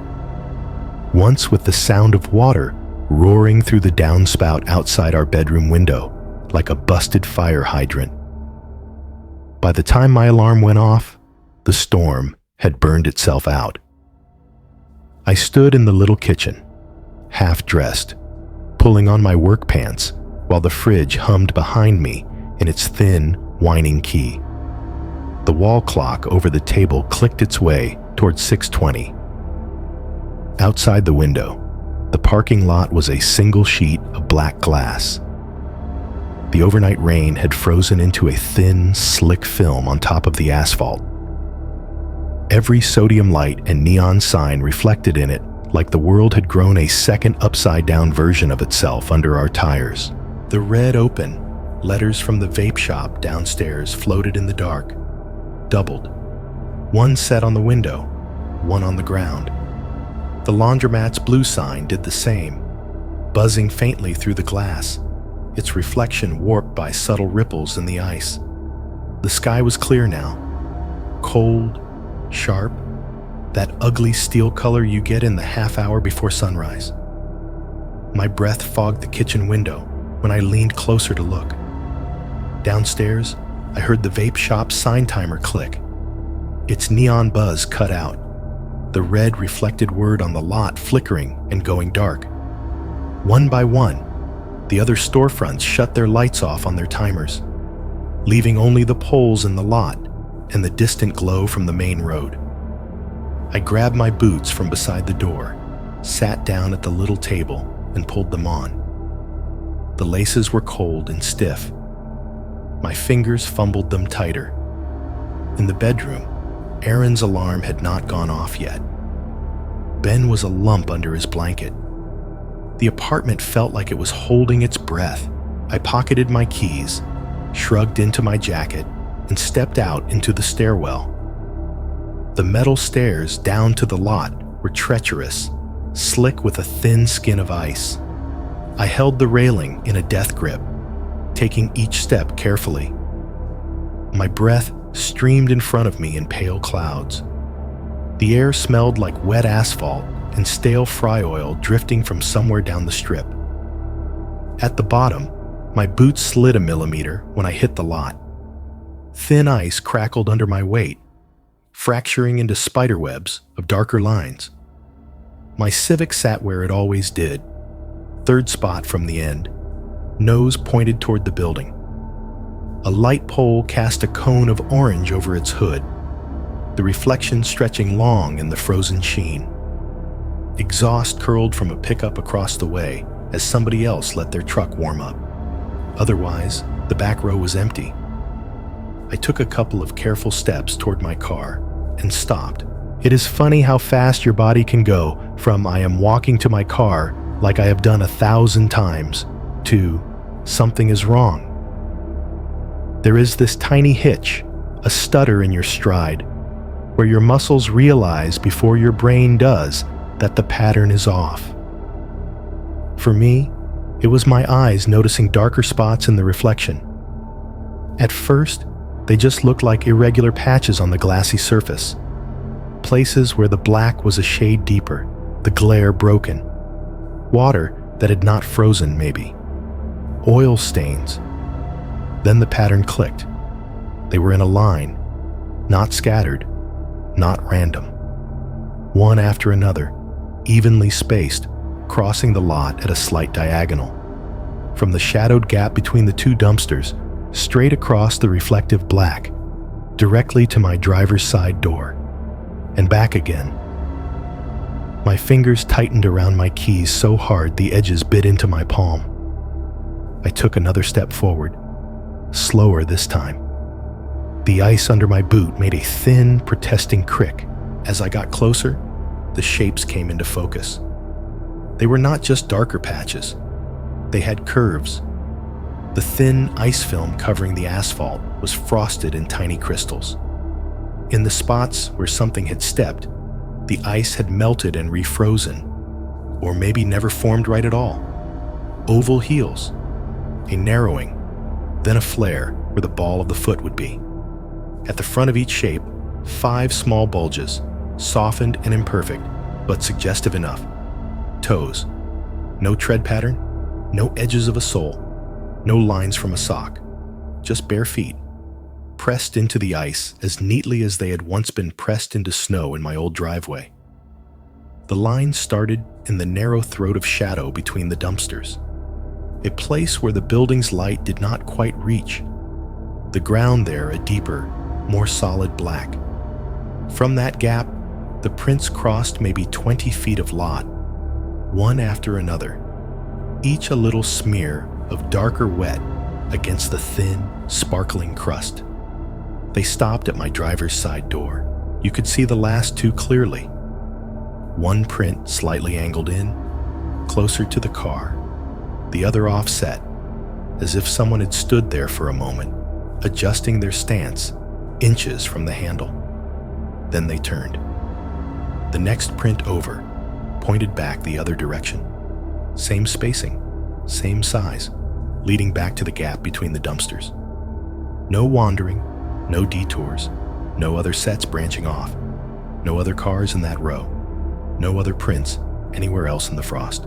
Just my Civic, just that path, out and back.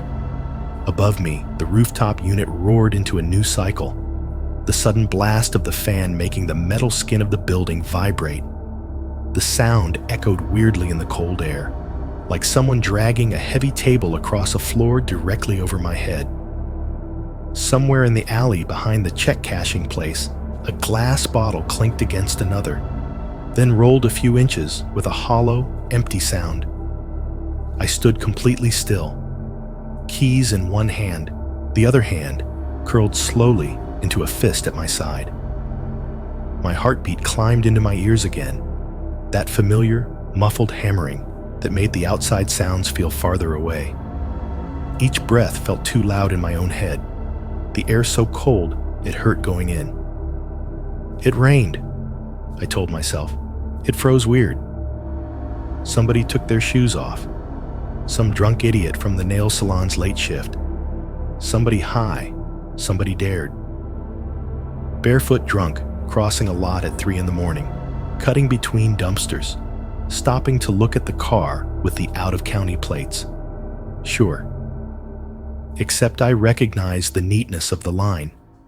The way it came from darkness, went exactly to where I would put my hand every morning, then turned and went back. No circles around the other cars, no wandering arcs, no scuff marks, no signs of someone stumbling or slipping on the ice. Just that purposeful walk up to my driver's side door and away again, just like the line that had once come out of the woods, crossed my side yard, gone straight to my truck, and then gone back without even glancing at the house. My thumb hovered over my phone in my pocket. Take a picture, I thought. Document it. Have proof. Send it to Derek. Show Aaron. Show myself later, when my brain starts doing that thing where it sandpapers off the edges of memories and tells me I exaggerated. I did not take a picture. Again, I do not know if that was stubbornness, fear, or habit at this point. Maybe some part of me thinks that as long as I do not have a clear image, I can still tell myself it was nothing. That it will stay in that gray zone between fact and story. I walked the last few steps to my car, boots snapping thin crust, the dark prints at my feet looking even darker now that I was on top of them. Up close, they were already starting to go, the edges softening as the rising sun nudged the temperature up a degree, the ice sweating in tiny beads around the depressions. I unlocked the car. The chirp of the alarm felt too bright and cheerful in the cold lot. I flinched, glanced toward the dumpsters. The gap between them was a vertical strip of deeper black, the concrete there less reflective, where the runoff had pooled before freezing. I told myself I was being stupid. I opened the door, slid into the driver's seat, and slammed it shut faster than I meant to. My hand shot out and hit the lock button. All 4 doors thumped in unison. Only then did I let myself breathe properly. The Civic's cabin smelled like stale coffee and old fast food bags. My breath fogged the inside of the windshield until I hit the defroster. The heater fan spun up slowly with a weak whine, then stronger, blowing cold air at my knees. The engine's idle vibrated through the seat. Music from the radio came on mid-commercial. Under all of that, I heard, or thought I heard, a small sound from the direction of the dumpsters. Just a faint crunch. Not loud enough to be sure. Not sharp enough to be anything definite. The kind of noise ice makes when something shifts its weight, redistributing pressure. It could have been a cat. It could have been a chunk of ice breaking under its own weight. It could have been my brain, helpfully filling in what it expected to hear. I stared straight ahead. The rearview mirror showed me a sliver of the lot behind the car. Orange light pooled on black ice. The base of the dumpsters, a dark, solid line. Nothing moved. I put the car in reverse, backed out slow, and did not take my eyes off the mirror until the strip of shadow between the dumpsters slid out of frame. Right now, it is just me, a cheap kitchen table, and the hum of other people's bad decisions vibrating through the floor. The table is fake wood, the kind you can wipe down 100 times and it still feels sticky. My laptop sits in the middle of it, screen lighting up the inside of this little kitchen with a glow that makes everything look slightly sick. The fridge is doing its thin, high-pitched whine behind me. The rooftop unit above works through one of its moods. Low rumble, then a higher strained note, then back down again. When someone opens the vape shop door downstairs, the sensor chime gives a muffled double ding-ding through the ceiling. Then the thud of footsteps, the low murmur of conversation. Outside the small window over the sink, the rear lot is a rectangle of orange light and darker gaps. A couple of cars, a dumpster. Beyond that, the line of scraggly trees and the low ridge, just tall enough to be a question mark. I am sitting here because I have run out of people to tell. Cops, family, a couple of reporters who thought they wanted a weird story until it turned into work. None of that made it smaller.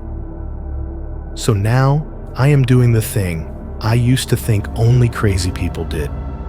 Typing all of it up like an email to a horror channel, like I am one of those voices I used to listen to falling asleep, talking about how this all happened to me back in 2013. I am 38. I manage a tire shop off Route 22. I live over a vape store. This is not the story I thought I would send out into the world. The keys clack under my fingers. My phone sits face down beside the laptop, black case against fake wood.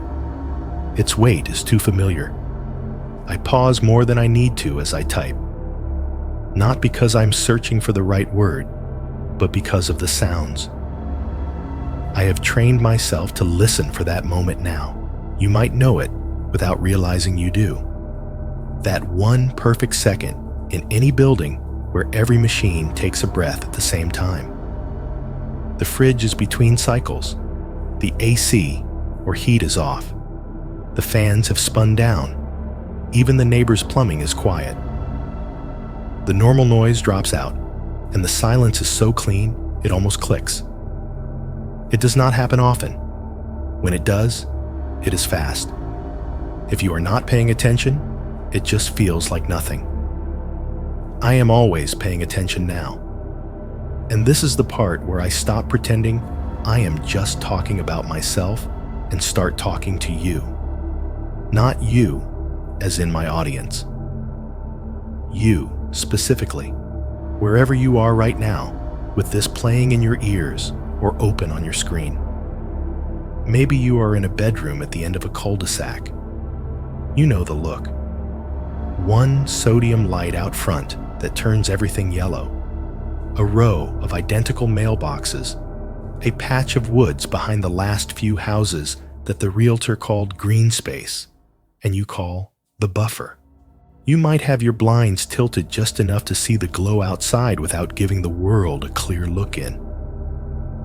Your AC vent is humming. The fridge down the hall is doing its low rumble. Maybe a TV is on somewhere else in the house, low enough to hear voices but not words.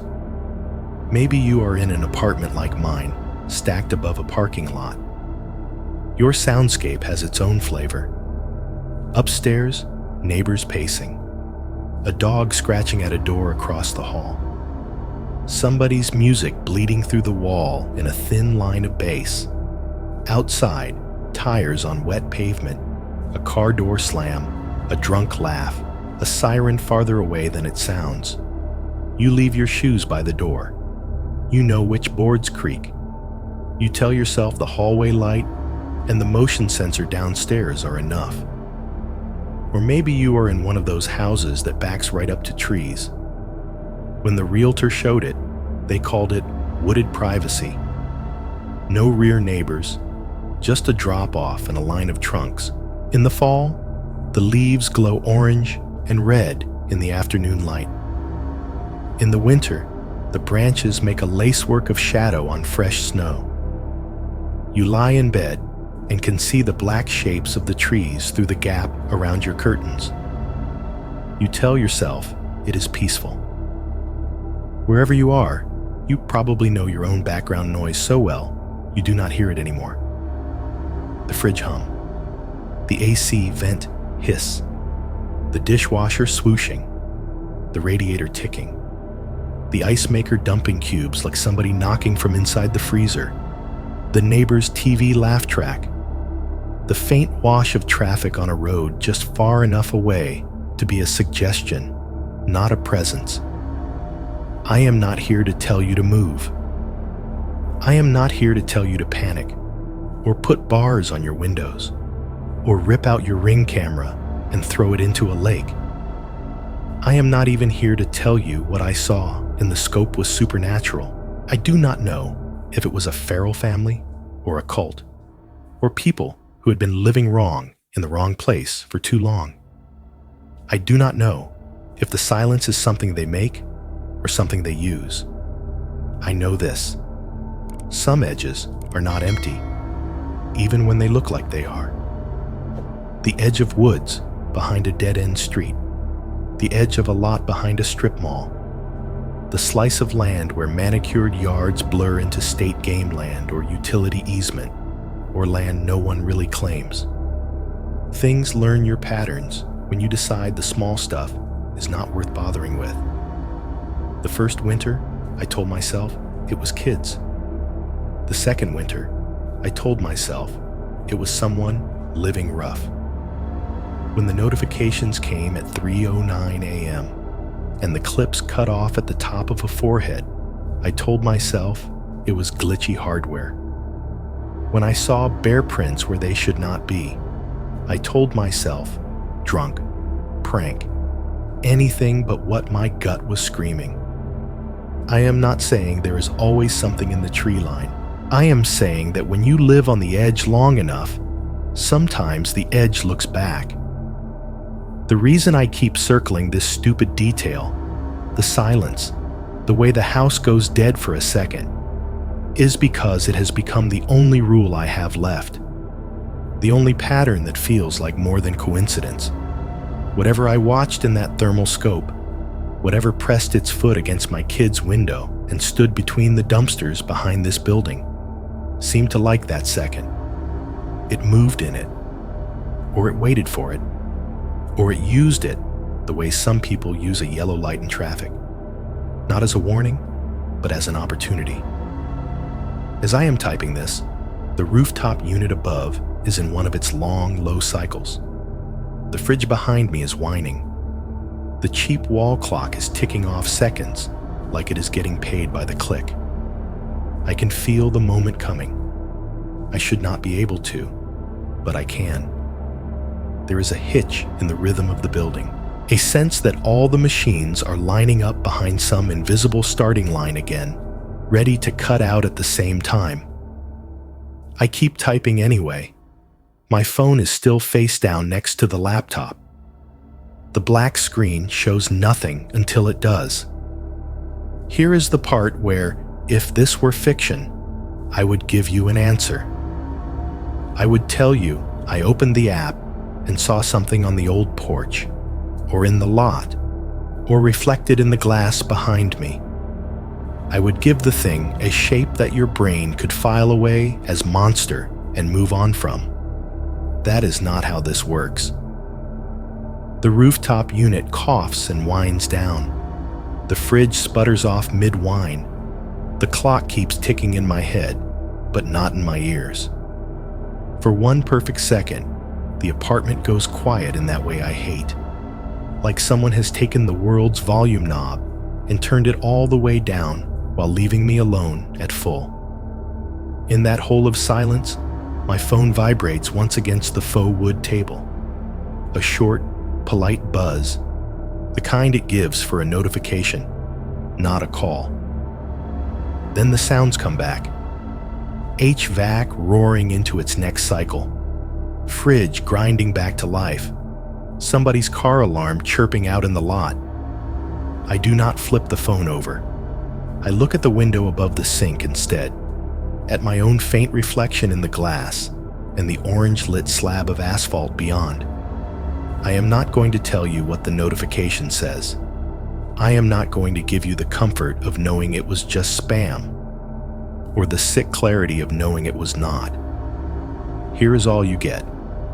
If you ever get a notification at 3 in the morning that says there is someone at your door and the clip looks wrong, too close, cut off, empty when it should not be, you can tell yourself it is a glitch. If you wake up to bare footprints where they should not be, on your porch, under your window, across a parking lot that should only ever show tread marks, you can tell yourself it is kids or drunks or a neighbor who lost a bet. I told myself those things too. I am telling you this so that when your own house or apartment or dorm or whatever box you sleep in tonight goes quiet for one perfect second, you will notice it. You will know there is a name for that feeling in your chest. Whether you look toward the window or the door in that second, that part is on you.